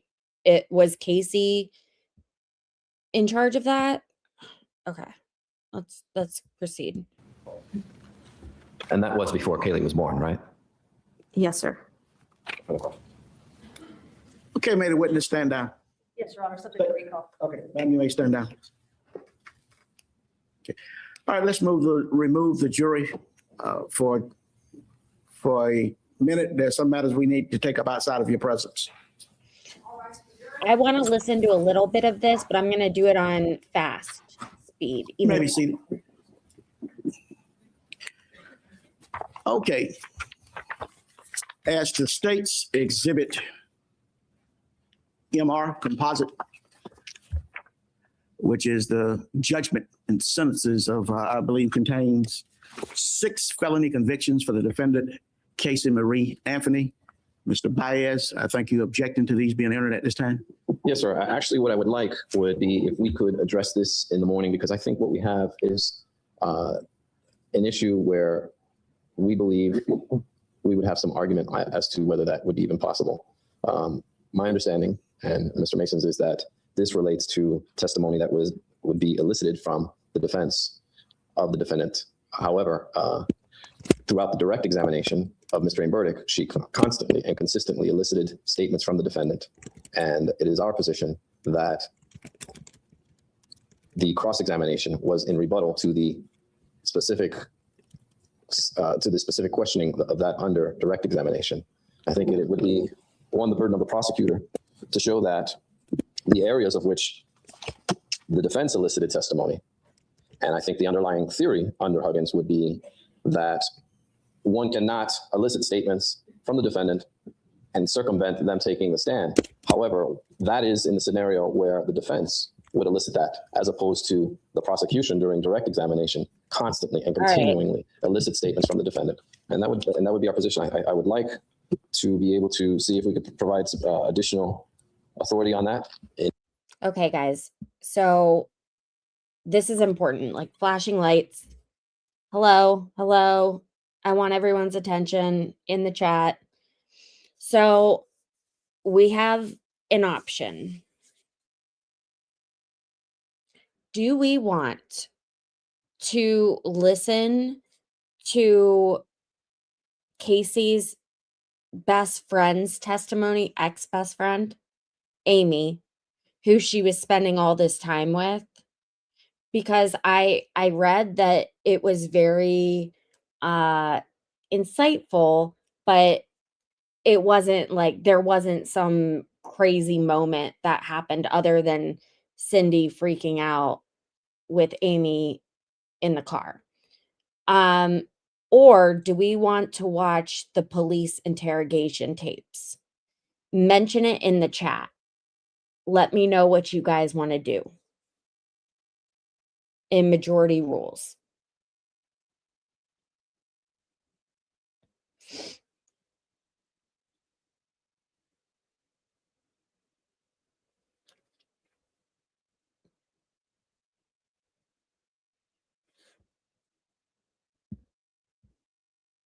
Interrogation. All right. No one else, please. Yeah, let's hear it. All right. 2 more people. Police interrogation. Okay, we're doing the interrogation. We're going with that. All right. I'm going to make a decision for all of us that we are going to start with Casey's interrogation tape, because Cindy did one, and I bet Cindy was just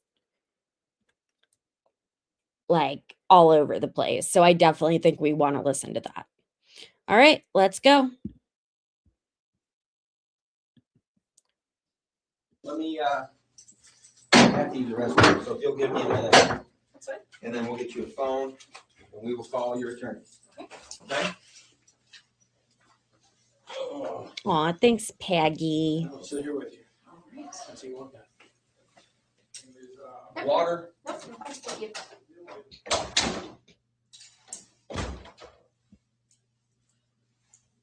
I don't know if I should apologize for what happened on the highway or not, but I almost feel like I shouldn't in a sense, but I don't think, I know for a fact that he didn't know.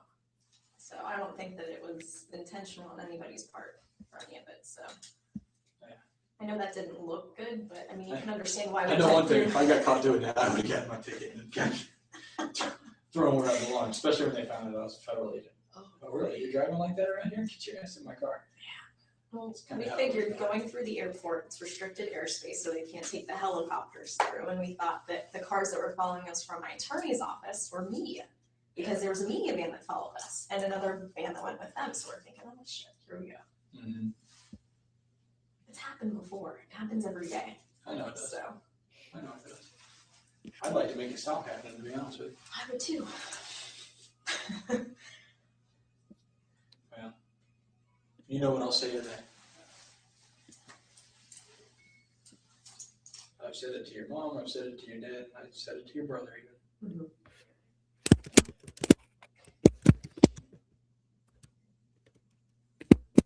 Well, that was one thing that they all agreed upon, was the fact that you've extended, your hand to help.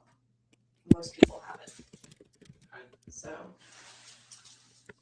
I was afraid that some of what I said to them probably offended them, because I told them that if I find out something that you don't want to hear, I'm going to tell you anyway.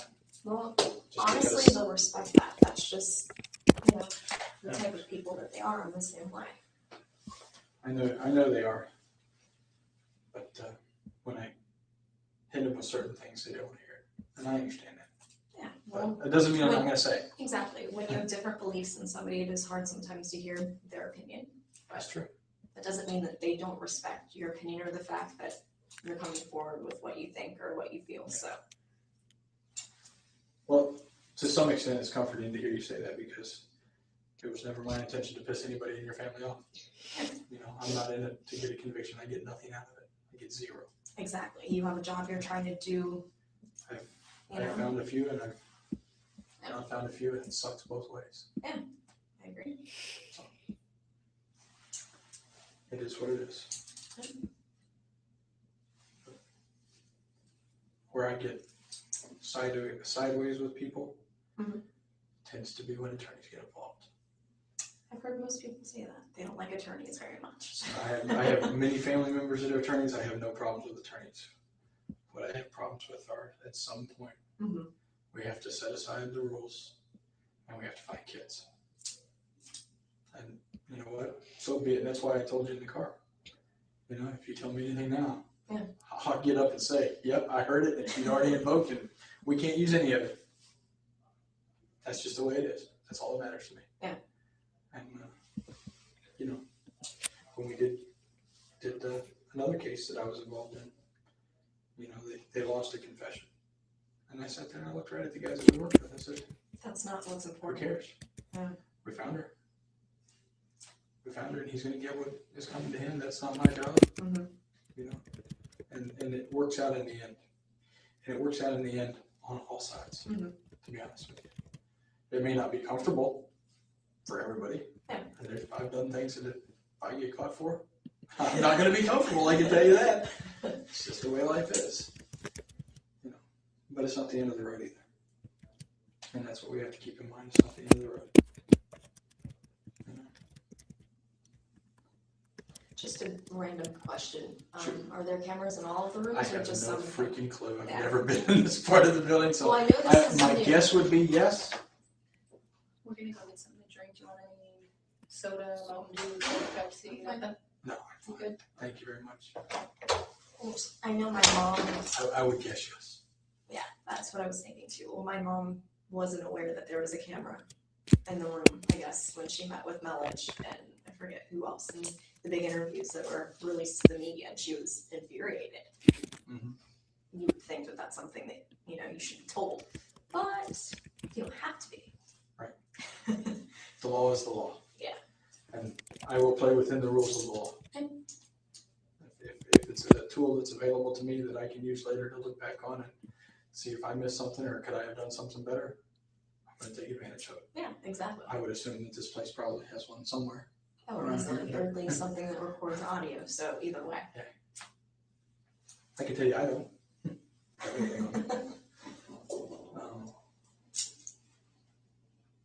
Yeah, they'll probably be somewhat unhappy when they see my interviews with them. Those haven't been released yet, but they were on video. Yeah. Well, it's just part of the discovery, so. Yeah. It'll all come out. Mhm. You know, that, like I said, I have loyalty to one person in every one of these cases, and it doesn't happen to be anybody I'm interviewing usually. Understandable. It's not a slight on them. You know, I've dealt with many different people in many different positions, none of which are comfortable, and those things always get in the way that you have on your hands. You know, such are the rules that we work under. Here's my question. I know this is a question that a lot of people have asked. The grand jury and all of that is supposed to be secret, but it was released to the media right off the bat. My dad hadn't even been subpoenaed, and that was released. So I just think a lot of that's kind of funny. And the fact that they invited the media in when they were releasing the decision, my mom had received a text message from someone within the media saying they're letting all of us in when they make the decision. We're thinking, are you serious? There are rules. Mm-hmm. I am quite sure that one of the rules that was followed was that when the decision to indict has been made, That part of it is public, Yeah, that part's public. and they can let the media into the courtroom at that point. Yeah. I bet, this is just my bet, I don't know what the Florida rules are, I'm more federal stuff, familiar with that. Yeah. But what I bet is that it was done under seal, and there were no names and no official charges probably read aloud. It probably just was, there's been a diversity in the case, and that's it. Well, when the media was out there all day and they knew about this a week ago that it was going to happen. Yeah.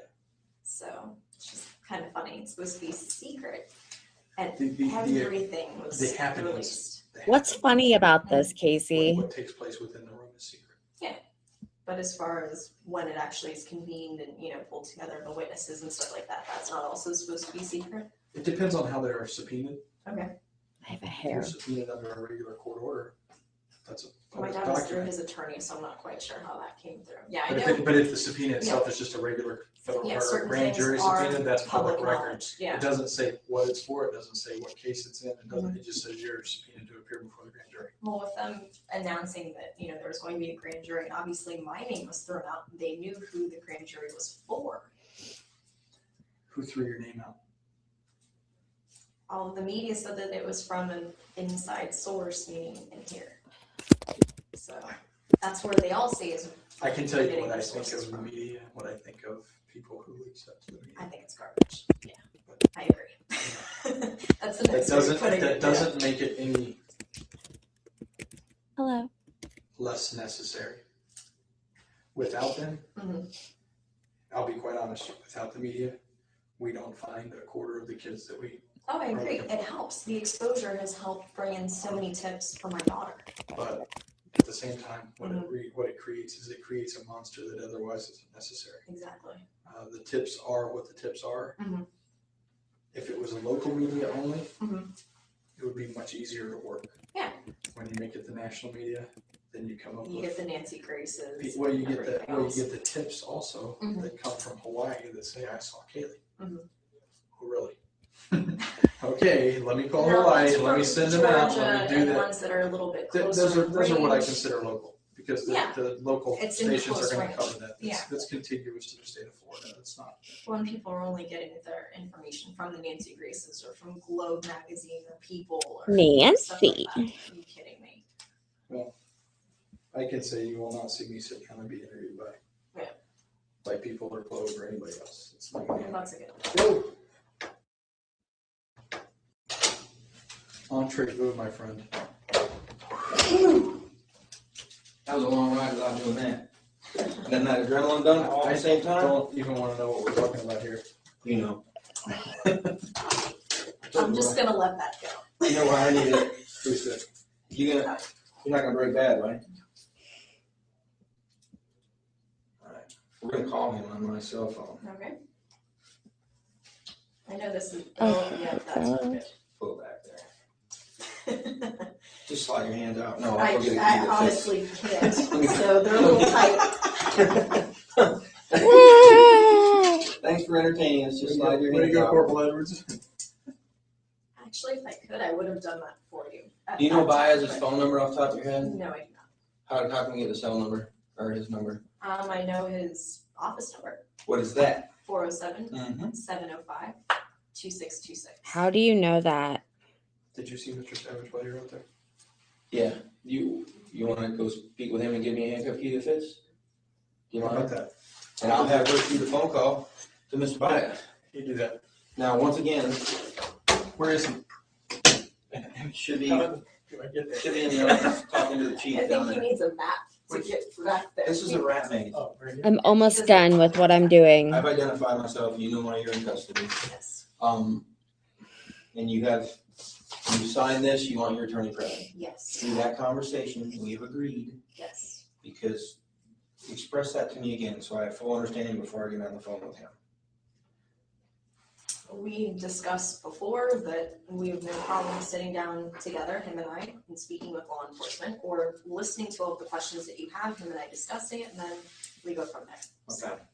And there's been no success with that so far. And Nobody's taken us up on that. So we're gonna open that window right now. Okay. And hopefully we can make something happen.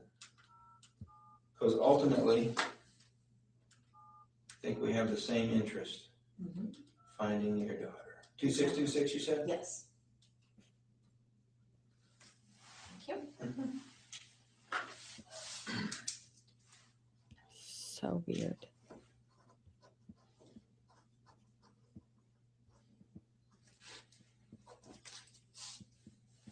Okay, well, she's on the Hey, phone. Ed, it's Casey. Never Can mind. you do me a favor and call Jose, or can you give me Jose's cell phone number so I can call him? Oh, is he? Okay, great, thanks. There we go.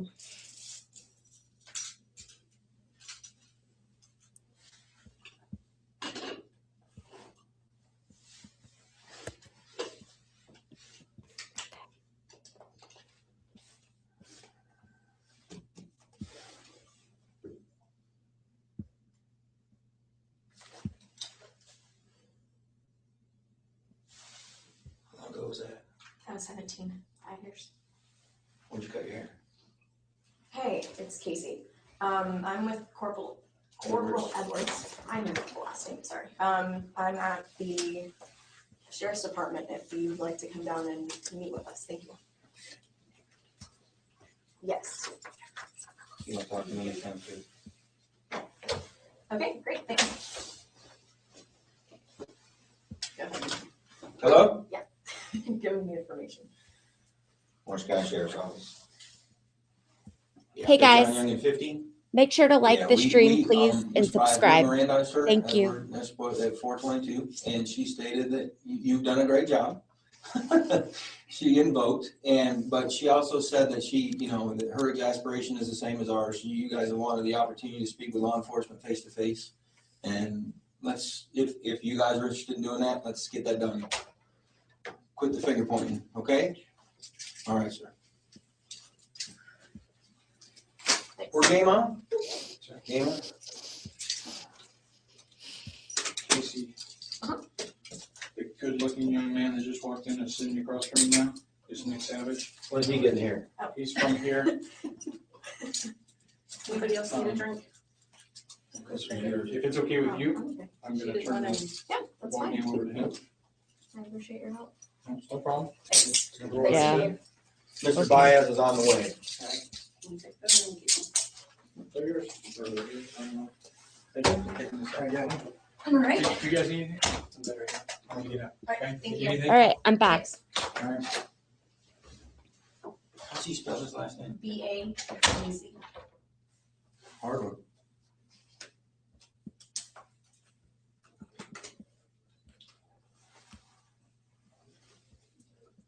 And to answer your other question, from that picture, I cut my hair. It was really short even last year. I just started growing it back out this year, so. Yes, about that. Okay.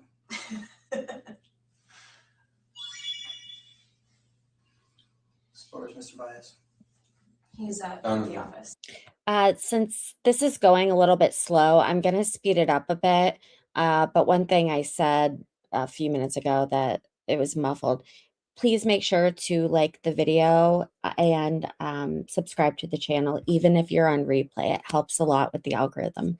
Thank you so much, you guys. Also, I left the donation information I was asked for. I posted that as a pinned message or comment right at the top of the chat. Thank you. He's at the office. Okay, so we have a bit of time. Okay, that's fine. So, and we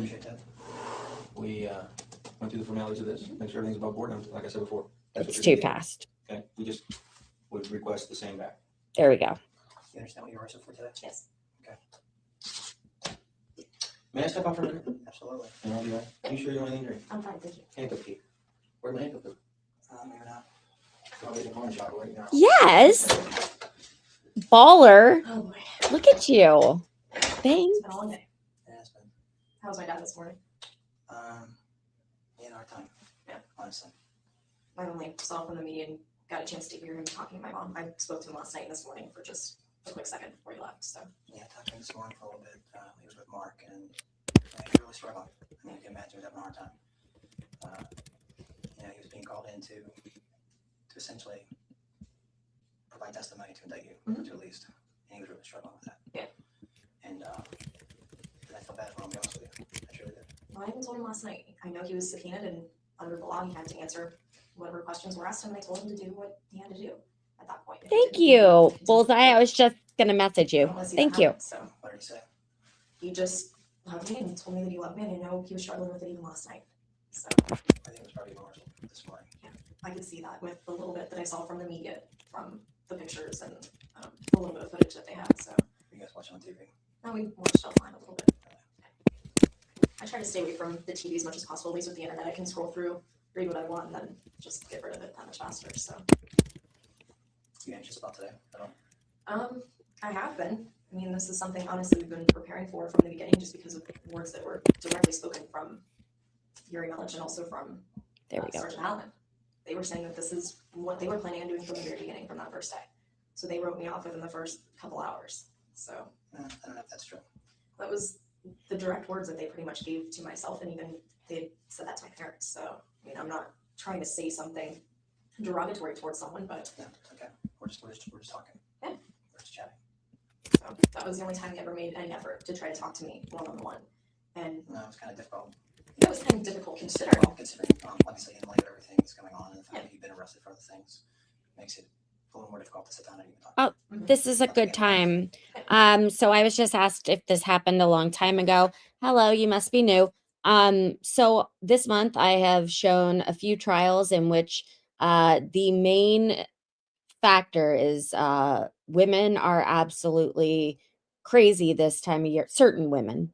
And we are looking at a case in point. And we are providing tools on how to spot these women and support if you've had to deal with one of these women, and what to do if you're currently in a situation like this. So I hope that you are subscribed to the channel. I hope that you like the stream. Turn on the notification bells, because we're doing this the rest of December, and then we start a new trial in January. Thanks, guys. But I do have counsel, and that's something that, you know, my attorney's always been a phone call away. And it shouldn't have taken it getting to this point, 3 months in. Has your attorney ever told you that we would like to speak to you? And we had agreed, him and I together, that we would all sit down together, him and I, and you guys, and, you know, we entertain whatever questions you have and I discuss actually thought that we things. made you it and I. pretty clear Mhm. that, you know, we wanted to talk to you. I mean, obviously, we can't come to you and ask you. Yeah, But- understandably. You know, I thought that you were aware that if you wanted to talk to anybody, Mhm. that all you gotta do is simply ask. Yeah, well, I know it goes both ways on that, and I guess it would have needed to come from me. I should have been the one to, I guess, come forward with it, but, you know, we did open up that door to law enforcement before.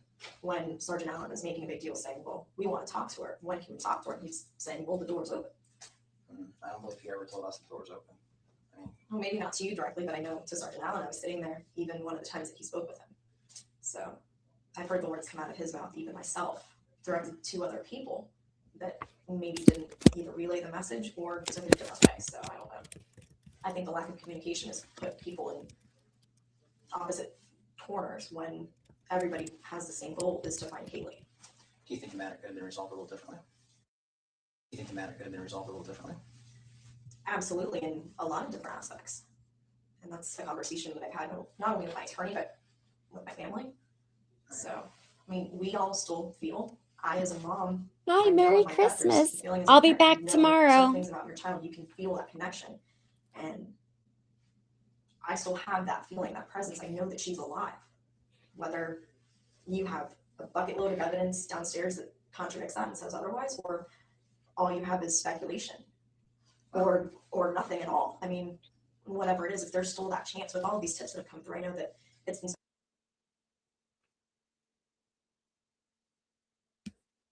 I know that a lot have been discredited, but And is every we have more than speculation. tip and And that's every something lead I told followed you up on? directly. Yeah. That we have more than speculation. We have a lot, or else we wouldn't be to this point. Mhm. A lot.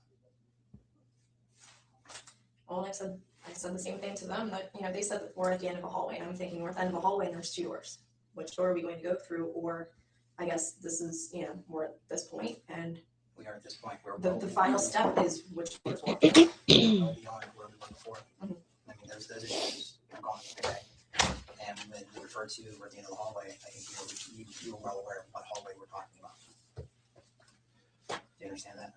Well, so there's no question, I guess. You can specify that at this point, or what your perspective is on that. You have a second? Absolutely. Can we come right back? Yeah, that's fine. You plan on running off? I'm not going anywhere. So I gotta stretch out a little bit. I'm not as young as I used to be. Yeah. No, I thought you were gonna say something smart. No, I was gonna ask if that was your Dr. Pepper or the Mountain Dew or. I actually tried to give it to her and she didn't I'm want it. Do you perfectly want fine. it? I No, I don't just drink wanna ask sodas, so. So we I'm share okay. it? We can, 2 straws or just? sure. We'll be right back. If you want that or not, because if you don't, your mom probably has one.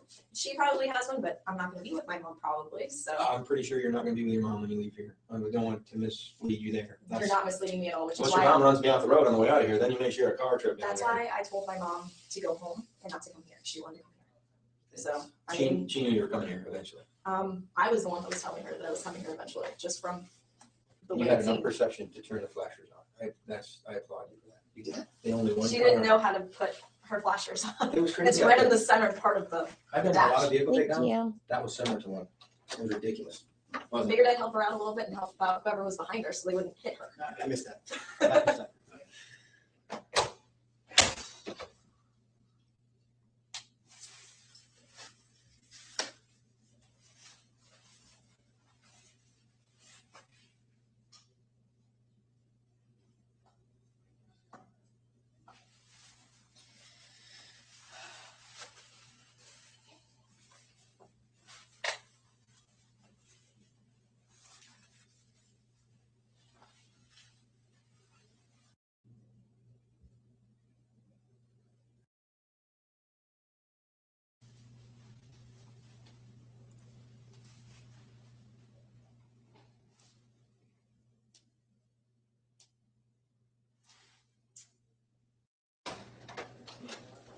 Yeah, we're gonna be a few minutes, because we're just gonna wait for Mr. Bias to get there. Water, anything? Yep, okay. You good? Yep. Facilities? Yep, I'm good. Okay. Thanks. Yeah, they're right there.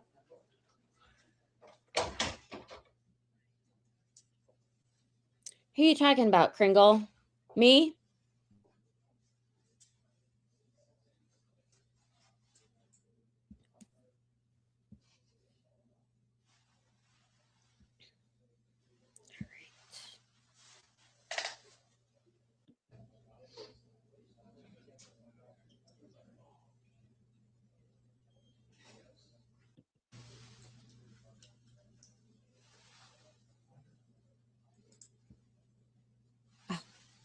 I was gonna say.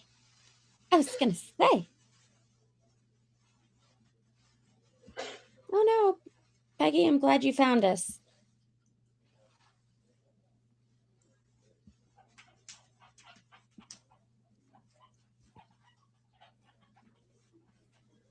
Okay. For real. That's it? And discuss it, and if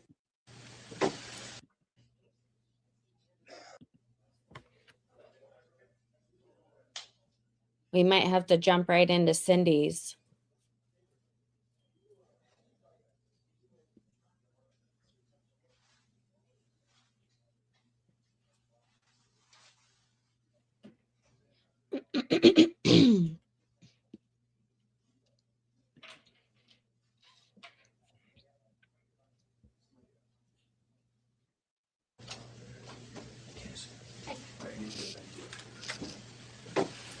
He's gonna ask you a question. You don't say anything else other than the answer, okay? Casey, based on our conversation today, and I read you that form, basically the same thing I said to Mr. Byers over the phone. If there's been numerous requests for opportunities to speak with us and come to a resolution here. And that's why we brought you here instead of the jail, correct? yes. Okay, now, based on your request for us to call him and bring him here, he's here. So what we're gonna try to do is give you a few minutes somewhere that's not recorded. No secrets, I told you. This room's recorded. I have to be able to approach my chain and explain why. But first, I needed you to tell him, in your own words, if you will, that you'd like to take the opportunity to deal with us like you've made that request in the past. So is that something you want to tell him? I told him the same thing we talked about before, that we would entertain any questions that they have. We would listen and discuss it, and if we have something to respond, we'll respond. Okay, do you want to speak to me in private? Yes. So we can clarify this? Yes. Okay. I'm sorry, let me get to the room to go let you out. Just Oh, I was just gonna stand up for a second. I've been sitting for an hour. Thank you. Thanks.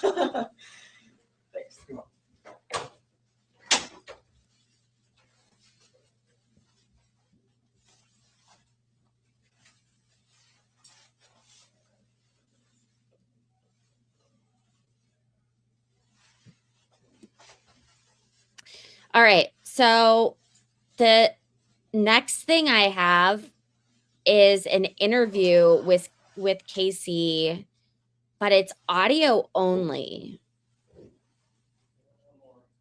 If I'm correct, and I pretty sure I am.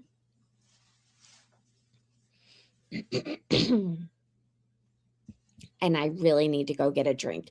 So let's put this on.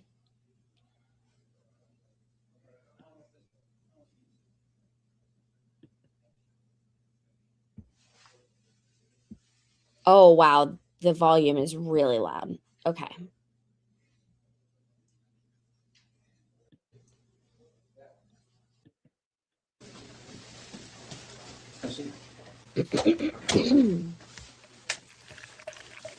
We have a discussion. You want to discuss that with her? She knows. Okay.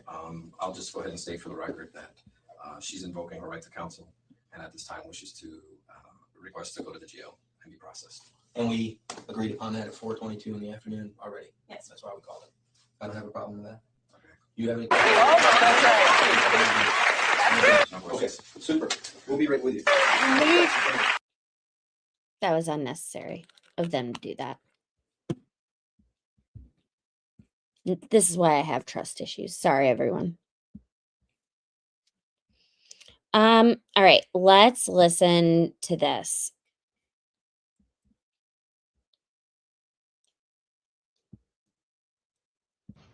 16th, 2008. It's about 1320 hours. We're at Universal Studios. I'm here with Sergeant Allen. I'm here with okay, so this was pre-arrest. Also here with Casey Anthony. And Casey, we talked earlier this morning, and we're working a case looking for your daughter, Kaylee. Is that correct? Yes. Okay, we came here to Universal Studios. We're sitting in a little conference room. Obviously, the door isn't locked. We just closed it so we got a little bit of privacy and talk to you. And a couple more questions came up I'm going to need to ask you about. Remember how I opened this whole thing in the morning? Yeah. By saying that, we need to get the complete truth and the snowball effect and how it goes? Okay. We're about halfway down that hill, 3/4 down that hill, and it's a pretty big snowball, which means that there's a lot of stuff going on right now. And I can tell you just for a certainty that everything you've told me so far has been a lie. I can tell you with a certainty, and let me explain why. Since I left you this morning, I've gone to every address that you've told me. I've looked up every name. I've talked to every person that you wanted me to talk to or tried to. I've reached out. I've talked to your ex-boyfriend. I've talked to Amy. I've talked to Tony. Okay, we're going to do the same thing that we just did earlier. Do you guys want to listen to Casey's pre-arrest interview at Universal Studios, or do you want to listen to Cindy's police interview? Because both I feel are just riddled with craziness, but it's up to you guys. So please comment in the chat with what you would prefer.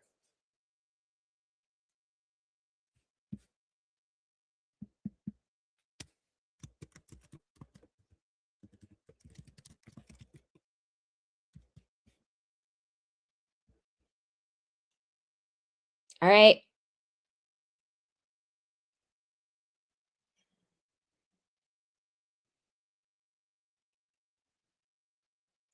You know what? I'm going to go with my gut on this too. I feel like we should watch Cindy's. I think that she's going to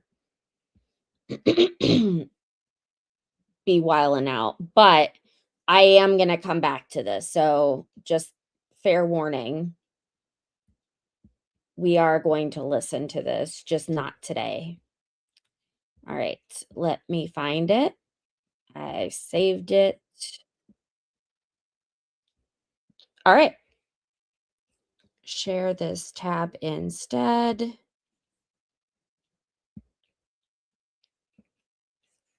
Morning, Sam. I'm here. How are you? Okay. Doing the best we can. That's what we can do right now. I know, it just gets harder every day. I can imagine. Especially when you get phone calls saying that she's in an abandoned warehouse somewhere at gunpoint and there's people, and she's in a box and stuff like that. I mean, it's just, just drives you nuts. Unfortunately, you're living on that side of it that I can't even sit here and pretend to say I know what you're feeling. It would be an insult to do so, but the Ganguza case and so many others. Unfortunately, what this does is stirs up the people that are home with nothing else to do, and you're getting those same calls. I know. I'm out of the woodwork right now.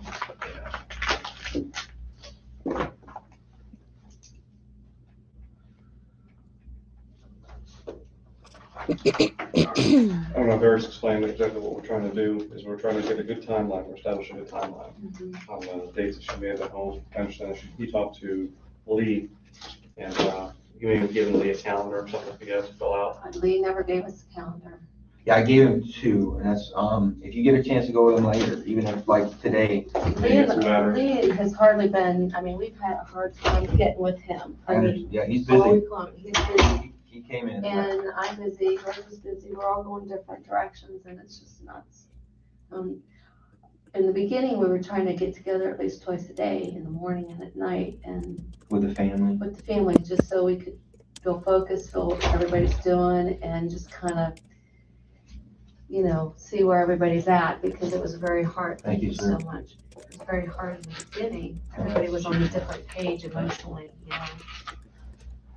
What Lee's getting is a taste of what we kind of get where, and I was talking to Lee about this the other day, because number one, I don't want to be, I know the attorney said some things that, my goal is not to get you to come in here and I'm going to run down there and ask her questions and I'm going to capture her, we're going to capture and be able to use against her. And I want to make sure Lee knew that. But Lee sounded like a police officer on the phone. It's like, have you ever met a police officer? And in the investigation that he's doing with his book and everything, if I would have known, if I sat with him the first time I met him, which that's what happened, he comes.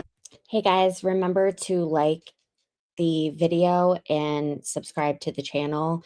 And if you're really enjoying yourself, please share on other platforms. Thank you so much. Across the police officer. I'm going to go grab a drink. There's probably a reason you don't get to see him very much anymore now, that once you get on a fact-finding mission like that and it I know what consumes he's you, doing. he's out. He's And following. he's irritated as heck when we call him about something too, even if he just texts me, wanted to know Brandon's last name. Well, he just texted me back yesterday, I guess it was. I don't know it, but I know who does know it, because it's Sean's best friend. So Sean Daly would know it. So if can I call Lee and let him know to call Sean? Let's do that on your way out. That's probably saves some time. If you don't mind, I'll just turn this on, we'll just sit here and we'll talk like we normally would, that way I don't have to worry about taking too many notes. If I miss something, I can go back and refer to this. Like, you know, on lack of sleep, lack of food. That's fine. I can't remember what I did yesterday, so. I can probably tell what you did yesterday, or at least some part of it. Yeah. You know, a couple of things I did, but not the entire day. All right, the date right now is August 1st, 2008. The time right now is 09:45. We're at the Orange County Sheriff's Office. I'm Detective Mellish from the Orange County Sheriff's Office. This is Detective Eric Edwards. It's the Sheriff's Office. We're here with Cindy Anthony, Miss Anthony. And case number is 69208. Cindy, you're aware I just turned on a mic recorder. We're just going to sit here and talk. And the reason for this is so that way I can go back if I miss something or if I have a question about something, I can go back and listen to this. Are you okay with that? Yes. Okay. One purpose that we wanted to invite you here today is that we want to try and, as we've done with several of Casey's friends, is trying to establish a timeline of dates that she was definitely somewhere, dates that she was definitely not where she was supposed to be. So Detective Edwards has done a phenomenal job right now in dealing with all the friends. So we're hoping that, you know, by sitting here, maybe you can fill in some blanks for us. I'll do my best. I have more friends to go. I'm just, what's going to help me, I'm being asked questions by people that are weeding through. I want to show you something real quick. Just for, not even for anything other than the value of it, for you to understand. Because I know there's a lot of questions you have. Just a couple of days, just 2 days worth of phone records where we need from her phone, where we need to try to find out who those people are, what the communication was referenced to, that much. Now, that being said, we have 3-month window here that we're trying to look at, and then really we could go back to the first of the year. So to try to help narrow down days that we need to tie up manpower on, looking at who she was communicating with, if you can tell me from May through, I'll do my best. and that's all I can ask for, because it's difficult to remember what we had for dinner yesterday. I understand that. And without a reason to specifically remember, I'm not gonna. Well, I'm looking for birthdays or whatever, you know, any kind of family function or a trip anywhere. And we'll start there. And maybe by that we can build off and jog off that. And well, I know after this birthday party, I had it for however many days. Is there any in May? Is there any family birthdays? Nothing that we celebrated. I mean, I have a brother's birthday, but we didn't do anything because he's out of the area, so. What day was that? May 18th. May 18th? Yeah, and we didn't do anything for that.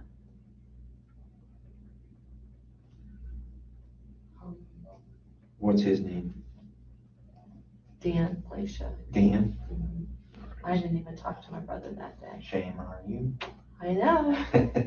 All right, so Dan's birthday, knowing that that's Dan's birthday, do we know if the Casey and the baby was at the house that day, just from thinking about that? No, I didn't even, I mean, No when you conversation. said birthdays, I wasn't even thinking about. No, that's fine, it's just, No. I'm thinking maybe it sparked, It was I didn't call my brother today and she gave a response to you or something like that. no, No, that was that a Sunday. yeah, Most Sundays, Kaylee was with us. most Sundays, Almost every Sunday. I can't recall a Sunday until after the 15th that we didn't have Kaylee at home.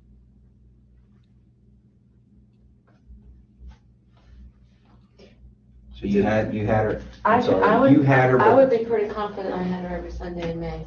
Okay, and As- you would be the babysitter or she would be She there would be and there. Casey was there? Yeah, Casey may or may not have been there. Most Sundays Casey was off and was with us. Was with you at the house most Sundays? I can't say for the whole day or whatever, but you know, there's nothing that really sticks out. Okay. Saturdays, would she be there Saturdays? Yeah, it's Saturdays. Now, whether or not, Saturday's always in the morning and during the day. Now, once in a great while, George and I might go out on a Saturday evening because he was working, afternoon turns. And he was starting to work on Sundays. So I usually had, we usually just did stuff around the house. You guys both work during the week, so there's. Yes, Okay. he was off Friday and Saturday as his days off, and then went into work, usually left around 1:30 on Sundays. On Sundays, Yeah. George would work. Yeah. And I can't remember when that started, because that started somewhere either the end of April or sometime in May where he was working afternoon shift and then had his Saturday and Sunday, because prior to that, it was working day turn and had Saturday and Sunday off. We'll know more of that. I can't remember when. That's fine. What did his days off turn into when he went to that rotation? Do you remember? It was Friday and Saturday. Friday and Saturday. Right, so once in a while, we either went out Friday night after work, after I got done work and had dinner. It wasn't that often.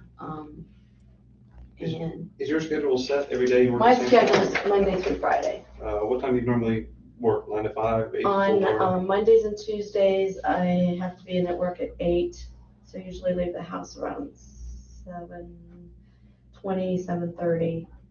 And then I may be home I'm supposed to be off at 5, but it never happens. I'm usually there till 5:30, some days 6. Now on Wednesday and Thursday, I don't have to be there till 8:30, but I usually still get in about 8:10, 8:15 anyway.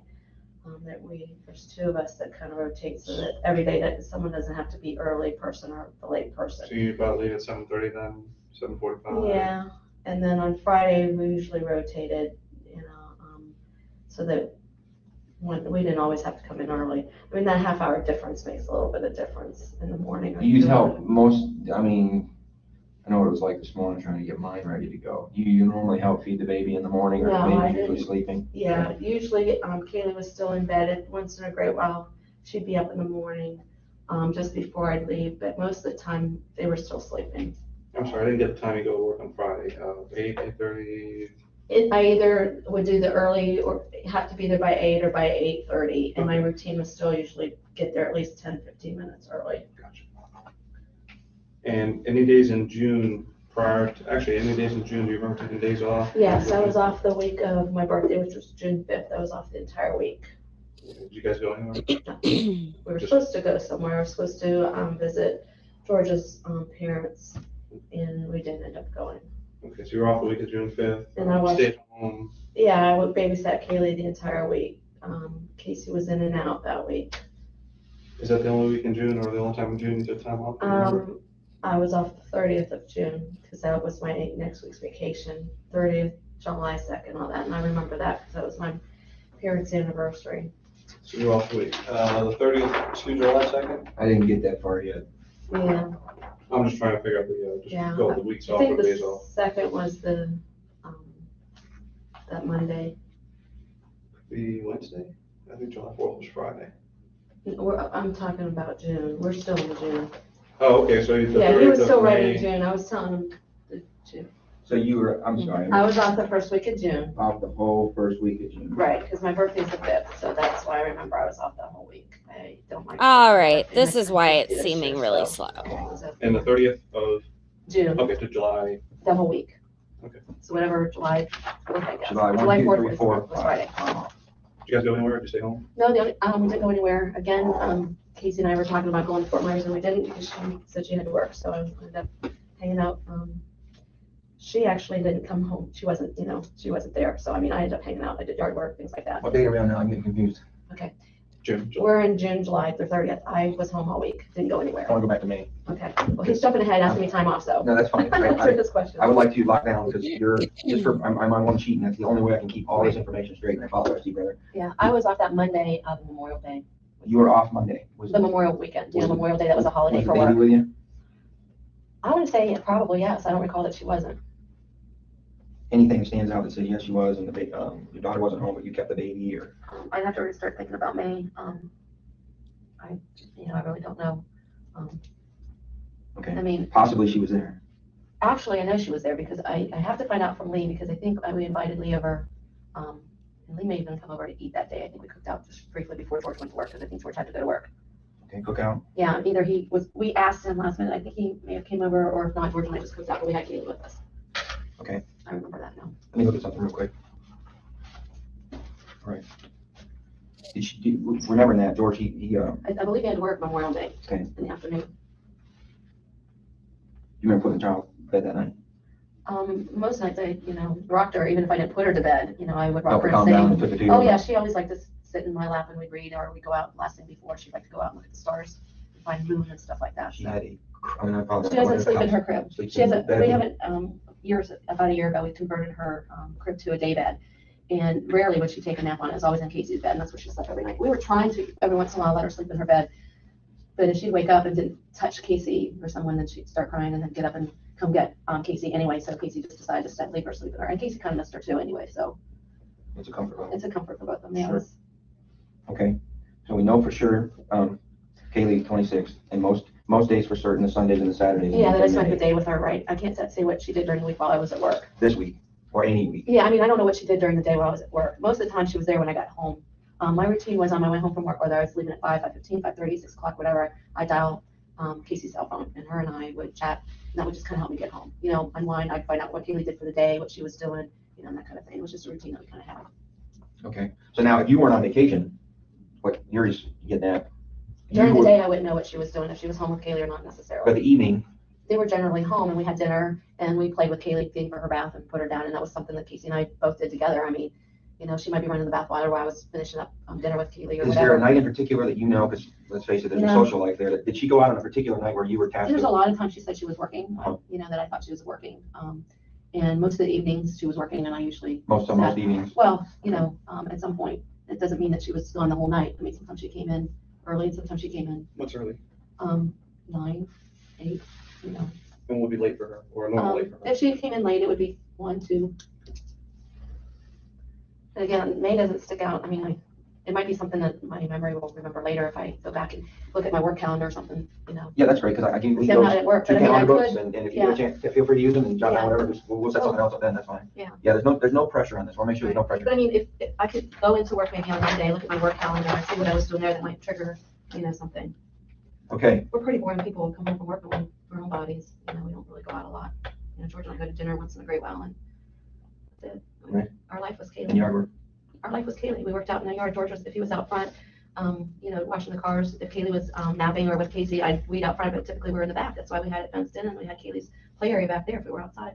That was your That recreational, was our like, the oasis pool, back there. the sandbox and everything. Yeah, I mean, Save money that way. we made it a place. Well, you know what, even before Kaylee, we were people that wanted to be at home. I mean, we used to like to go to the beach, and then when we got full, I had time to go to the beach for a long time, you know, we just. Did she like the beach then? I never had an opportunity to take Kaylee to the beach. I know Casey had taken her a couple times. We had talked about it. We had talked about, you know, going to the beach. Okay, well, that, we can look at that. One thing she did say was, to friends, if we can remove that now, maybe that's something she. I never took Kaylee to the beach. Okay, yeah. Well, I don't want to be up here like I'm trying to back. No, that was something because, actually I had spoken with Ryan on the 3rd, and he thought I had Kaylee at the beach that week, the week that I was off, and I said, no, I haven't been to the beach all week, and I haven't seen Kaylee all week. So, and then even Jesse called me and told me that the babysitter had, that he said that Casey told him the babysitter had her at the beach. And, I said, I don't know, you know, I don't know anything about that because she didn't tell me that the babysitter had her at the beach. Okay. Well, that helps. I mean, Yeah, I've never had her at the beach. Recreation. George and I went to the beach one time this year. We went to Cocoa Beach once. I can't remember what day it was, and it was just him and I. I can't remember. I think it was. It had to be probably around May because Casey and Kaylee were both still home. So either May or that first week of June. Could have been the first weekend of June. In fact, it might have been that first weekend of June, that Saturday before my birthday or something like that. You know, that weekend before I. It was either that or the weekend after. George might remember. I'm pretty sure it was either. It wasn't the weekend of Memorial, so it was either the. Following weekend. It might have been the following weekend that him and I went to the beach. So that would have been what, the 7th. So you would have kicked off your vacation. Going to the beach, then I took, I thought I had taken Kaylee to see my dad when it really was the week before. So George and I must have went up, or I must have went up and saw my dad on the 8th. Okay. And then the following Sunday on Father's Day was when, and I remember clearly now, I didn't think the 15th was Father's Day. Didn't even think about that being Father's Day because George didn't want to celebrate it. He was busy. Casey was saying she was off to work. And I think I just gave him something, you know, a Father's Day present. And I think Kaylee and I just decided to go up and visit my dad. She hadn't been up there for a couple weeks or so to see him. Let me go down and get some clarification on this one, just for my. So May, we're May 31st. You and George went to the beach, maybe. I actually think it was June 7th now. June 7th. Okay, June 7th. So you ended that week's vacation at the beach before you had to go back to work. But you were off the first week of June. It was either the beginning or the end. George will remember more than I will. Right now, again, this is all kind of a blur. I'm tired, so. But I could probably figure it out. No stress. No, I mean. No, I know. I mean, it's these were dates that later. we had to, you know, really put brand in our minds, you know. Right. Well, it just helps us do. The 15th will be branded in my mind forever. Right. You know, the 15th of July. Now, when you first said the 8th, though, that was just confusion, like you said. Yeah, well, I knew I had seen my dad that weekend, and I didn't put Father's Day together. I was thinking, I knew I had seen my dad towards the end of my vacation, just before I went back. Well, and then also at the time, just from what Lee's telling me, that conversation, at the time you made that statement, you had other stress factors in your mind, so you know. Oh, yeah, I mean. Yeah, that was made on the 15th, right, to Casey and Lee.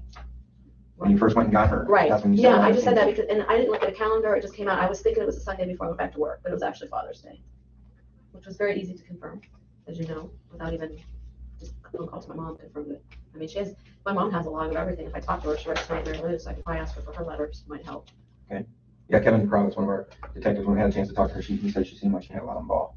Yeah, she writes. She's going through a tough time right now. I mean, it's been very stressful for her for the last couple of years anyway. I mean, before my dad had a stroke, she found out. In fact, it was Kaylee's her first birthday. Yeah, she found out she had breast cancer, and then she'd gone through 6 months of treatment, 2 surgeries, 6 months of treatment. Finished in December, and my dad had a stroke 2 years ago, and well, it'll be 2 years now. He's close to her up there in Mondor, so I think he said. That's why She lives a block from the facility. Okay. She goes there 3 times a day typically. So that's her routine. So. She remembered making a peanut butter jelly sandwich because they wouldn't eat chili. Yeah, we had chili that day. I was up there because my dad and I spent a long time. I didn't think she'd spend that much time with them because, you know, I mean, usually when we're all there, she wants to walk around, but she actually sat at the table. She read her book. She was coloring with Pop, you know, Papa, and it was just a nice day. Going back, that was June then, right? Yeah, it was June 15th, Father's Day. On I shot the video. This week that you were off, the first week of June, do you remember anything that stands out in your mind? Kaylee and I swam in the pool every day. Pool every day. Pool every You had her day. almost every day. I had her every single day. Pool every day. Went shopping a couple days with her. I can't remember which days. Remember what stores? Oh, grocery store, probably Publix. What Publix do you want to shop at? Latest, the newest one by us. Okay. Can't believe how much I've developed down there. Yeah, I know. Publix, Lee Vista. Gosh, an unknown date on that, just sometimes. Yeah, I know I would stop at Publix at least once, and I may have taken her, may not have taken her, but I know I went anyway, Publix once or twice, but I probably took her in at least for a minute to get something. Didn't do a whole lot. We stayed at home every day. We played a lot, finger painted, just did stuff, watched movies. Pool, sandbox, backyard. Yeah, sandbox not that often. No. No, once in a great while maybe, but not every day. Sandbox wasn't an everyday thing because it's kind of like a big deal. Does Kaylee still wear water wings or anything in the pool?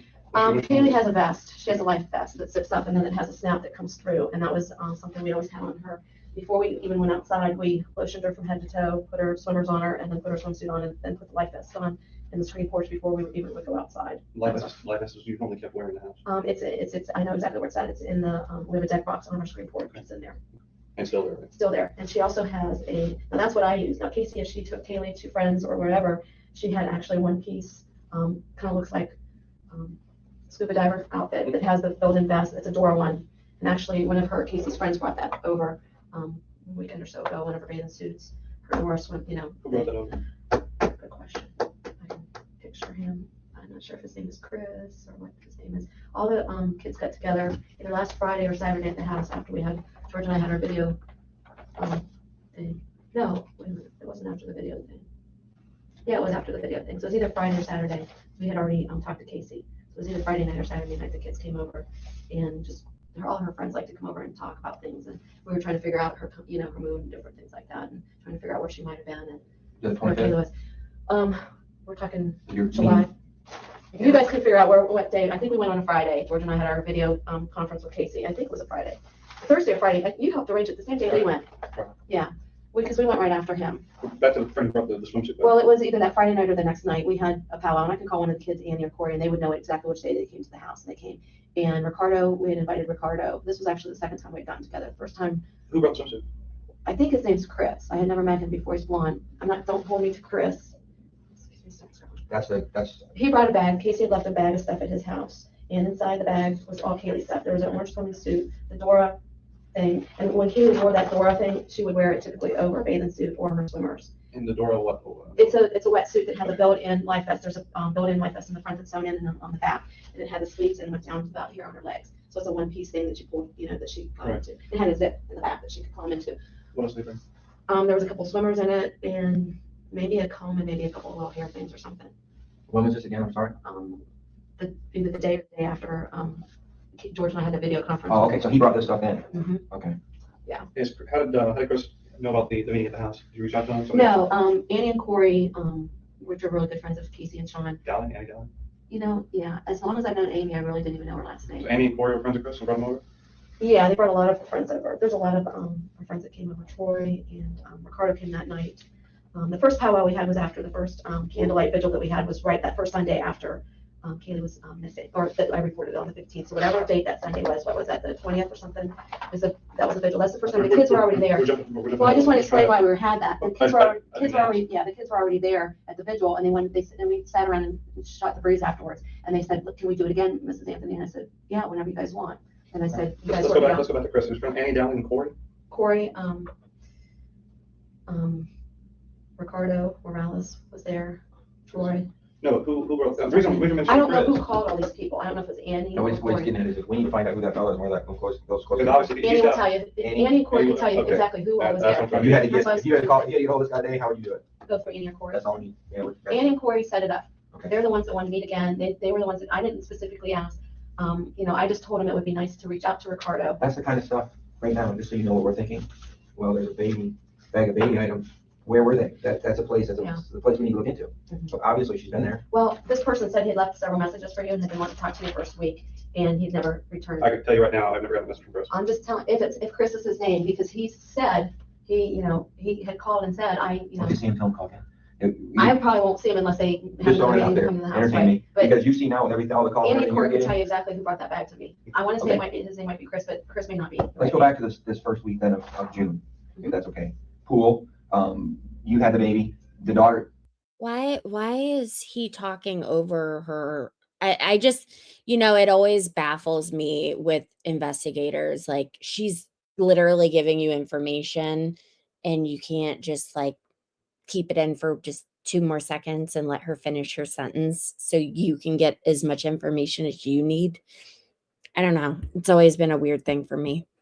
Casey was working that She whole was week. in and out. I saw her every day. I mean, I can't tell you her schedule. There were some times that we spent together too, but it wasn't like we were gonna, we were thinking about going down to Fort Myers, but we didn't end up going because my dad wasn't doing real well again. So I kind of stayed close to home in case, I was gonna go to Fort Myers on Monday, and my mom had called me the week before on that Thursday. I actually went up to Mount Dora on Friday before my vacation and stayed overnight, and then came back on Saturday. And Mom said he wasn't feeling very well.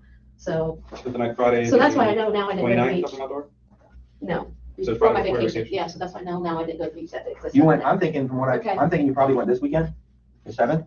Nope, No? I'll tell you exactly. My mom will probably remember too. She called me here, told me to pack a bag. He wasn't doing very well. So on Friday after work, I stayed over, and my mom could probably confirm that with her notes to Mary Lou. And then the 31st would have been the day before my vacation. I stayed there. That's why I stayed home. We didn't want to go away. I wanted to stay close to the house in case something happened with my dad, that I could go up there real quick. And I told my mom I'd come up, at any time that she needed me, but I had spent the night. And by the time I got up, he was doing better. And I spent the day and then came back home. So you didn't go to the beach that Didn't go to the weekend, beach for sure. that, yeah. And I know I didn't go Sunday because George was working, so it had to be The 7th. had to be the 7th. 7th and 8th. 7th, and then 8th, I probably visited my dad. Okay, because that would be in line with Ricardo's account, because Ricardo remembers Casey and Kaylee staying with him that in that same time frame. Okay, because Ricardo told us that she stayed with him No, this as well. here and Like and this. left there. Right, this. Well, I was back that night. I'm positive Kayla was with us. Positive she was there that night? Pretty positive she How was about with this us that night. Definitely that night, because that was the night before we went back from vacation. And I remember seeing her, because remember I got confused that was the night. I know I saw her that night. Okay. All right, the second week then, you have this week off, second week you go back to work. Was it the same kind of, Yeah, normal routine. I mean, I but can't remember we don't know what specific. night she was there. I mean, I don't recall Kaylee being gone over any nights, if any, maybe one. And the only time Casey ever told me, the only place that Kaylee would ever stay over was they were crashing at Zanny's. She never told me she was taking her to Ricardo's, never told me she was taking her anywhere else except Zanny's. And typically, Let me write that down real quick before, I'm sorry. anytime Kaylee ever stayed away from the house, Casey said she was with Zanny. Okay. And it wasn't that often that, maybe a night here or there sporadically, but she always said she was crashing at Zanny's. And that, Now, let me ask you this, with that being said, and just your interpretation as I'm going through this thing, is that because she knew Mom doesn't want her in some boyfriend's apartment staying overnight? I don't know. I didn't even know her and Ricardo were an item. I knew that he was a friend. She talked about Ricardo as a good friend. I did not realize that they were boyfriend, girlfriend. She had spoken of Ricardo. Because there's one in particular that I want to get to, that is a question in my mind. And this kind of feeds into what you're saying then, because it's obvious your daughter, just from talking to her friends so far, had a great deal of loyalty to your desires and when you wanted that child home. And the reason I feel that way is because one of the nights in particular, Well, I think she should be home in her own bed. most grandparents and parents. I love it. I Thank agree with you. So Ricardo says that on the 31st of May, that they stayed over there when he went to sleep. But when he woke up, Casey was still there, but the baby was gone. And what Casey told him was, you had called upset because the baby wasn't in her home bed. And she got up, brought the baby home, and then went back to Ricardo's because those are one of the things, it's obvious that there's a chain of command there and she's trying to adhere to it. That's what I'm getting I at. don't remember on the 31st of it. Was it an incident like that stand out in your mind that she brought the baby home because? Not in the morning, no. No. I'm talking like during the night. No? No, I never called Casey and told her to bring her home. Never, in the middle of the okay. night, except for the 15th. When I told her she's bringing her home. And when she said, no, wait till tomorrow, I said no.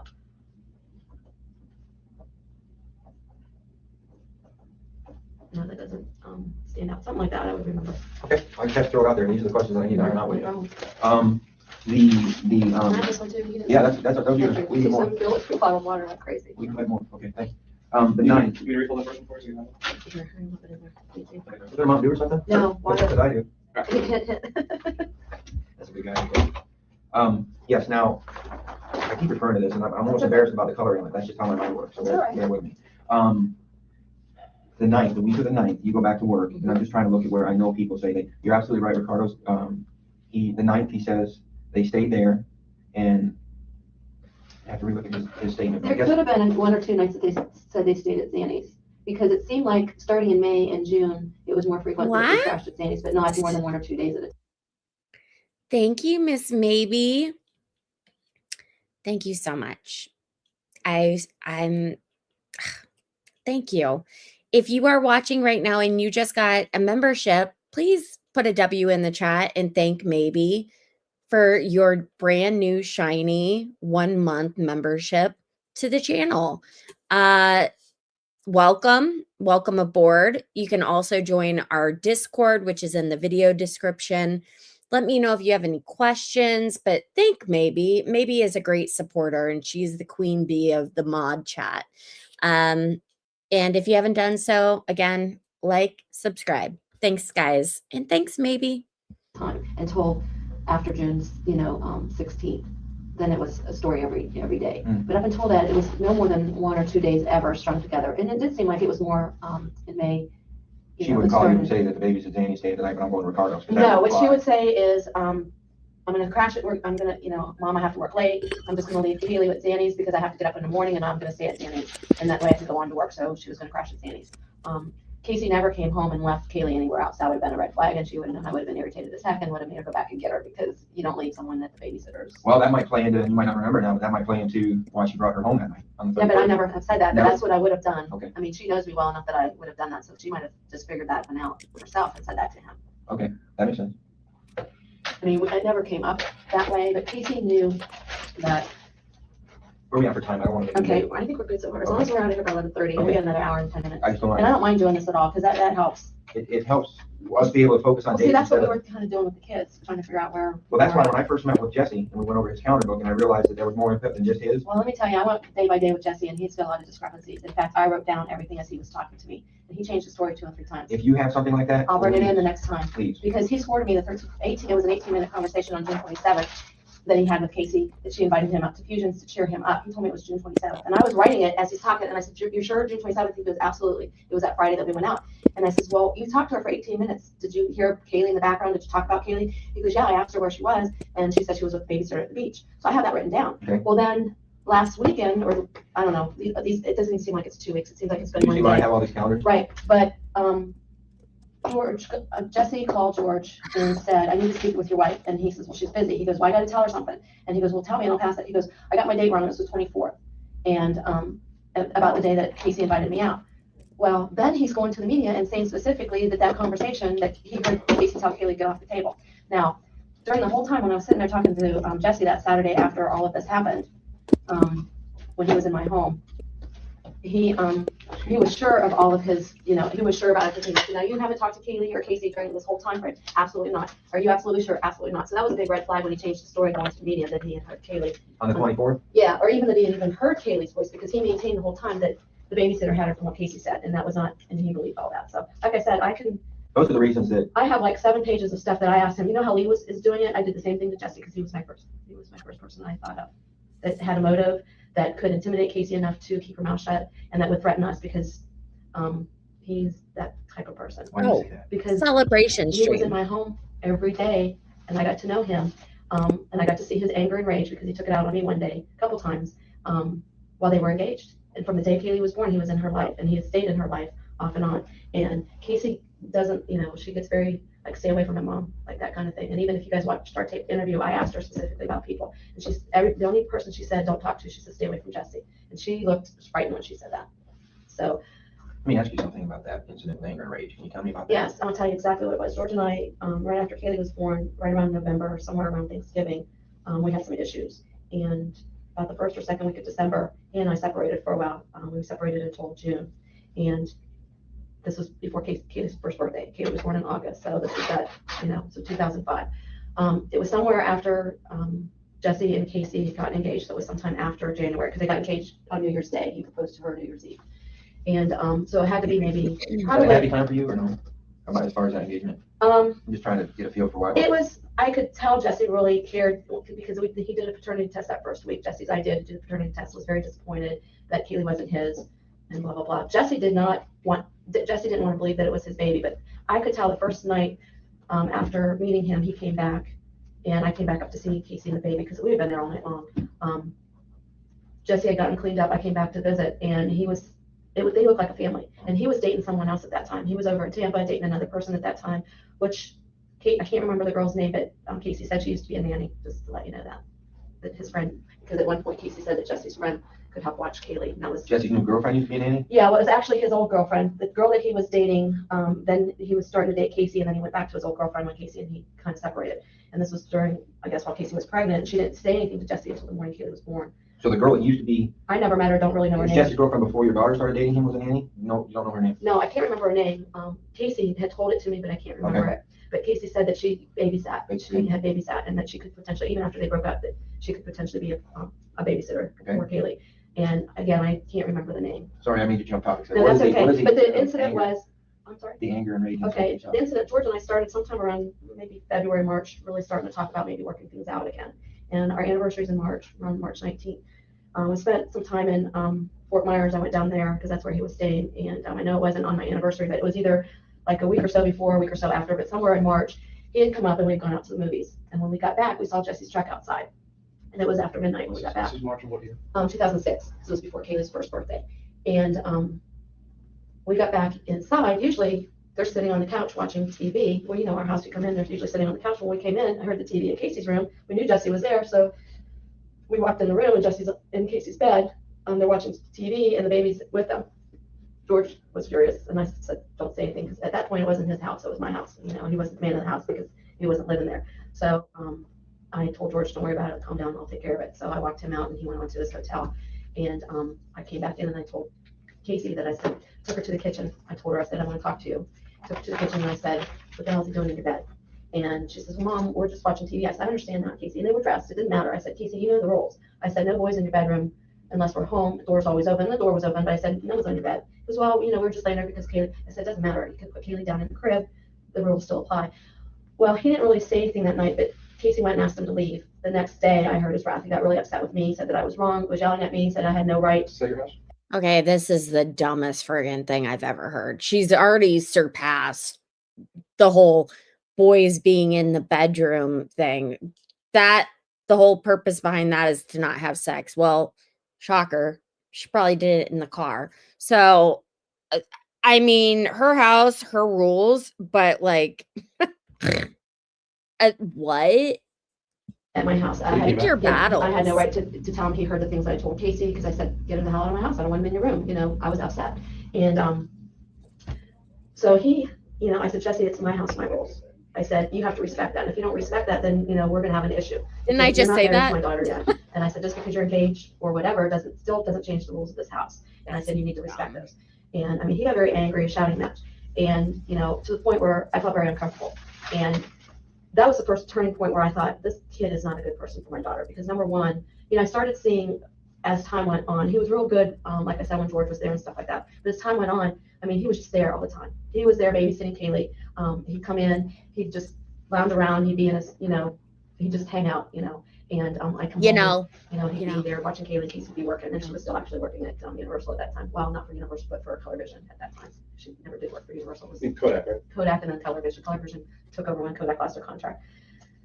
Our name was not let out. The only person, and I had not spoken to any person regarding Wanda's name. Oh my God, stop it. Stop it. I hate when it does this. Sorry, guys. Let's finish her interview and then we're done for the night. Let me get clarification on that. So there's times where he was at the home with the baby, but everybody else is gone. Right. But he's part of the family, really. Yeah, I mean, I wasn't real thrilled with him being in and out of the house by himself. But, you know, that was Casey. You know, a lot of times I thought she was going to take him over to his mom's house, you know, because once in a great while his mom or his dad would watch Kaylee at the house while they were dating, you know, while they were engaged and stuff. Because they still thought that they were going to be grandparents potentially and things like that. But a lot of times, you know, he'd be there every night, you know, at the house. And Can I, and this is going to be, I don't mean to intrude, but was there a riff at the time between Jesse and Casey or you and Jesse, anything like that? When you found out that it wasn't his child? No, absolutely not. In fact, that week, you know, it was. I'm just trying to determine what the frustration came from. Right, no, the frustration between him and I started that night that he did not respect my wishes, you know, the next day. Not long after the child. Yeah, that was like in May. Up until that, March, up until that, I mean, it was very, you know, it was a decent relationship. He even came and asked our permission before, and George and I were separated. It was around Christmas time, or a couple weeks before Christmas, asked our permission if he could ask Casey to marry him. And George and I weren't 100%. George always had a little bit of feelings like he wasn't real sure of this kid, but really didn't have an opportunity to spend a lot of time with him. Wasn't really a fan of his father, but just kind of, you know, put up with him because potentially, you know, could be related in, you know, some ways in-law. His dad kind of said like setting the foundation for future relations. Yeah, trying to be good, and if this is what Casey wants, this is what you're going to do. after I saw, him in a different light, and he was always one that would have an opinion, very strong opinion. If you watched a TV show, he'd have opinion about, what they were talking about. Jesse did. And if you didn't agree with him, he'd kind of like, well, you guys are wrong, blah, blah, blah. I mean, Casey and Kate, George and I are kind of in the same light with Lee. We all, if we say our opinion, we all value each other's opinion. No one says, well, you're absolutely wrong, or blah, blah, blah, especially when it's a topic. It's not factual things or whatever. Can I ask you while you're on that thought process?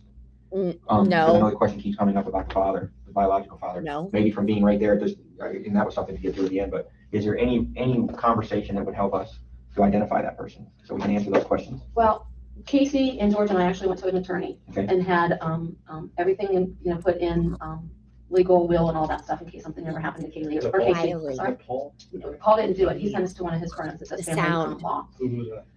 I have it in the strong box. I can pull it up. I can't remember his name. But Do you have like paperwork with the he has biological paperwork. father's name? No, biological father was never documented because it's never on the birth certificate. Who is that then? I believe his first name's Eric, and if I heard his last name, I would know it, but I can't remember. It really didn't stand out because from what Casey told me, he had come into town. They were old friends from school. They got together. Eric was going through a tough time. Casey was in between friends, and they just had a one-night stand. So they're old friends from school? Yeah. Like high school?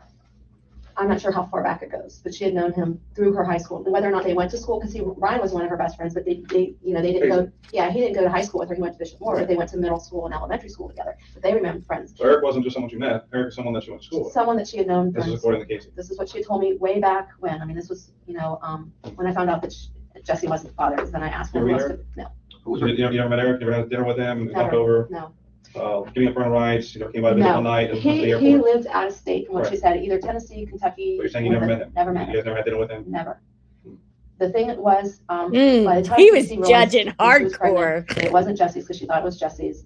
That she knew it had to be one other person, so that had to be, this person, Eric. I think his name was Eric. So what legal paperwork did the attorney draft? What he drew up was, in case something happened to Casey, then custody would be given directly to myself and to George. Okay, so it had nothing to do with It custody had from nothing to Eric. do with that, but we also talked about all that, though. He asked us, is the father involved? Do you want to drop anything for alimony, anything like that? We said, no, absolutely not, because he's not on the birth certificate. The guy has no claim to Kate. He never. So he wouldn't he have never any names that you mentioned at the time that you might not remember the last name now. We may have given it to attorney. He may have it. I don't know. I'd have to go back and look at that. That would be wonderful. I'll pull that up.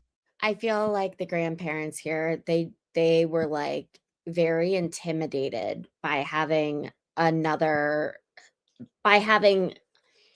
Kaylee's potential father involved, which I'm just sitting here minding my own business thinking, what about Kaylee? What about the father-daughter dances that come up? What about Father's Day? What about walking down the aisle? Like, why weren't they thinking about those things instead of, like the rights to see Casey and have in-laws involved? It seems so fucking petty.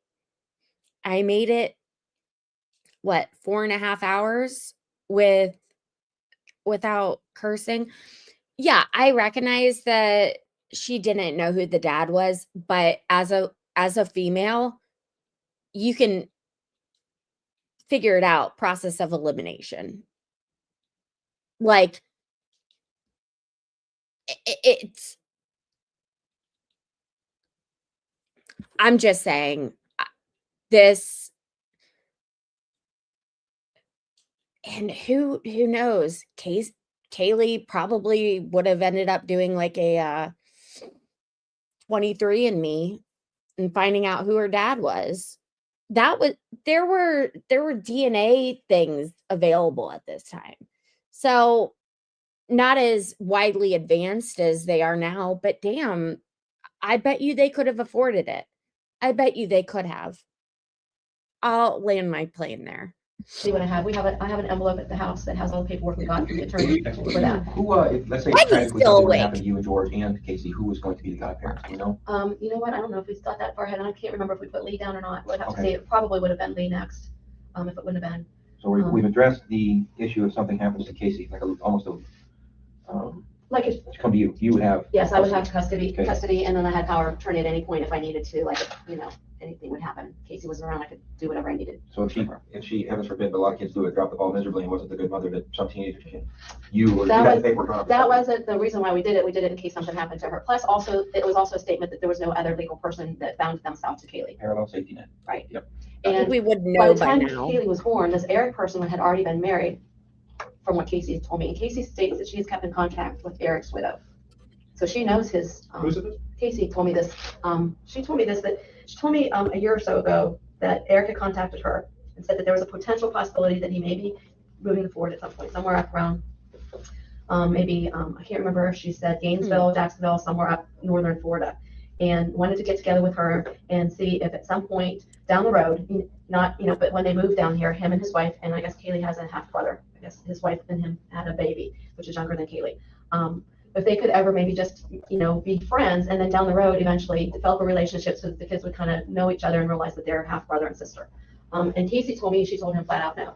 And I told her myself, I said, you might want to entertain that idea because at some point down the road, Kaylee may need to have a half brother, medical reasons or something like and that. a dad. Plus, if she ever found out later on that she had a half brother that you said she could never meet, you never know how kids. Yeah. I'm just saying. I just told her keep an open mind, and she was adamant that no, Mom, I really don't want him in her life. I don't want her getting confused. Blah blah blah. She doesn't know about a daddy. No one ever called daddy. Did Eric ever try to do the stand-up thing and contact you and say? No. Never. No, it was Is a it mutual because thing. he was unaware or because? No, she states that he was aware right away that they talked about it, but he was already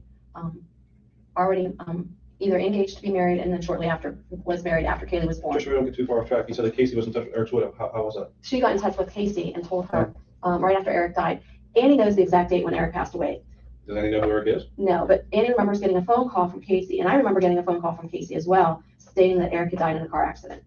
I can't remember when it is. I want to say it was this year, somewhere around Casey's birthday in March, but I can't say. It could have been last year on Kaylee's birthday. It was around the major birthday, either Casey's or Kaylee's birthday. Tell me about the widow. How the widow get in touch with Casey? Casey, she said she called, the widow called Casey and told her. And then Casey actually had an obituary. And believe it or not, I remember seeing the obituary and never paid a bit of attention to the kid's name or anything else because it was almost like actual closure then. It wasn't a big deal to me because I already knew we had already taken every precaution that someone couldn't step in later on and say, hey, this is my child and I'm going to take him away from Casey. Where did he die? Let's say. Again, Tennessee or Kentucky, one of the northern states, north or So some of the state. it was not Florida. It was Last not, name? and it was not Jose Ortiz. I don't know where the heck that name's coming from that's out in the media right now. Jose Ortiz, I never heard that What's name this? before. I haven't heard that. Yeah, yesterday. I mean, that's all. I'll explain to you later. We don't need to go. I don't even know how that came about. Someone asked who Ortiz. Sorry about that. I don't mean to Ortiz. pick a scab. It doesn't need to be waste our time. I don't even know where that came from. I never heard that name in my entire life. So.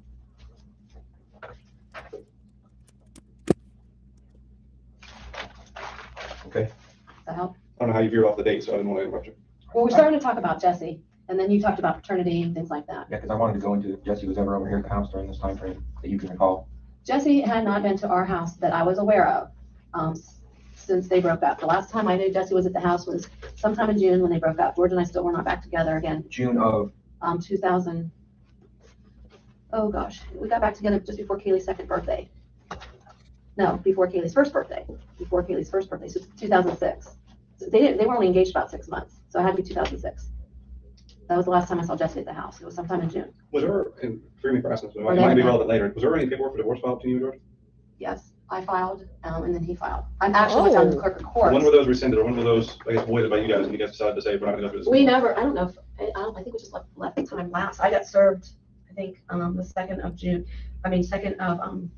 January of 2006.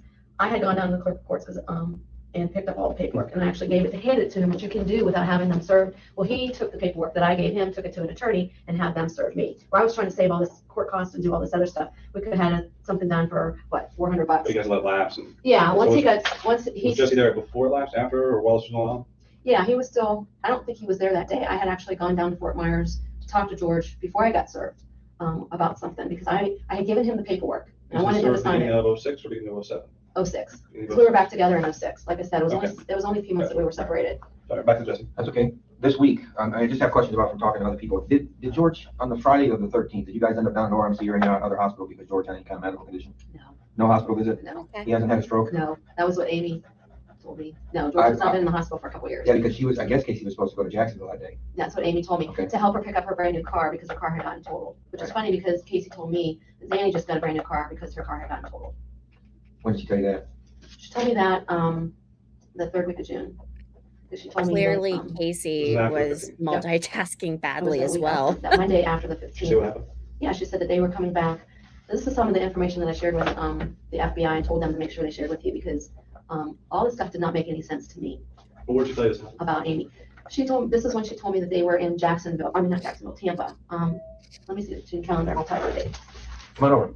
So I gave a timeline to Scott Boland for what Casey told me where she was at, where she said she was at when we would call every day. This is June. Okay. This is when, okay, this is the morning George saw, he saw about 10 to 1, just before he went to work. Casey and Kaylee leaving like any normal day. She had told me she was going to work, dropping Kaylee off at What time did you leave that day for work? probably 7:15, 7:20, because that was my early day. I had to be at work by 8, so. Okay, I knew they were in bed that day because the door was shut. So my last physical day that I saw them was the 15th, but I knew they were there the 16th. But just in the stress of the moment on the 15th over here, you said the 8th because you had other things rolling. I was thinking it was associated with me going back to work, not associated with Father's Day. You know how you try to trigger something that might remember? Because I That's knew I had exactly seen my what I dad. I had seen my dad, somewhere around there, and I knew I saw my dad on the 8th. Did not realize it was back to back. Okay. You pointed at this for some reason. Yeah, Casey told me starting that she was crashing at Sandy's. The 16th, she was crashing at the babysitter's. And then it went to Tuesday crashing at Sandy's because she had an early morning again. And then on the Like and subscribe, please. Thanks. we still have time. On the 18th, she told me that Casey told you. Casey told me that Zanny and Kaylee. Zanny and Kaylee and Annabelle. Annabelle was Juliette Lewis's daughter, who was a coworker. I mean, this is what she told me was a coworker. That they were going to stay at Hard Rock Hotel because they had some convention that they had to work on. Okay. So they stayed at Hard Rock through the 20th. Zanny and the baby stayed through the 20th. With both children. Zanny was watching both children. Where'd she stay? Casey was staying at the hotel too. After her meeting, she would go back to the hotel. And that was till the 20th. And then from the 20th, they moved the conference, she said, to Tampa at a hotel. I think she said the Marriott outside of Busch Gardens. Is Zanny staying at the Hard Rock too? Yep, watching the girls. And Zanny went to Tampa too? Yep, and So who was Zanny's room? Casey said that it was paid for through her work. Through whose work? Casey's? Casey's and Juliet's work. They paid for Zanny's room? It was Casey's and Juliet's room. Zanny stayed there babysitting. Oh, so girls. they stayed through your room plus Zanny's child plus. Zanny doesn't have a child. Zanny has no child. Oh, Juliet's child. Juliet's child. Zanny was there for the babysitter of the two. I just Googled it. It's a 3-hour and 2-minute drive from Orlando to Fort Myers. So when they separated, they were separated. Girls while the two adults went to work. It was the situation. What they told her. That's what she told me. Okay. Now Casey called me in the morning on Saturday and told me that they were wrapping things up and they would probably be home later that day. But then I got a phone call later that day and said there was one last meeting that they had to go to, so they were going to come home on Sunday, leave from Busch Gardens on Sunday the 22nd. One last meeting. Yeah, so they were going to stay over another night. Would Casey normally call your phone if you're at work? Like during the week when she's telling me all this, or would she call your work? Once in a great while, she may leave me a message at work to call her, but usually she called my cell phone. Okay, so if she called your work number, it would be to just leave a message, or? Yeah, typically. Bear with me. No. What are your numbers? My work number is 407-629-7992. 629-7992. Should be, right? Yes, and then my cell phone is 407-808-4731. Okay. Now, on the 22nd, I talked to her in the morning, she said that Zanny, actually, I think she said Zanny's roommate has come in. Raquel, that's right, Raquel was with her. She said Raquel was with her when they went to Busch Gardens. So that was the 21st. Zanny and her roommate were together. She called you the 22nd. This is true. Yeah. This is true. So they were going to stay at the park for the day? Well, they were going to stay at the park for the day because Zanny and Raquel had taken the girls to see the animals at Busch Gardens and stuff. You ever meet like that. Raquel? No. You ever meet Juliet? No. Never met Zanny. Oh, we know that. I know, but I'm just saying, never met them. What about Jennifer? No. But she talked about Raquel and Jennifer a long time ago as being Zanny's roommates. When did they get back?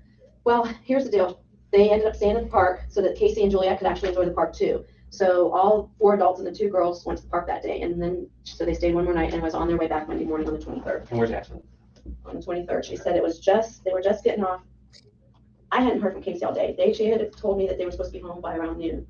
On Monday. I think at some point I called George and asked if he had heard from Casey or she'd gotten home. I can't remember what time, and he said no.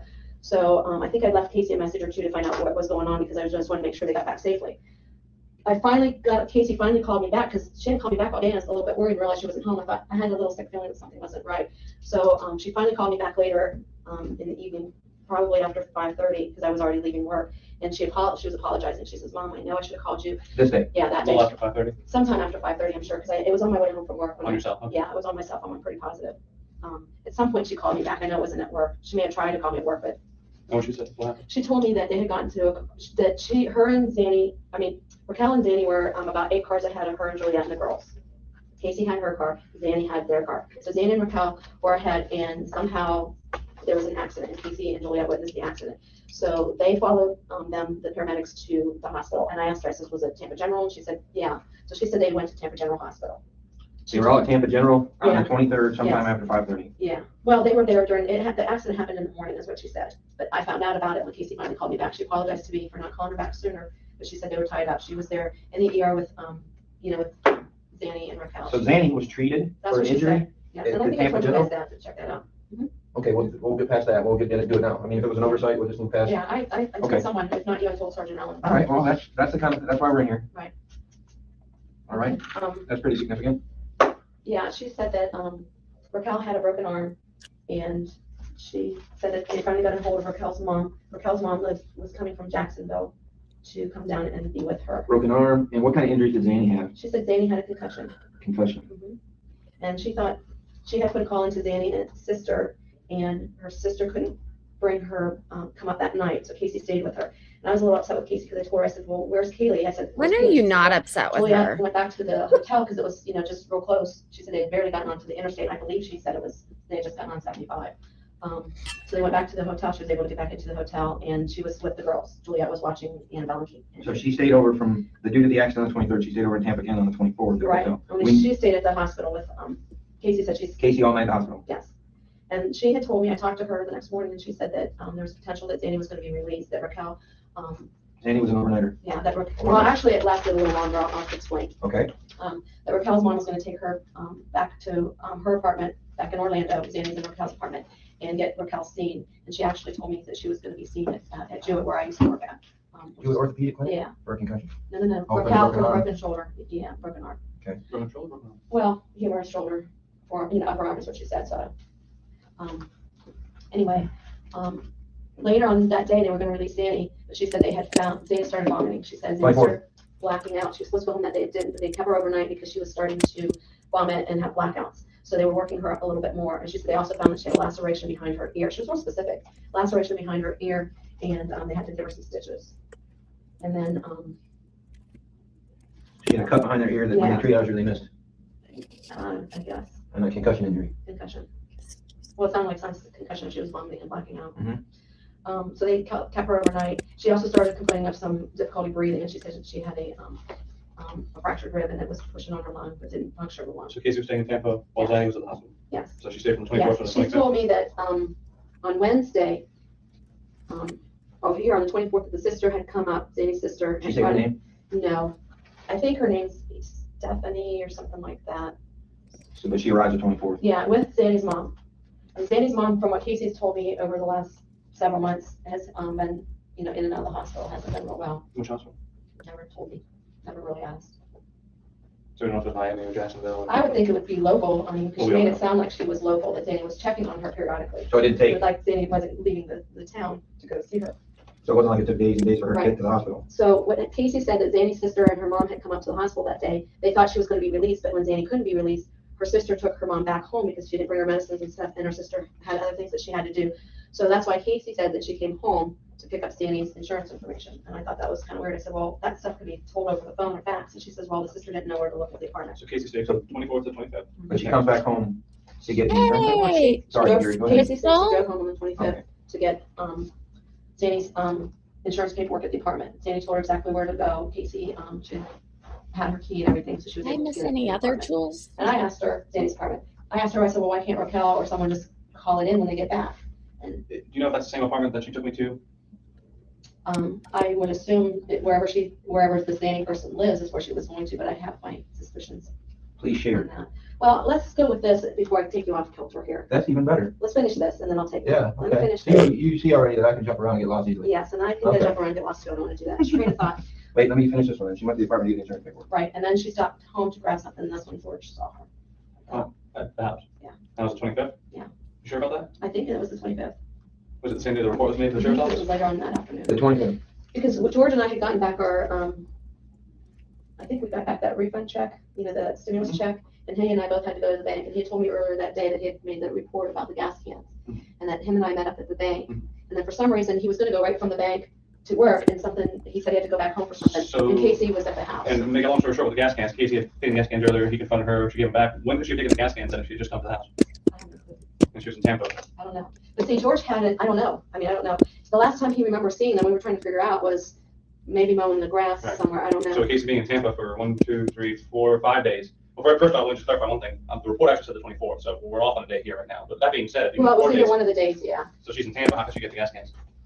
One of the days she said she came home to pick up the gas cans. After George saw them in the car, she didn't come to get the gas cans. Whatever day she got the gas cans was the day she was coming to pick up Zanny's insurance information. She came back to the apartment to pick up the insurance information while she was in town. So whenever they're She showing signed the, the so whenever they're showing the dates. Well, that she- whichever day George made the report. Right. That was the day. What I'm saying, whenever they're showing the dates of Tampa and the accident. Well, everything no, else. it was the same week. I'm sure that George made the report this week. Right, he made it on the 24th. Okay, if that's the day, then that's the day she said she came home and got gas cans. But she told me at one point during that time that she had come home to get Zanny's insurance information. And then she stopped by your house to get what? She said, well, she was gonna pick up some clothes, and there was a few of her clothes missing. Okay. What about the clothes that she took for her trip when she left on the 16th? How much? You said initially to me back that night that she didn't take anything except for a regular diaper bag and Right. no other baby clothes. That I saw. Now, again, What is George and this I are at work. I don't know if she had insect? access to the house during the day. She could have come in at any point and gone into the house. You know, they were still not, they weren't Tampa here, so at any point she could have. Didn't you tell me you asked her about baby clothes and she told you she bought all new clothes? Yes, for Kaylee. Right. Right. For But I this, mean- for this trip? She No, said, no. I said that Zanny keeps clothes. She said there's always clothes for, Correct. Kaylee as a babysitter. I- There's always I- extra I remember clothes. she But then said she that. said on the weekend that they did go shopping, and Zanny took her shopping and bought more I remember that's clothes. one of the things we were worried about because you asked her. Right, I know. But You know, why didn't you take her clothes? And she told you, well, we don't need the clothes. I bought her all new clothes. Because I remember you told me that night. right, on the 21st, they bought clothes, but she told me, because I started asking her about Kaylee's clothes here, she says, Mom, Zanny always has extra outfits and clothes and shoes and things like that at her house. Okay. Well, let's get back to the weekend. We're a little bit off on the This dates. is the But first interview I've ever done with my Mary standing behind me. I'm trying to Well, get used to the feeling. I'm trying to look at the dates, because it's sitting over there, I can't see the calendar. Okay, Do you want me to sit? I don't want to intimidate No, you. you're not intimidating me. I'm just getting Sorry. used to a new feeling. It's like a new pair of pants. It takes a while to get used to. I'm gonna put this up here only because I don't want you to walk out loud. Oh, believe me, I won't walk out without my purse. Women don't. She's a little unhinged and she wants to be in control.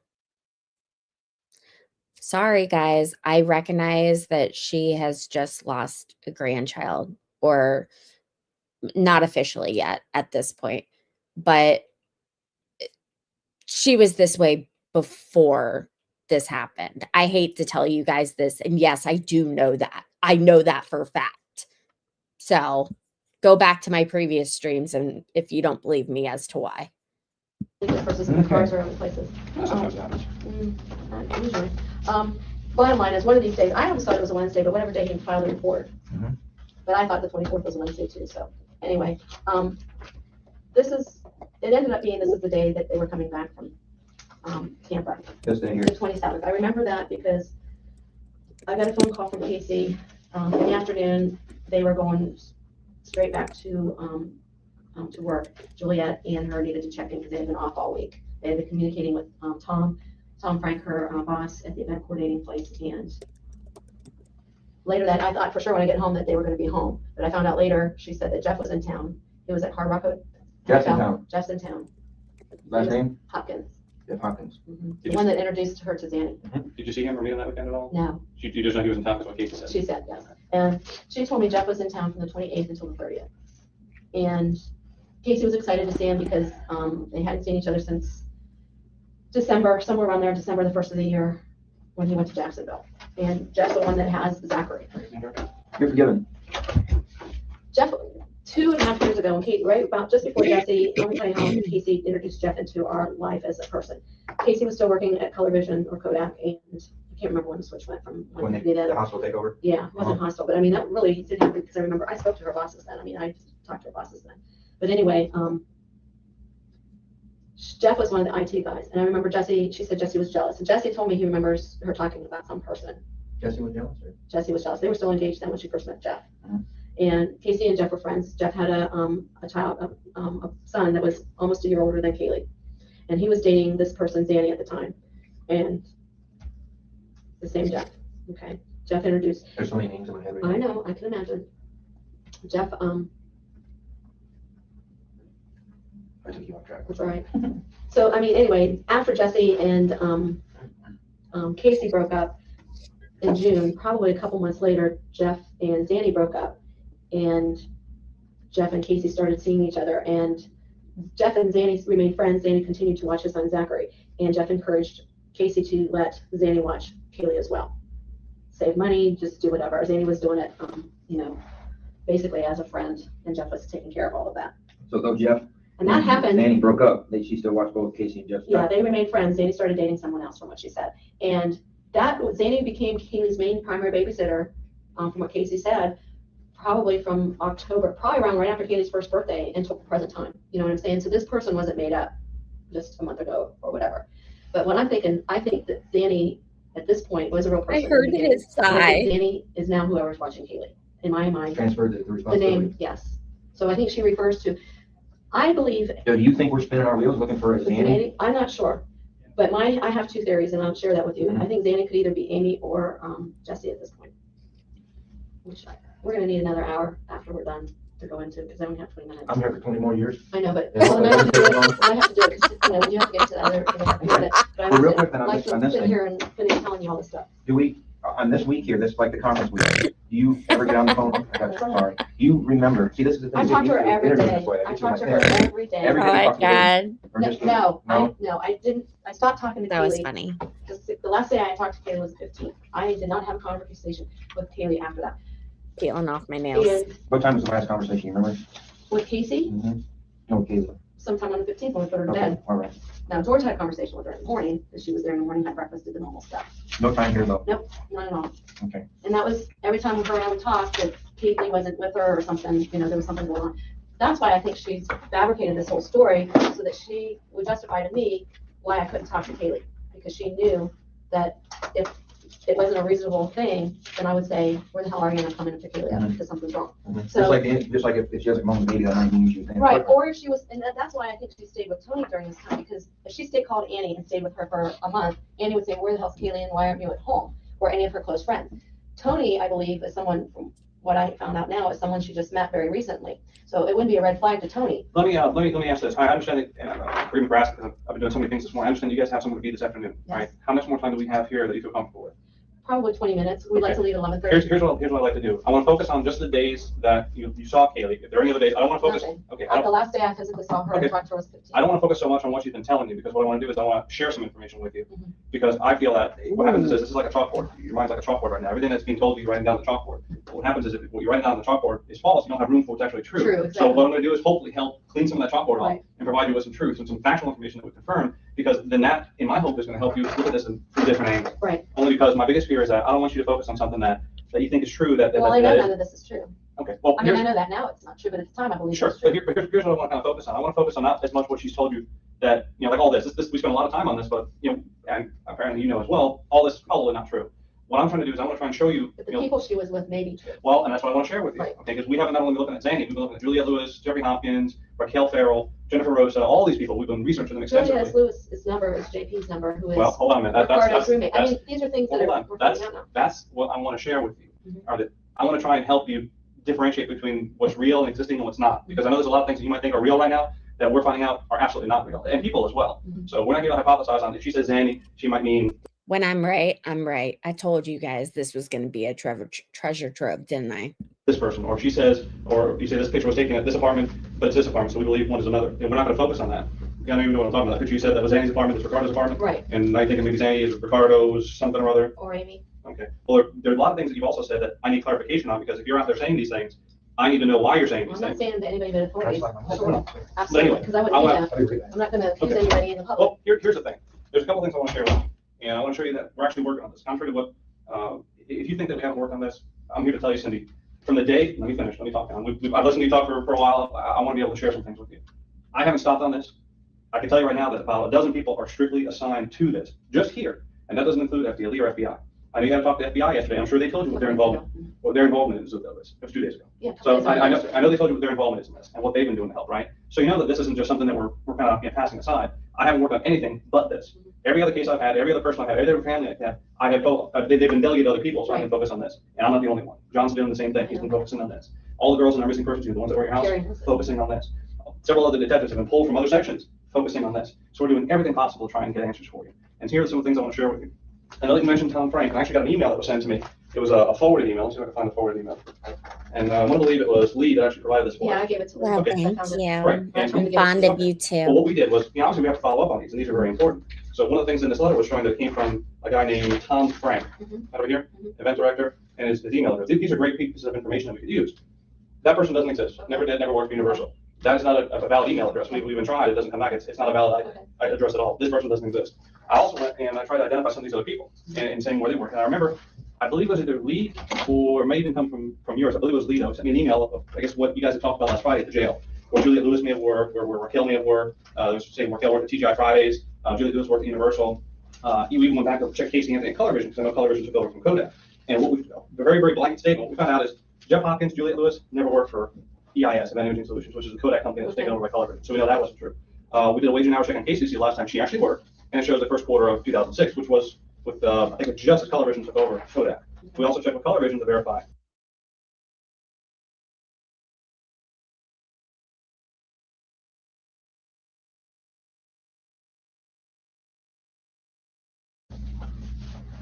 Let's see, this is Color Vision. Color Vision. Sorry, They say that never Casey, mind. Jeffrey, Juliet never worked for the Color Vision. This is coming from the HR director. So what I'm doing is I'm just sharing info. Give you I want to try and wipe clean some of the stuff that you think may or may not be true. Well- I posted up Raquel Farrell, worked TGI Fridays, contacted TGI. They actually work for Carlson Restaurants owns them. This is the head recruiting specialist. No record of Raquel. The point I want to just bring to you is that the people that she's saying exist don't exist. I can tell you also, and I want to share this with you, is that you're saying that, again, we're pretty much on the same sheet that she's not telling you the truth. She's never been to Tampa. I'm sorry, everyone. Timmy, are you saying that someone from this chat told her what I said? Please, sorry. Over June, July. We know that for a fact. Her cell phone records have never left Orange County area. She's never been to Jacksonville. Okay, so that, Well, she went to Jacksonville. June, July, Yeah, she's June, never been to July, right, Jacksonville. right. So everything that we've gotten from her, everything that you guys are trying to get from her to help with this, it is still a lie. It's a consistent lie. And the problem that we have is that the more she tries to divert from what we actually need to do, which is find Kaylee, the harder it is to find her.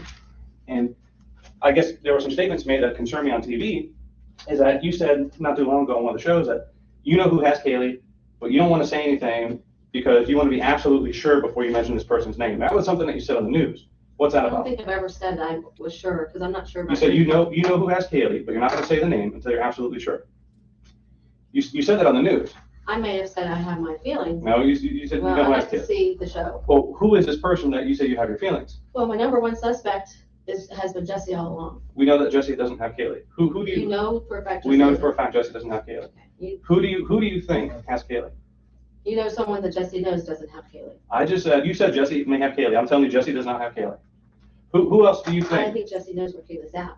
Okay, I can tell you for almost a fact that I don't think Jesse knows where Kaylee's at. All right, and I'm just not sure why he's making up all these, changing his stories. Well, with all due respect, he's not the only one that's been changing his stories, right? Remember, you had that big thing about the 911 tapes and what you were saying initially, and then you changed your story, right? What story did I change? Well, the smell in the car, you're saying it's pizza, making the police come over to the house. You said, I said that just to make them come quicker, whereas that night, Well, the first hold night. on. It's the same first thing night- though, we understand that. It's the same thing. And what Jesse says to some people sometimes, and then you're saying he changes his story, that's the same thing that you're doing. No, I didn't not say that Cindy. I heard Kaylee's voice, and then turn around and said that I did hear We- Kaylee's voice. We're not talking about, listen, You we're know, talking, listen. we're talking about the same. It's not the same thing. Same. It's not the same thing, because I can explain exactly There's- why the there's- 911 let me- calls were different, Well, each time. Let me ask you another one. Another thing that you mentioned, and you mentioned it several times, and you mentioned it in a couple of programs, is that we let the car sit at the house for 2 days. It was, well, You know I'm that- counting whoa, whoa, whoa, Thurs- stop, I'm stop, counting stop. Tuesday and No, Wednesday. we, police, let the car sit at the house for 2 days? Is that true? It was there Tuesday night. Did we let the car sit there for 2 days? You guys didn't pick it up. Did we let it sit there for 2 days? What do you mean you let it sit there? We called you the same day we got the car. Right. And when did I pick it up? When did I send someone to pick it Not up? that, the next day. Right. So that's not 2 I'm days. counting Tuesday and Wednesday. That's less than 24 hours. Less than 24 hours. So these are the things that concern me, because what we're trying to do is, we're not Okay, trying to. I'm thinking 2 days in my mind. Cindy, Listen, what we're trying to do, I- listen, please, please, please. I lost my granddaughter, okay? Yeah, we're looking for your. I lost my Cindy, granddaughter. Cindy, we're looking for I'm your a- granddaughter. I- We're looking for your granddaughter. The problem is, I- listen to me, listen to me, listen to me. We Oh wanna my help. God, just I- listen to All we wanna her. help. Cindy, listen, please, please, please. Or I can't help if you go out there and start changing things. I'm not and saying adding anything. things. Yeah. And that's what I wanted to talk I to you agree about. with them. All right. Listen to me. You Please guys let are me- so good the first 4 days. You guys were so good at coming to the house and everything. And then it stopped. No one came from missing persons. No one came from anything. We're in the dark. So we're a grieving family, frustrated as heck because I didn't even care where Casey was at. I still don't care where Casey's at. All I want is Kaylee back. Do you understand that? Listen to me. What I'm trying to do is I'm trying to get us on the same sheet. Well, we should have been on the same sheet. Remember the first time before I talked to the media? I I agree. said, I agree. I want to Listen, know what listen. you want me to tell them. Cindy, you're not listening to me, okay? Please, I've sat here, I've listened to you. We're trying to work with you, but now's the time where I need to tell you, we need to focus. We need to focus on the right thing. We don't need to focus on creating stories, changing testimonies, changing what we said. I'm not We have all, changing anything that I've ever said. we are focusing on trying to. Shut the That's fuck it. up, lady. That's all, okay? And I don't want But to keep listen, hearing listen, from listen, people listen. that you guys think she's dead because she's not dead. Have you ever seen me on the news? No. Okay, have you ever seen him on the news? No. Okay, we're not out there talking to people. My phone won't stop ringing from every news agency to get me to talk about this. I won't. Do you know why? Because I'm working on finding Kaylee. Oh, no, That is out of respect for you as well. Listen, I understand that's why you don't see me. All you had to do is send one officer, anybody to come talk to us every day. Cindy, let me talk. I can't. See, right now, I can't It doesn't even. have to be you. Right now, I can't even talk to you. You're not letting me talk to you. I'm I'm watching all these things. I'm watching all these things that you're doing right now, and it's hurting our case. It's hurting it because people are looking at you, and they're seeing how you're changing these stories, just like you're seeing what Jesse said, and you don't believe him because of it. People are now looking at you and saying the same thing. We don't need that. We need to then look at you and say, this is a strong grandmother who cares about her daughter and who cares about her granddaughter, and not someone who, well, didn't you say this? Well, I meant this. Well, didn't you say this? Well, I meant this. That hurts us. That hurts us because we can't say, listen, I can't stand there in front of a newscast with you and say, everything that you've told so far is the same thing that we have been saying all along, because I can't say that you changed it. And that's changing the focus from Kaylee. Our ultimate goal is to find Kaylee. We're going to do everything we can. We've been doing everything we can to find Kaylee. I need you on my side. I want to be on your side. I told you that from day one. Why do you think George and I let you have free reign? I understand When we that. tried to give you stuff, no one wanted to take it. Cindy, It just seemed like, from our perspective, my all God, it seemed like ma'am, day can one you that do it better everyone yourself? against Casey as a murderer. We She's not a can't. murderer. We One thing I know is she loves that and child. we're not disputing that. Listen to me. One thing you have to understand in what we do, we can't overlook anything. If somebody calls us with something, just like, somebody calls us with a tip, if we don't look into that tip, if we don't follow that tip, there's always going to be a what if. Everything that I've done is because of something that I've seen or noticed or something that we have to work on. All it was a reassurance from you guys. You And guys that's are what we're following doing. up on it. And that's what But you're Cindy, 2.5 listen, weeks late. Cindy, we're 6.5 weeks late because. I understand that, but from Okay, stop, my stop, stop. perspective. Listen, we've been following it from the day I first met you. We haven't stopped. We have not stopped. You know that. I know. And we're still not going to stop. But I can't overlook certain things that exist. I can't. I know Because that. if I say, let's just say right now that you tell me this person has Kaylee, if I don't go there and talk to that person, I'm not doing my job.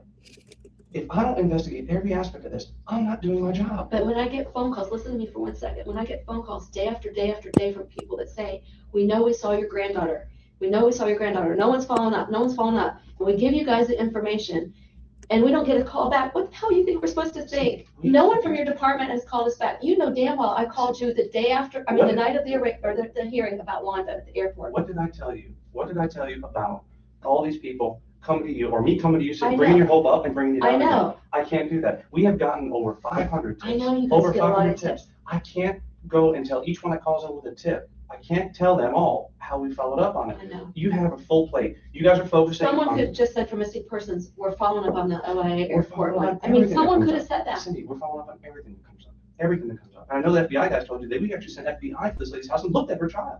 And This woman how she could have been mistaken for value. Kaylee, I don't know, because they don't look that similar at all. I think what There- happens is there's a lot. There's no tape at the airport. There isn't, you're right. They tape over that. There is no tape. Right. Where you heard that, I don't know. I'm the horse's I mouth. heard there was no tape. I'm the horse's mouth. I told you that the first night.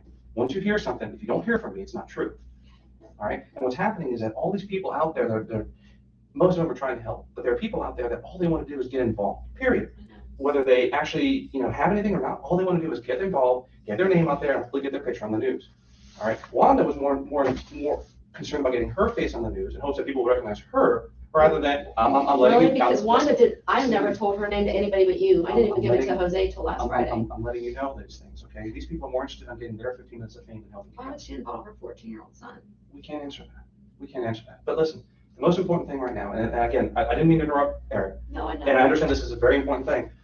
what I feel is the most important right now, I'm sorry. It's manhandling me, look at that. I'm sorry. No, What that's I okay. feel is most important right now is that we have to get on the same sheet of music. We have to work together. And by working together, I need you to stop trying to, and I understand what you want to do is go out there and look for Kaylee, but people are starting to focus their wrong attention on Casey and you because of certain, and listen, these people are professionals. They're going to paint you in a corner. The They're going to last 2 days try. since I met with the FBI, I have been telling them that you guys are doing your job. I've been saying that. And you know, the news is going to try to twist everything in I order to know. get the ratings. Well, and They're I've gonna been try and challenging them to do responsible reporting and You quit can't it. Because you know as well as I. But they'll- you know, oh, sure, but sure, you sure. know damn And then well, they'll report missing something children else. don't get media attention after 2 or 3 days. They don't. You have to keep her picture out there so that she can be found. You know that. I know. You look at all these Listen, missing children and they don't have anybody out there But looking what for we're, them. but what we're doing is, unfortunately, what you're sometimes doing is you're pulling the attention off. If this is a missing, looking for Kaylee, but they're not focusing on Kaylee, they're focusing on you. I don't want They're to. focusing on Casey because of all this crap that's coming out, all these pictures that are coming out. I can't control 2 all or 3 this. years ago. I can't control all this. But because the media's eating this up, what we need to do is we need to keep the media focused on Kaylee. We did not talk about Casey, okay? If they ask you anything, well, what about this, what about this? Say, we're looking for Kaylee now, period. Right. I'm not here to talk about anything I've talked about before. Well, that's what We're I'm looking trying to for tell Kaylee them. now. I don't like to answer questions about But her. when you go on Larry King and they put you on the spot, it forces you to say something because obviously you don't want to look bad. And unfortunately, they're professionals at this. They're gonna paint you in a corner. They're trained to get a response The out of it. unfortunate thing is Larry King assured me that I was gonna get time to talk about the efforts we're doing for it. Is that you in on And that? did they? Oh, of course. They gave you all the time you wanted to talk about what you guys were doing. No, they didn't. So you see how Oh that my works? God. They pick and choose little portions of what you say. Oh, I know, and that's what the local media does too, and that's what I said. If they show the whole darn thing, then, things would be painted So if right. people are sitting in their house interested to see how they zing you next, that could be out looking for the baby. You Well, see what we're trying to say is there's a lot of I negative time understand getting that. That's spent. what I keep telling them, that positive. We need to focus on forward. We need to stop I know. asking stuff about that's already happened. We've been Focus on forward. asking for you guys to meet with us. We have, for a while. It's- Lee it's- even said he talked to you I've last weekend. I've talked to Lee a lot. I know, I've but talked to George and a I, lot. but you know what? You guys think I'm some freaking lunatic. I'm not. I'm a grieving grandma that's We're looking. not saying anything. But you and John quit calling me, quit talking to me. You know why? Because right after that bond hearing, even before the bond hearing, your relationship with us became adversarial. Because listen. You blew it that morning, honey, when you threatened to send a police car to my dad. You know why I was protecting him. Information that we need immediately. But I called Carrie back within a few minutes, sure, you knew that. We And have and to to do have a job. the prosecutor state that I would be uncooperative. We have to do a job. And listen, I've asked you for your credit card records. I asked you for that same morning. Where are they? There's nothing on there. I already looked at them. Okay. Bingo. See, that's the answer I can't have because I know that you had your JCPenney card. I know that she went all over the place with I your gave JCPenney card. Lee my JCPenney statement to give to you. He said that he was the go-between. I know. This is stuff we need. You can't hold it back because this is how we do our investigation. Now, your personal credit card. But you guys didn't want the receipts. Oh my for God, JCPenney can you cards. just like sedate her so she can shut the We need fuck to have up the whole and thing, put the receipts. point You across? could give me a handful of receipts, but I don't have their whole thing. I need to have your statement. Okay? My So, anxiety is what like, other credit cards do you have that she's used? What are the companies? Because we know JCPenney. What about your bank card? No, she didn't have either of my bank cards. Which bank do you have a card at? Bank of America. Bank of America and what else? Bank of America. Just Bank of America. Is it a Visa or MasterCard? It's a Visa debit card. Okay. Is that the only other credit card Yes. that you have out there aside from JCPenney? Yes. You don't have a Dillard's or Circuit City No. or Best Buy, nothing like that? No. Target, Walmart. No, I haven't had a Target. I had a Target card years ago, but I let it Where's the expire. JCPenney card that she was using? I know you took it out of her wallet I that night. have it at home. Okay. I So have it at home. I you took it still out have it at that home? night and What then about the $200 that was in her wallet that night? I took it. Why didn't you tell us anything about I told them. it? The Told girls, who'd you tell? You didn't tell me. Who'd you tell? whatever female officer was with us that night, I can't remember her name. When Lee brought back all the stuff, we dumped all the stuff out in the middle of the floor. I showed her all of it. Okay. Unless And I showed you her- told me, I don't know about I that. showed her the credit, Okay. but I told you there was a handful of receipts. Because all the sheriff's guys that were out there before were looking at all of them. Because I said, well, we could find times off of these, the times of those. I had those. I offered those up several times and no one wanted them. But I And told her, and I explained to you why we didn't want the receipt. but I said, I'm taking back my credit cards and I said, I'm taking back this money. Now, And she, one more question. knew that I had, so whichever female officer was out there that night, One more question I want to ask you. I want to ask you this. Hopefully, if you give me an answer. If not, I just want you to think about this. Okay. I know that after the gas can incident, please bear with me. Let me finish. After the gas can incident, Casey borrowed your truck, your green truck. I'm not aware of that. George actually saw her, I guess, He never told me that. driving down the I feel like when he's this close, he's like, I just got one more question. I just want one more question. May the power of Jesus compel you.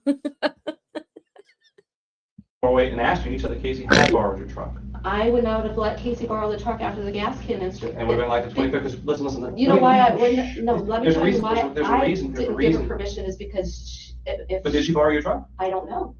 How could she have borrowed my truck if I That's had what, it? that's what I'm asking. The green truck that you drive, the green SUV, is that the one The you drive to work? Forerunner, that's the one I drive to work. If I had thought that she had my car anytime during this time, then I would have. So you're saying that never happened? Not that I'm The aware. reason, well, the reason I want to tell you this is that she started calling people and telling people on the 25th? On the 25th, she sent text messages to her friends saying that George drove her car, the white one. Listen to me. I'm telling you what we're getting, okay? That's a That conversation over the phone. George drove her white car and may have hit something and killed it because the car was starting to stink. She said it was a squirrel. And she started telling these stories from the 25th on. Why? I just want to plant the seed, okay? You don't have to answer me. Why would you do that? I have no idea. Why would you try and pass off the smell? Because we all know that there was a smell in the car. I'm not here to dispute what the smell was, okay? We all know there was a very bad smell in the car. Why would she start to say to her friends and text message? We have text message. Why would she want to say, hey, I think my dad, hit something with the car, and then later on let's say, yeah, it looks like my dad hit something with the car and the car stinks. I have no idea.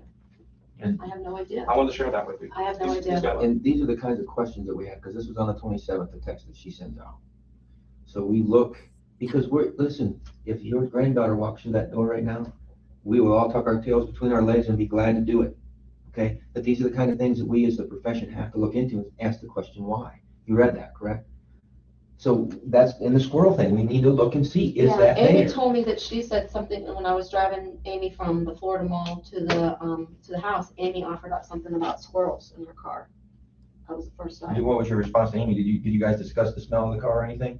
Not that it really amounts to anything. Not that I recall, not that I recall talking about that. My main focus when I got Amy was leading. Because I know when Lee beat you back to the house that day, he said, oh my goodness, when he went in the garage. Oh yeah, you could tell. As soon as we got home, we aired it out. But see, the thing of it was, when George opened the trunk, the guy was with him. That bag, the pizza was in the bag. And it was all closed up. And when he opened because he had to open the bag to see what was in the bag, there was maggots in that pizza in there. And it was bad. I mean, it was really bad. I'm not going to sit here and split hairs about that. Well, you deserve better than me doing that. Bottom line is, though, with you saying that in this conversation. but think of it though. I mean, if the car was there from the 27th, and this is fact, because Am Scott reported the car on the 27th, and what day, on the 30th, or that was reported one of these 2 days, I don't know. And then Am Scott got towed here. That had to have been closed up in that car for 19 days at least. That bag of stuff. At least to the 15th when we picked up the car. Because if it was abandoned here. We're not going to dispute that the car was dropped off on the 27th, because we've already thought there. No, but I'm just saying, But listen, we can't dispute the smell. I can only tell you that in over 12 years I've been doing this. You know what I did before coming to missing persons, because that came out in the trial. Okay, I can only tell you what I have sensed before. I know you as a nurse, you've been to the morgue before. I smelled dead flesh. I smelled dead bodies. I smelled burnt bodies. And I'm not going to go back and forth with this. I'm just going to know we're going to agree to disagree with this. Okay, but what you also need to remember, there are different aspects of this that we need to pay attention to. We're focusing on finding Kaylee. I will not come to you and tell you anything but that unless I have definitive proof. But are you looking for a live Kaylee or dead Kaylee? We're looking for Kaylee, Cindy, because we don't know where Kaylee is. And listen, look at this from the outside. I know it's tough. Okay, pretend this isn't your daughter. Pretend Casey is not your daughter. What would you think happened? I don't know. Pretend Casey's not your daughter. All the lies, all the inconsistencies, all the stories, all the evidence, all the facts, all the people that don't exist. What do you in your heart believe? Not knowing Casey, I would probably think the worst. Okay. Not knowing Casey and Casey's relationship with. Right now is July 16th, 2008. It's about 13:20 hours. We're at Universal Studios. I'm here with Sergeant Allen. I'm here with Detective Happy Wells. Also here with Casey Anthony. And Casey, we talked earlier this morning, and we're working a case looking for your daughter Kaylee. Is that correct? Yes. Okay. We came here to Universal Studios. We're sitting in a little conference room. Obviously the door isn't locked. We just closed it so we got a little bit of privacy and talk to you. And a couple more questions came up. I need to ask. You know what? Mods, you can, if you need to go to other streams, that's totally fine. Since tomorrow's going to be a shorter stream with it being Christmas Eve, I'm going to go at least until 9. I feel like that's the right thing to do because of the fact that we need to finish this trial up by a certain point. But if my mods need to go elsewhere, I totally understand. Otherwise, please, if you are watching as a viewer, please make sure that you have subscribed, that you liked this stream, and that you share the stream on Discord, Facebook, Instagram, Twitter, like whatever. It's really going to help the algorithm and help us get out there because our numbers are kind of dwindling. But it's the end of the day. And I think it's going to boost back up again, like right at 9 o'clock, but we're done at 9. So, all right, we're going to keep going for the next 30-ish minutes. Thanks, guys. About. Remember how I opened this whole thing in the morning? Yeah. By saying that, we need to get the complete truth and the snowball effect and how it goes? Okay. We're about halfway down that hill, 3/4 down that hill, and it's a pretty big snowball, which means that there's a lot of stuff going on right now. And I can tell you just for a certainty that everything you've told me so far has been a lie. I can tell you with a certainty, and let me explain why. Since I left you this morning, I've gone to every address that you told me. I've looked up every name. I've talked to every person that you wanted me to talk to or tried to. I've reached out. I've talked to your ex-boyfriend. I've talked to Amy. I've talked to Tony. I came over here. I've already talked to all the employees. I found out all these names that you're giving me are people that either never worked here or have been fired here for a long time ago. Okay, so where we are right now is in a position that doesn't look very good for you, and this is going to be your escape hatch, so to speak. This is going to be the point where you stop all the lies and you stop all the fibs and you tell us exactly what's going on. I'm just being straight with you, because obviously I know and you know that everything you told me is a lie, correct? Not everything that I told you. Okay, pretty much everything that you told me, including where Kaylee is right now. That I don't know where she is. Sure you do. And here's absolutely listen, let me explain something. Together, combined experience in this room, we all have about 30 years of doing this. Okay, both myself and Sergeant John Allen worked for the homicide division for several years. We've dealt with several people. We've conducted thousands of interviews between the three of us. Happy's got 20 years, so just between the three of us, we've got several years. And I can tell you for a certainty that right now, looking at you, I know that everything that you told me is a lie, including the fact that your child was last seen about a month ago, and that you don't know where she is. See, I'm very confident just by having talked to you this short period of time that you know where she is. You do. And here's the thing, we need to get past that, because we can sit here and go back and forth all day long about I don't, I do. It's pretty obvious that with everything that you've told us, nothing has been the truth. You know where she is. Now, my question to you is this. We need to find Kaylee. I understand that right now, Kaylee may not be in very good shape. You understand what I'm saying? She may not be the way we or the way your family last remembers her. We need to find out from you where Kaylee is. This right now is this is going so far downhill. This has become such a mess that we need to end it. It's very simple. We just need to end it. I agree with you. I have no clue where she is. Sure you do. If I knew in any sense where she was, this wouldn't have happened at all. It wouldn't have happened whatsoever. This stuff about Zanny, the caretaker or the nanny taking care of him, it's not the truth, because it went to the apartment complex. There's no person that ever lived there by that name. The apartment's been vacant since March. The same apartment. Now, the apartment that you pointed out to me, the 2-story apartment, that's an old folks' home. Right across the street from your boyfriend's house, who you never mentioned. And you said you wrote the address down because it was across the street. That's a lie, because I've already talked to him, and we've already been by the house, and we've already looked at everything we need to look at over there. Everything you told us is a lie.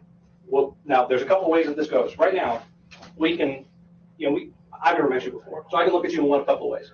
I can look at you as a person who's scared, who's concerned, and who's kind of afraid of what's going to happen because of something bad that happened before. Or we can look at you as cold, callous, and a monster who doesn't care, who's just trying to get away with something something bad that happened and trying to cover it up. It's going to be one of those two options. Now, from what I've already talked to you, okay, you seem like a very bright young lady. You don't seem like someone who has no education. All right. Now, what we have to do is we have to determine which way is this going to go. Are you a person who's scared about the consequences of what happened? Are you scared about something that happened? Or are you really this cold, callous person who doesn't care about what happened? It's one of these two options. I'm scared that I don't know where my daughter is. I would not have put my entire. Hold on. I want to ask you something. Yes, sir. Like you said, you seem like a pretty bright person. Okay, you're here willingly, right? You're here because you're here to try to help, right? Oh, absolutely. Your whole reason for talking to us is to try to help, right? Nobody's forced you to talk to us, right? You want us to. You're here because you called. You want us to help find your daughter, right? Now let me ask you something. I want you to put yourself in somebody else. Put put yourself in my shoes for a minute, okay? Since you talked to him this morning in an attempt to try to help find your daughter, you've given him bad addresses. Merry Christmas. You drove me all the way out here. We walked from the gate back here on the way to your office, right? Okay. To an office that you don't have. We got all the way to the building, into the hallway out here before you finally says, well, I really don't have an office here. But then we were walking to your office, right? Okay, so I said, I mean, does any of this make sense? Peggy, love, as long as you hear me, you're still in here, my dear. You scare me when you say that you've fallen out of the chat. It worries me. I hope you're okay. That's to you. I understand how that sounds. No. Here's the problem with that, though. Here's the problem with that, okay? You can carry the weight of this around for a long time. It's not going to get any easier, okay? What he's trying to tell you right now, I'm going to tell you, in the amount of time that I've done this, almost 30 years now, okay? I've learned this. People make mistakes. Everybody makes mistakes. All the three of us have all made some mistakes in our lives. We've done some things we're not proud of, okay? But then there comes a point in time, you either own up to it, you say you're sorry, you try to get past it, or you lie about it, you bury it, you lie about it, you bury it, you lie about it, you bury it, and it just never, ever goes away. Okay, that's it. Okay, now I want you to stop and think about what's going on here. Okay, at this point, we can explain that you're afraid, that you were ashamed of maybe something bad happened, you were afraid maybe it would happen. But now that we're giving you this opportunity, and you continue to lie and you continue to lie, then what happens at some point? It becomes there's no excuse, there's no reason, there's no reasonable person to look at this and go, wow, this is a person who really just doesn't care. Okay, I mean, think about what we've done so far. Okay, you say you call us because you want our help, you want us to find your daughter. Okay, I'm calling you and I'm asking you for help. I'm asking you to help me find my child. It's been gone now for a month. Okay, and to help me find the child, what I've done to this point is I've given you a bunch of bad addresses to go look at, addresses that don't exist. Okay. Then I take you to a place where I tell you that I work, okay? And I walk you past the security gate, okay? On the way to my office that I don't have, okay? You start to get the picture? Or do you understand where we're headed here? I understand. Okay? Now, you're, by hiding this, by burying this, okay, you are not going to get yourself to a better place, okay? What you're going to do is you're going to cause everybody else around you to suffer, okay? And then at some point, this is going to come out. It always does. It always comes out, okay? Now, your best bet is to try to put this behind you as quickly as you can. Go to your parents and tell them, some horrible accident, whatever happened. Get it out in the open now, okay? Instead of letting them worry, okay? How old are you? 22. At some point, okay, you're going to want to mend things with your family, okay? You let this drag out for another 3 days, another week. You don't know her another 2 family, weeks, sir. okay? You make us solve this some other way, and we'll solve it. We always do, okay? Okay? I mean, there's no point in coming forward and saying, oh my God, this is what really happened once we figured it out, okay? You ever had anybody do anything wrong to you? Everybody hurt you in any way, okay? Let me ask you a question. When somebody's hurt you in the past and they've come to you and said, I'm sorry, okay? I'm sorry for what happened. Do you forgive them? Yeah. What about somebody that does something to you and then lies? You forgive them? It's a lot harder too sometimes. A lot harder too? Tell me the last time somebody hurt you over and over and let you suffer for a period of time and then lied about it. Then you caught them, okay? Well, once you caught them, that apology didn't mean a hell of a lot, did it? Okay? All right? Right now, your best bet is to just get it out in the open, whatever happened, and tell us now, okay? So we can kind of start getting past this. Try to help you explain, okay? Because keep in mind, you're talking to people. There's nothing you're going to tell any of the three of us that's going to surprise us, okay? I've had to sit down with mothers who rolled over in their babies accidentally. I've had to sit down with mothers whose kids have drowned in swimming pools. I've had to sit down with mothers who had boyfriends who beat their kids to death, who felt horrible about what happened, and then I've had to go to them and help them try to explain to their families, okay? And then I've also had to deal with people who have done horrible, unspeakable things to children and then lied about it, okay? And I'll bet you somewhere in there I've probably dealt with somebody who maybe made a mistake, but continued to lie about it. Maybe they weren't such a bad person, but maybe the whole world didn't see it that way. Maybe their family didn't see it that way because they kept lying about it. And then when finally came in, and months down the road or days down the road, when they finally decided to come forward, okay, people were passing. You told me that you lied to me for the last time. I don't listen to what you have to say. Don't talk to me anymore, okay? We've had to we've had to go into court and try to help people explain situations. And we've had to go into court at times to say, the person just never said. They kept lying to us and kept lying to us and lying to us and lying to us, okay? We're all human beings, okay? You tell me. I mean, you're a smart person, figure it out, okay? So far, well, the only thing that we can say for sure at this point, okay, is that you have lied to him about all these things. You brought us here, okay? Okay. All right? I want you to look at this from an outsider's perspective. Somebody somewhere down the road may have to decide, how this all plays out. What would you do? How would you see that person? How would you see that person differently? You might see somebody, maybe a young mother who made a mistake and, maybe initially was afraid to tell the truth, but at some point came forward and said, horrible thing happened. I'm sorry. I feel terrible about it, but I have to tell you. The horrible thing that happened, and this is the honest to God's truth of everything that I've said, I do not know where she is. The last person that I saw her with is Zenaida. She's the last person that I've seen my daughter with. See, here's the problem. I think Sergeant Allen's trying to get to this is that we know that's not the truth. We know, listen. We know that that's not true. That can't be the truth. Because if that were the truth, everything you would have told us would have been on the money. The addresses you would have taken us would have been on the money. Everything else would have matched.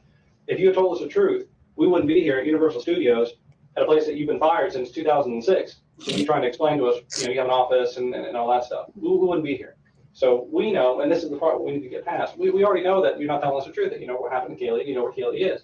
But here's what we're trying to get by is that you fall into one of two categories. I'm sure he explained it, I explained it, is that if this is something, an accident that happened, and no matter how you think people are going to look at you, they're going to look at you a lot worse if you continue showing that you're callous or not caring, and that you just show complete dispassion and disregard for human life.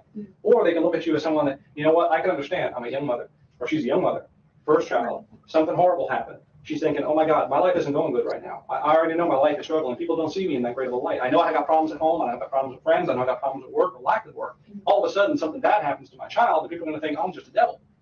See, there's a difference between this person who makes a mistake and says, listen, I'm sorry. This is the reason I lied to you. This is the reason I was scared. Compared to the person who might sit here and say, I have no idea what you're talking about. There's a big difference there. And I can tell you now that everything you told me is a lie. Everything that you told me this morning from Zenny, from the addresses, from Universal, from all these people that you talked to, including people that you never told me their names, and I found them and talked to them. Everything that you told me this morning is a lie. Every single thing. There's one of two options right now. You need to tell me the truth, and we can work with that. Or if you continue down this path and continue lying, I can tell you that when this snowball gets to the bottom of the hill, the only person who's going to get hurt is you. That's not true. A lot of people around you get hurt. A lot of people are hurting right now, and you know what? One person put stop to that. Counting my snorts and said we have your. I've been trying. You haven't been trying. Wait a minute. Okay, let's go through this again. Okay. Stop me at the part that I say that's not true. Okay. I'm going to go through this, and I want you to stop me at the part that isn't the truth. Okay. You take your daughter and you drop her off on June the 9th. Okay. At somebody at a babysitter's house. Okay. Now this is a babysitter that lives at this apartment. Okay. That's been vacant. I dropped her off at that apartment. Okay. At those stairs. Oh, you just walked her, you dropped her off? Walked her to the stairs. That's where I've dropped her off a bunch of other times. Bye, Kaylee. I don't know what's going on. When you dropped her off, you took her at that point. Zanny did. She took her at that You left her in Zanny's care on June the 9th. Okay? So far, that's right. Okay? You first call the police about this when your mother and father, okay? The rails now. Actually, you don't call the police. You're gonna have a beer. What happens is your parents find their car that's been towed from Amscott, and your parents ask you where your daughter is, and you tell your daughter or your parents that you haven't seen your daughter for over a month, right? That's true, okay? So I don't think, so far I've been saying it's not true, okay? That's true, okay? That's true, sounds reasonable to you, correct? Shut up, Casey. When the police do get involved, okay, when your parents involve the police in an attempt to locate your child because they're worried, the first thing you do, okay, is you lie to the detective whose job is to try to find your daughter and get her back into safe hands, okay? You give him all kinds of bad addresses to look at, right? Okay, so far I'm on track, right? Okay, then you bring us out to Universal where you say you work in an office to try to help find stuff that will help us find your daughter. I'm on track so far, okay? And we get here, we walk up the way down the hall to where you tell us, you don't really work here. You don't have an office here, okay? So far everything I've said is true, correct? Okay, now that sounds reasonable to you, okay? I'm telling you this story. I'm saying to you, listen, I dropped my child off 5 weeks ago at the babysitter's house. She's just disappeared. No, I didn't call the police and tell them. Matter of fact, I made some attempts to locate her on my own, but I didn't really get the police involved or, do anything like that, okay? Okay. And, oh, by the way, I got my mom and dad's car towed, and then when my parents asked me what happened to my daughter, I told them I hadn't seen her in 5 weeks.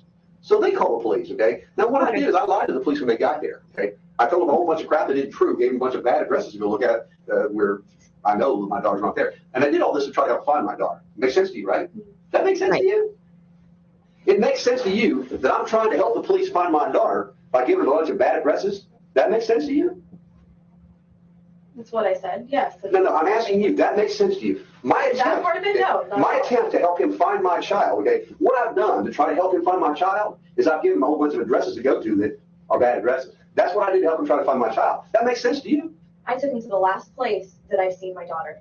Besides that, I took them to other places that I've Okay, when you seen. brought us here, to go look in your office, that was supposed to help us how? Because everything we're doing here is about finding your daughter, okay? So I want you, okay, to explain to me how coming here to go to an office that you don't have, I want you to tell me how that's helping us find your daughter. Because every bit of focus right now, okay? You got 3 people here to try to help you. That's what we're here to try to help you find your daughter, okay?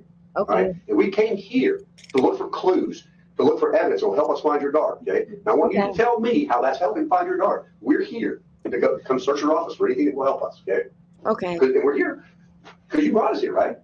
Now I want you to tell me how that's helping us find your daughter. But everything we're doing is to find your daughter. That's the most important thing to to you right now, right?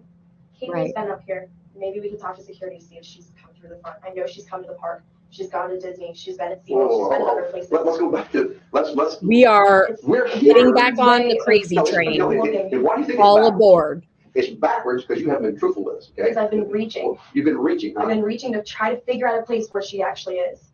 So once again, Dave, you never did answer my question. You're reaching and helping find her by bringing us here to this office that you don't have is helping us find her how?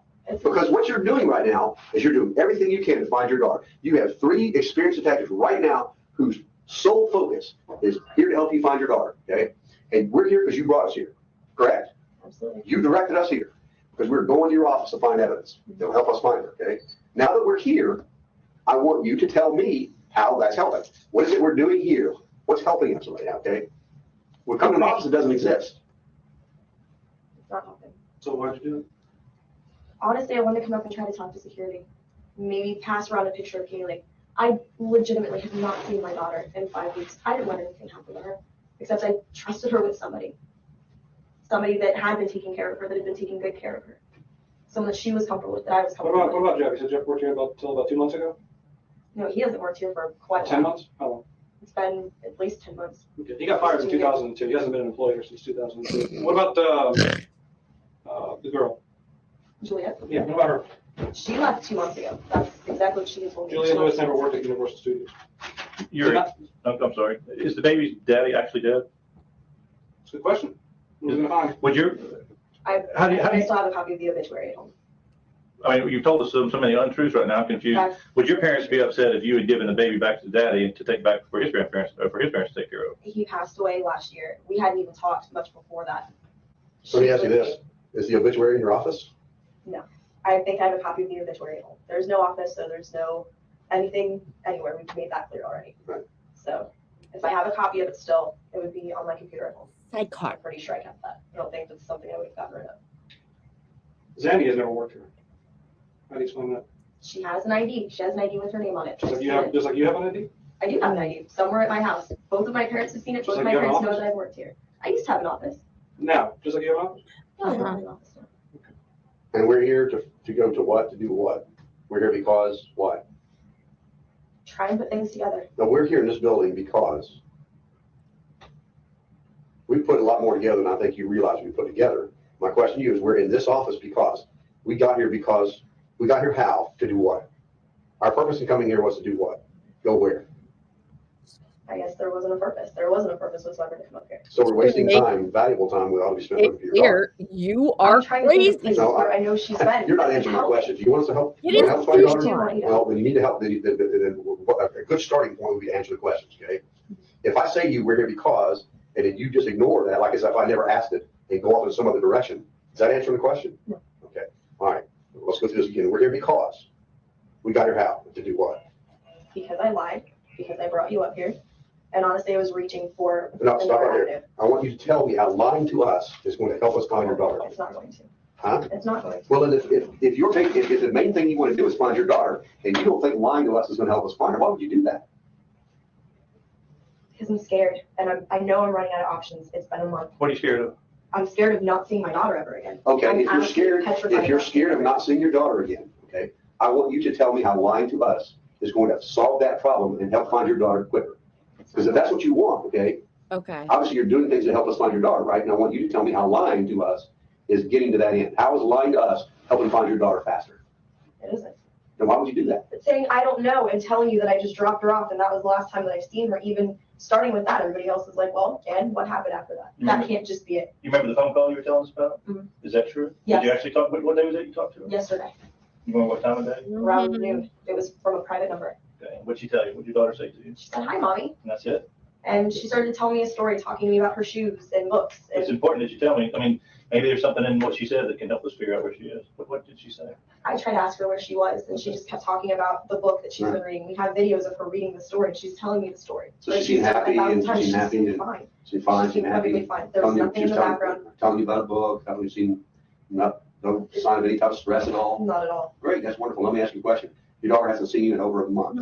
And she's not, She was excited. She was excited, to talk to me. But at the same time, it's crazy that she didn't get upset when she talked to me, which yeah. it had it been my mom, Is that I know it another would have thing, been is that another totally thing that different. makes sense to you? She never gets upset when she talks to me, whether I haven't seen her for an entire day or if I had to work late at night, I didn't see her almost an entire day and told The me last time somebody took her and you didn't see her for 5 weeks was when? never. Okay, now, Why didn't they Baker Act her ass?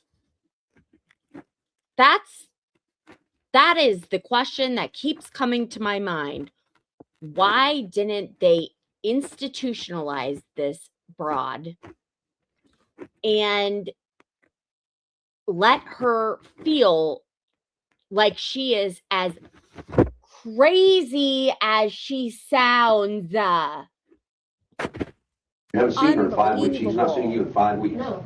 Okay, she's been with this woman or somebody for 5 weeks. Hasn't been to her own home, hasn't seen her mother in 5 weeks. And that didn't upset her.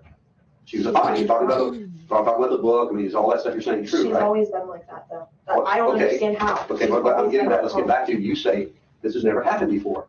She's never not seen you for 5 weeks. But now after 5 weeks of not seeing her mother, not talking to her mother, okay? She finally talks to her mother for 5 weeks. You ask her where she is. You begin asking her these questions, and she just wants to talk about the book. She's happy. She's not worried. Doesn't seem upset.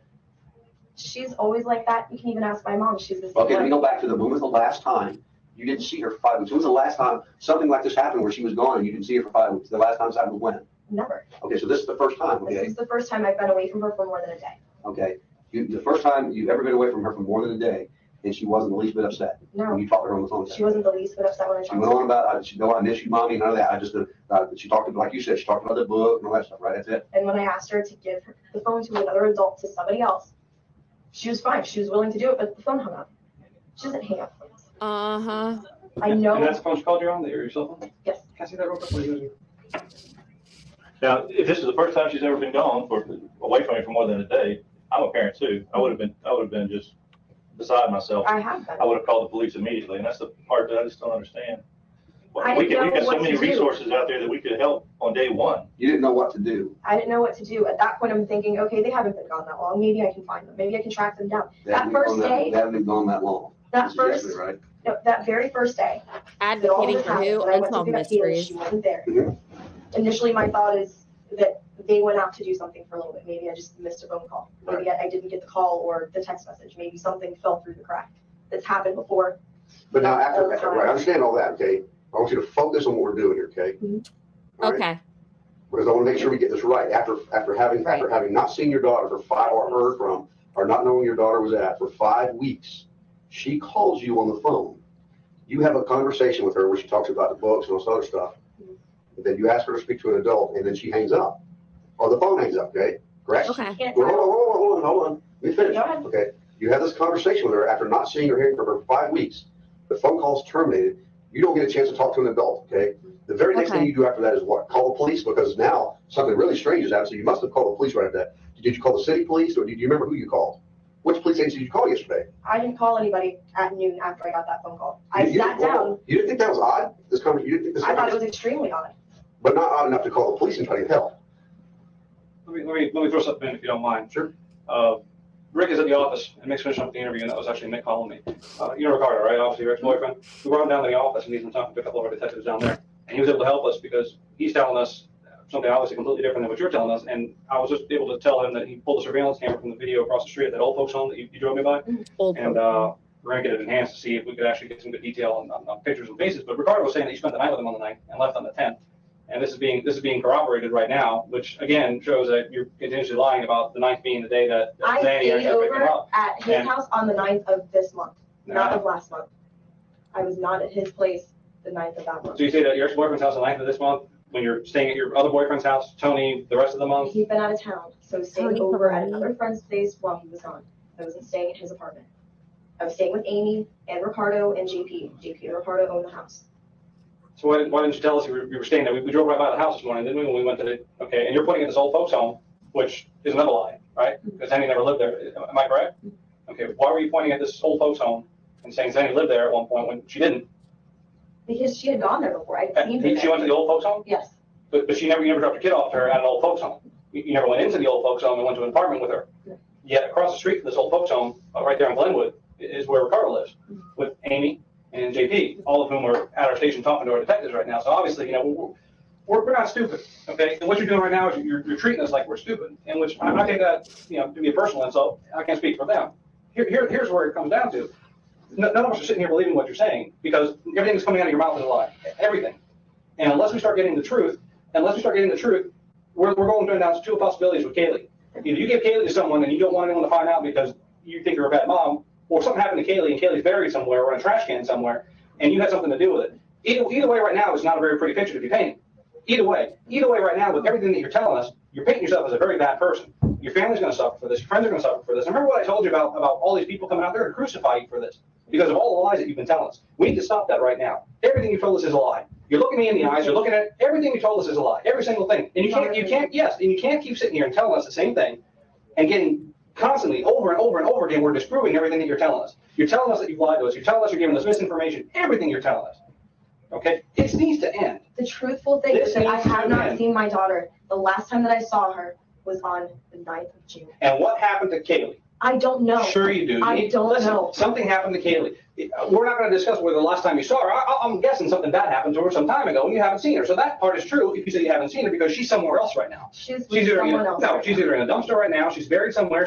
She's out there somewhere and her rotten body is starting to decompose because of what you're telling us. And here's the problem. The longer this goes, the worse it's going to be for everyone. Everyone. The worse it's going to be for everyone. Right now, everything you've told us, we've locked you into a lie. Every single thing that you've told us has been a lie. We're proving all that. Now, right now, it's going to be one of two things. Either we find Kaylee a lie, which is going to help you out extremely by telling us the truth, or we find Kaylee not a lie, which if you start telling us the truth, might still paint you in a better picture. But here's where it needs to end. Here's where the truth needs to come out, okay? No more lies. No more words coming out of your mouth. We've been very respectful. We're taking our time and talking to you. But we're tired of the lies. No more lies. What happened to Kaylee? I don't know. You do know. What happened to Kaylee? I don't know where she is. That is the God's honest truth. Where was she the last time that you put her somewhere? Where was she? The last time I saw her was on those steps at that apartment that I took you to this morning. The same apartment that I took the other officers to last night. But you didn't give her to anyone while you were there. See, we're pulling, listen to me. We're even pulling surveillance video from an apartment complex, and they have to keep this by law for several days, okay? And we're not seeing you over there. We're not seeing you there at all that day. You think that we're stupid and we're not going to do all this stuff?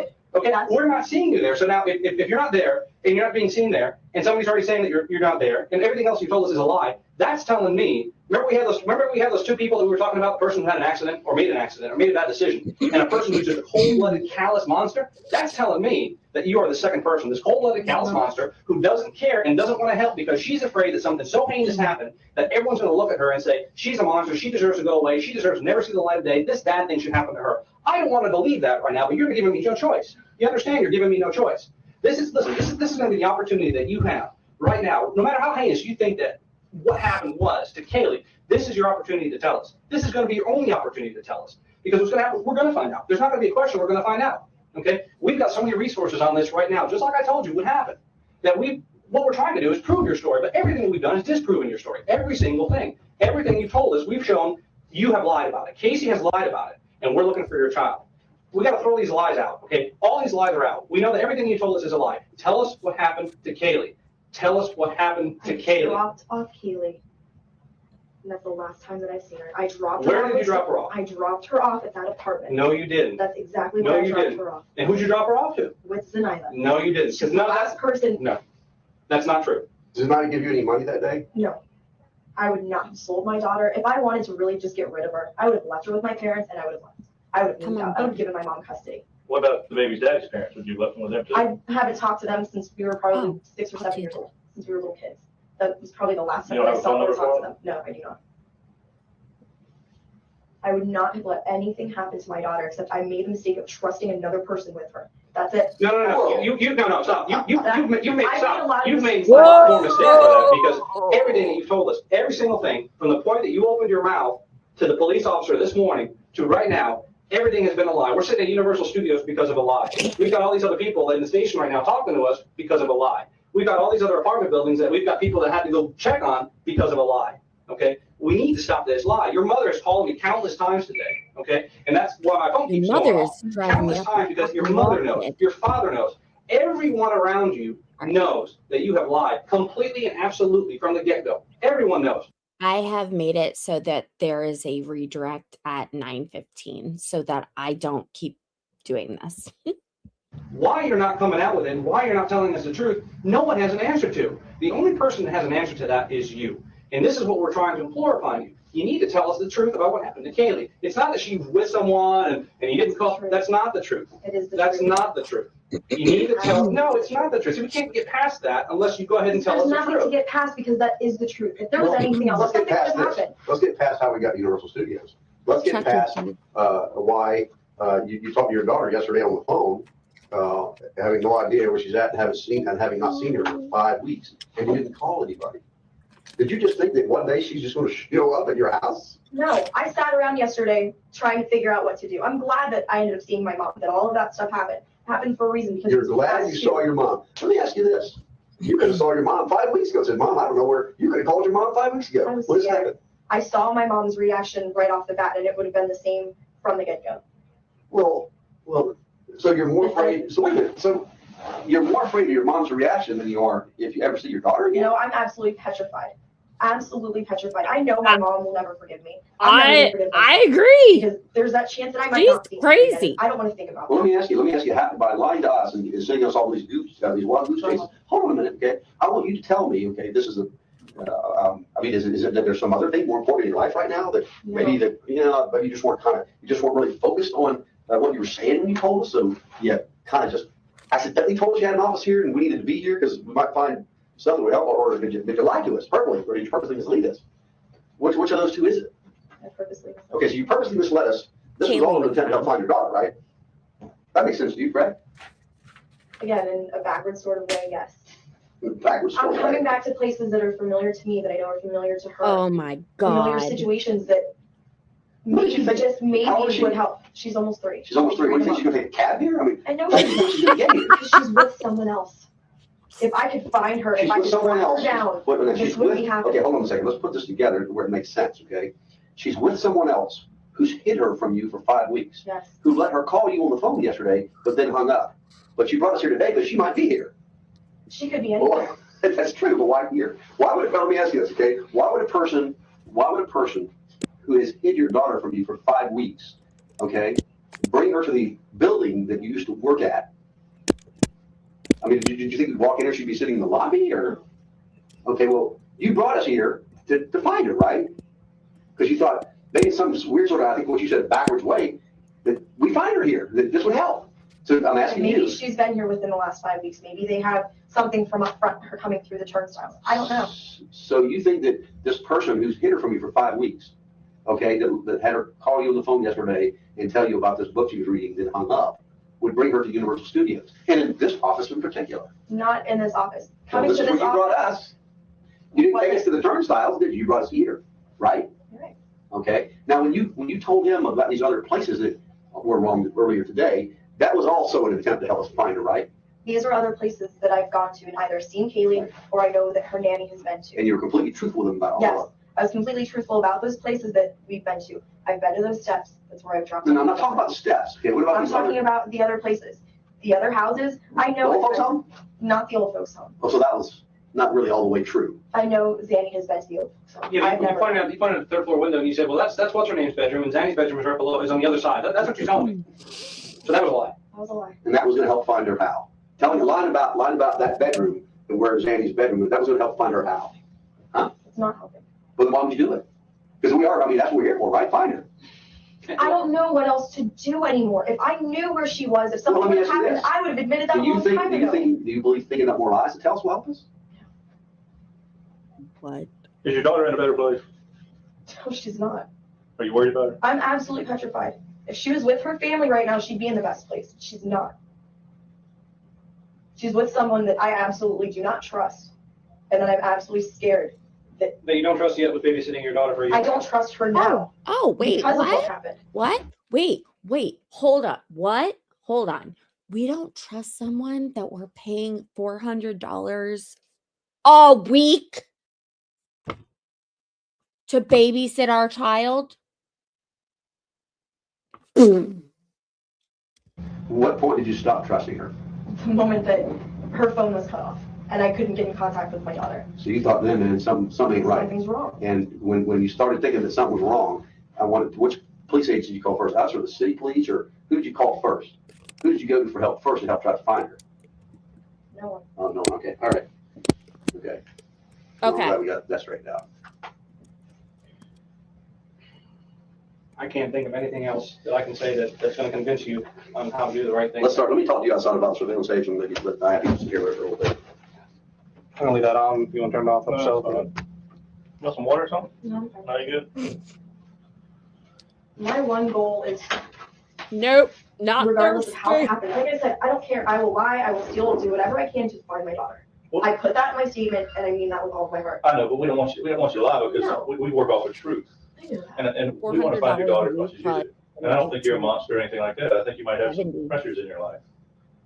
Who exerts the most pressure on you? Like my parents used to do me. My mom does, absolutely. Does she not think Her you care mom for your daughter good enough? Or maybe. I mean, it's roughly your single mom. Living at home with my parents. Gotta be rough. You'll never live up to your mother's expectations, right? At least not right now. Right. No, she loves Lee way And no more way than mean that she I would loves ever me, Casey. do Let's be anything or let any real. harm come to that child. She's the one thing in this world that I love more than anything. And I understand that. And I believe it. I see the tears in your eyes. Okay. Oh, okay. My concern is I know from my years of experience, I know what young adults and young moms and dads can do when parents exert too much pressure on them. They don't live up to their standards. They don't. So not that you would hurt your child, but you might, because if your parent just constantly talks down on you, makes you feel like crap, you're not good It's enough. not constant. I brought that on myself. The stuff that she says, the thing that she said, she's been right about everything. What kind of things does she say?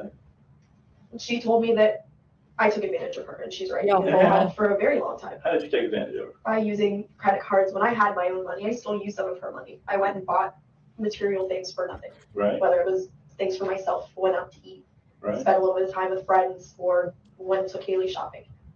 For whatever reason, I was extremely selfish. Right. I was The extremely selfish Kaylee for thing, a few years, quite a few Mom, years. Grandma would be okay with. What about, I don't know anything about this. Like I told you before, I was just sitting at my desk and he said, hey, come on. Something about a car at Amscott. My car ran out of gas. I was driving actually to Your different car? places. My car, yes. Okay. Car that I bought for my brother 3 years ago. Okay. Sucks because I ran out of gas. My gas gauge is obviously reading wrong. The sensor could be wrong. Right. It showed I had half a tank of gas and it was empty. When did it run out of gas? But before or after your baby was missing? I was definitely after. Yeah. I was definitely after. And it ran out of gas in the parking lot of that check cashing store? No, it was right at the corner of Goldenrod and 50. As you can turn, you get in that merging lane where Sam's is and the Amscott. Right. As you're going to get on to Goldenrod from 50, that's where my car stopped, right there. So I had to get out. Two guys helped me push it into that parking lot. Okay. And I left 2 notes on the car, even saying I was going to come back and put gas in it. Why is your mother saying that's her car? Or is she? Is that what I It's heard? still in my parents' name. It was my brother's car. He ended up, that was the car they bought my brother in high school. Okay, so Well, there's He only bought the like car, he paid off the car. 10 and he more sold minutes. it to me. Yes. but not officially with No, the title you guys are transfer. going My parents to kept another the title, stream when this whether is for insurance over. purposes or whatever. Automatically. They still kept it in their name. Oh, okay. So the fact that it was at the check cashing place is just coincidental because you ran out of gas. Because I ran out It's of not like gas. you It went wasn't there on to purpose. cash a check. You No, I didn't didn't go in there the to cash store. a check. No, I didn't go into the store. I Right. wasn't abandoning my car. Right. It just happened circumstantially. I ran out of gas. Oh, Right. I had to circumstantially. call my boyfriend Tony to come and pick me up. Wow. If you were in our shoes, what could we do Shit. to help you find your child? I don't know. What more can we do? Do you have a computer at home? Mhm. Did you ever send, what's the nanny's name? Zenaida. Did you ever send her any emails or Her did she email ever? account bounced back. I've tried twice. I But tried she twice did- this morning. Have She you, had email. even when y'all were in good times, would she send emails back and On forth? occasion, we would talk online, not usually through email. So we more. might be able to track her. We might be able to track If her. I check my logs, we could probably find her through instant messaging. What would be great is if we could have our forensic computer guy Mhm. take your computer with your permission and search it. And he can probably track her by her AOL or whatever account and maybe see, because she's gonna set up another account somewhere where she Oh, yeah. goes. She's Would gonna that set be up something you'd be another willing to do? I'm okay with that. Yeah. Because I know that I have documentation on my computer somewhere. I have Okay, to. well, he can find it. What he does, he makes a Somewhere. copy of what's on your computer, so you don't lose anything on your Yeah. computer. How he can just pull it. And then he And can go search through through it. And, maybe there's clues there as far as where this lady has gotten off to. And when she was watching your baby, she always, for the year and a half? Yeah, baby. Almost 2 years. Almost 2 years, was she always in that same building? She'd been at a house over in Andover Lakes for a while. That was one of the main places. Was it she her was house or was located. it the one she was No, sharing? it was a friend's house. So it probably wasn't in her name? No, it was not. Is that one of the addresses Yuri No. had? Do you know Never that went to address? house. I do not know the address. Andover Lakes, where's that? Off of Dean and Crayford. Okay, that's out by, there's a McDonald's out that way? Waterford, yeah. What's the name of the Do you remember how to get to that house? So we could get the address, maybe the title search? But she was probably just renting a room or? I think she was just running a room there for a while. She had a couple other roommates. I know the house wasn't in any of their names. I think they were just running through. Did you know any of those roommates? I have names. I have 2 names for them, but nothing. Have you given them to Yuri? Yes. Okay, What bye. were those names? Raquel Farrell and Jennifer Rosa. Okay. You had any contact with them? No. Have any way of getting a hold of them, cell phone? I number? never really talked to them much anyway. I think I probably saw them maybe a handful of times. Right. Their schedules were completely opposite of mine. They were never really anybody that I met besides just in passing, even with the boyfriend that Zenaida had last year. I saw Right. him maybe twice. Right. They only dated a couple months. It was never anything serious. She never had him around Kaylee or the other children she babysat, so it was never Yeah. an uncomfortable situation. But this is Now so we're heart like wrenching 10 because there's never a sign, never a single sign that this was gonna happen. Right. Do you know where she was from? With a name like Soraya or whatever? Zenaida. Zenaida? She's Dude, mixed. She's don't Puerto be so Rican and her white. father's black. She's from New York. From what I've been told, that's where she was born. She Right. lived in Miami. She went to U of F. and No, I she know. You said you went to Colonial High School. Did you go to college afterwards? Valencia, How many years in Valencia? about a year and a half. Year I and got a my med planning certificate. Yeah. Oh, that's when you got hired on Yuri? Rara? Well, I got that outside of all of this. I just wanted to do event planning, period, and working occasional events even before actually coming to the event department, even Right. part-time or as a seasonal employee. It was just something I always wanted to do anyway. Right. Ma'am. When you were growing up, you take any medicines or anything? Lithium. Your baby Be take any medicine? that- Did she need any medicine? Not at all. To good health? She's had one cold and it lasted 2 days her entire life. Yeah. Wow. She's been extremely healthy. Pediatrician? Who's your baby's pediatrician? Dr. I thought she said Did, you, not the At baby. least Sharon are comfortable getting No, way back. exactly. I'm not comfortable alone. I feel like I'm way back. Did the nanny ever take baby to the doctor? The only people that were on the list was myself and both of my parents. And my dad had come with me to a couple visits. My mom, I think, came to one. It was usually just Kaylee and I. Alex, watch tomorrow. We get into the forensics of that. Favorite places to go? I guess Universal is one of them. Well, as a theatrical thing, of course, but Right. she liked Jay Blanchard Park, going to Lake Underhill and walking around the lake. Whereabouts in the park did she like the best? The playgrounds. She Yeah. liked to just attempt to run around Lake Underhill. She liked to go and walk the big trail at Jay Blanchard Park. The Yeah, Yukon that's Trail. a big She loved trail. that. Oh, yeah. Yeah, we just finished walking that trail. That's where the jogger was killed, I believe. Mhm. It's a pretty park. My mom didn't want me going out there to run for that reason. Yeah. She didn't even want me running on the outside of our neighborhood around Chickasaw. for the longest time. I'm live every day Trying at to think, when you pull into the 3:30 park- p.m. Eastern. Is the playground off to the right? If you're looking at There's the creek two or the river? playgrounds. I'm usually Which one done does she by play at? 8. She's played at both of them, but usually the bigger one that's down towards where the Y is. Right. That's the one She she is a liked the most. pathological There's more liar. things to climb on, and for her to run around, there's usually a lot more little kids. Yeah. So, and there's swings. When was the last time she was there? The last time I know that she was there was the end of May. I took her in April a couple of times. I've taken her a few times myself this year. The last time that I know that she went with someone other than myself was the end of May. In May. And you last saw her June the 9th? Monday.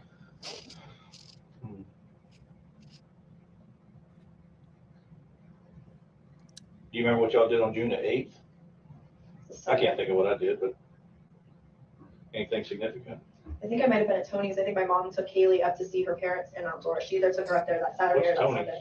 It's my boyfriend's apartment. Oh, okay.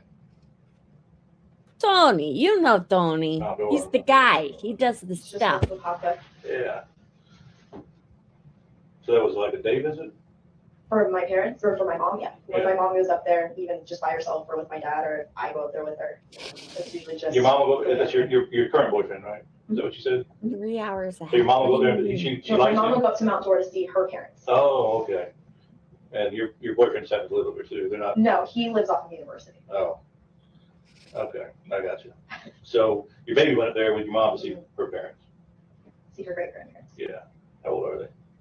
Wow, my grandfather's 88, maybe. Wow. And my grandmother's probably 82, 83. Hang on a second. Probably. I am an interview, Meg.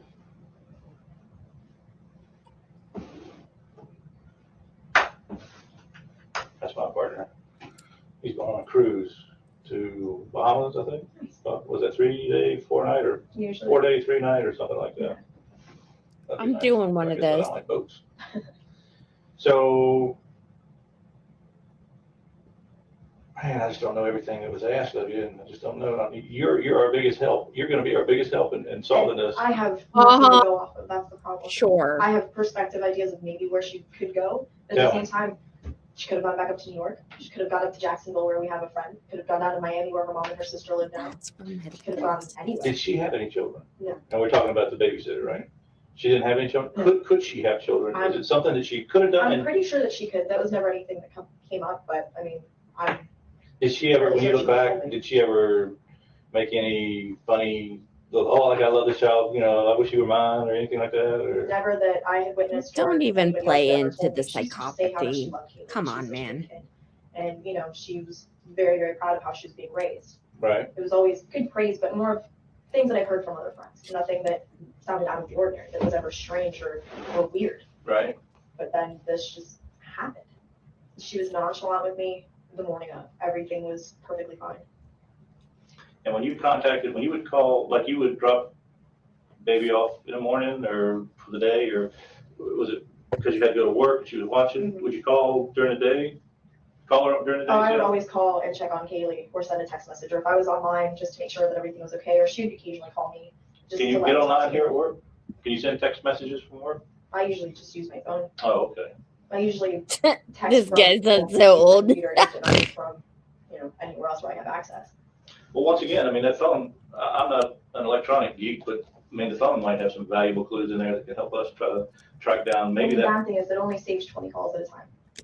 Uh, And text messages, it only saves the messages that I receive. It doesn't show anything that I sent. That's why I pulled up a list of stuff for them. Is that a Boost phone? No, it's a Nokia. It's an AT&T phone. It's probably one of the cheapest, crappiest, simplest phones. But the phone company, your service will have your telephones itemized for Yeah, everything you I have pay, everything, right? but Incoming and outgoing, right? incoming and outgoing. The thing is, Do you have those itemized bills for, I printed off the ones for July. did you give them to Yuri?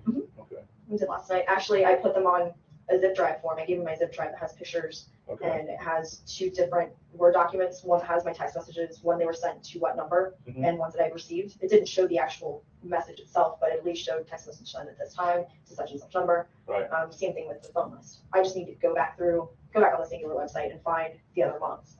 Right. And I know she's had at least 3 different phone numbers in the last almost 4 years that I've met her. Mhm. And I know that she was on 2 different phone plans. And she lived in 2 different places since, Well, did you know of? She's lived in a Since couple you've been of watching places. your child? No, she's lived just in Orlando since I've met her, but she had In just. the Andover Lakes, was she watching your baby there? Yeah. And then in the, whatever this other place is, or, There was another apartment that she had been in probably right about the time that I met her. Mhm. It's Alafaya Club Apartments. does Yuri know all that? Mhm. Alfred Club Apartment? So She'd only lived there for a few months. I think Kaylee probably was only there maybe once or twice. Did she live in the apartment that you dropped her off at the steps? Was that one of the ones she lived in? Was that? That was one of the places where we had met up a couple different times. I actually have a couple friends that live in that complex, so does she. Okay. A good friend of mine from high school still lives there. He has a one-bedroom apartment Do you know right who, around the do you know who her friends were in there, where they lived, or names, or anything I like do that? not. She used to talk about people all the time, but would never use specific names or really go into any detail about anything. And again, it never seemed weird. Some people are just very particular about giving out details or specific details about other people. So I understood all of that, but looking back at stuff now, the privacy, the way she was a little bit changing phones, and it didn't seem right whatsoever. Right. So looking back at any place that I know that she had ever gone to, or that again would seem familiar for me, that maybe I've gone to meet her, to drop off Kaylee or to pick up Kaylee for whatever reason. We'd find mutual places sometimes, or I'd go and pick her up at a grocery store if that's where they were, to try to make it a little bit easier. If we found a nanny today and we found your baby, what's the next biggest hurdle for you in your life as far as who's it? Maybe explaining something to somebody, or what's the next biggest concern? I know your major concern now is finding your baby. Honestly, that's all I care about at this point, and I'll take that necessary step with whatever. Who would that be? I mean, who's going to be the next hurdle in your life as far as trying to explain that, no, I'm not a neglectful mother, I'm not, is it going to be your mom? No, it's going to be saying that and proving that to myself every day. My mom flat out told me yesterday she will never be able to forgive me, and I even told her I'm never going to be able to forgive I myself. believe that. Every day I've been beating myself up about this, every single day. Right. Not knowing where to go, what to do, running in circles, literally, because it's all I can do at this point. Right. Even if I would have had my car in perfect condition, under perfect conditions, it wouldn't have mattered. Where would I have gone? Just driven around for nothing? That's what it feels like. Yeah, I just, I would hope this would never happen to you again, but I think if it ever happened again. I would never let this happen again. The very first phone call should be to would absolutely be to the police. We have so many resources. I wouldn't hesitate to talk to my parents this time if something happened. I mean, I learned the biggest lesson from all this. I made the greatest mistake that I ever could have made as a parent, and I even, told Yuri that this morning. And he I agree, Kay. Right. You all right? No, I was gonna stand up, stretch my leg. Okay. You Well, I know done? you've been in here a long time.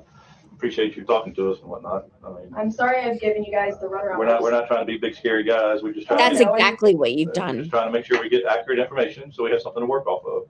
I understand that. I just wish I honestly had more things to help with. Okay. All right. No, she doesn't, and she will not.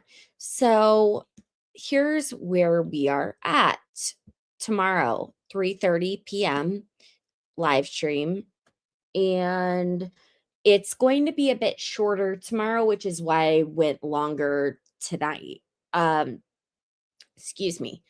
I wanted to kind of make up for that because I have to get so many hours in each day for us to finish the case when I want to finish it. I can't give you guys more than that, but I do want to show you something.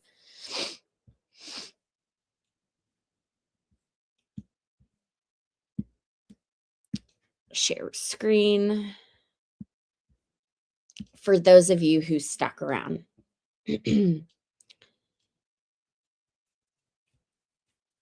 Look at this. Look at the views.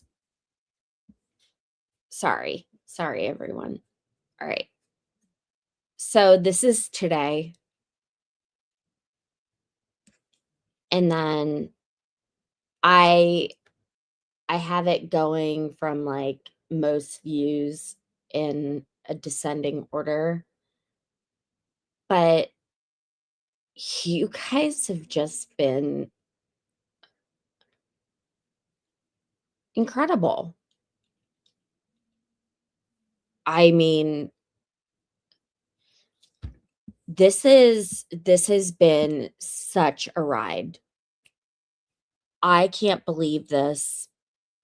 And I'm sorry to have flipped the topic so much because we were talking about Casey and Kaylee, but I was just looking at this and I was like, oh my God. It blows my mind. So I will be back tomorrow, 3:30. If you haven't done so already, please please make sure to like and subscribe. And you can share the stream if you'd like in preparation for tomorrow. But for now, your girls got to go eat some dinner and do stuff, things and stuff. So I hope you have a lovely evening. And I love and appreciate all of you. This has been wild. This has been absolutely crazy. And I love you guys. So I'll see you tomorrow at 3:30 p.m. Those of you who can't make it, Merry Christmas. God bless. And I'll see you soon. Bye.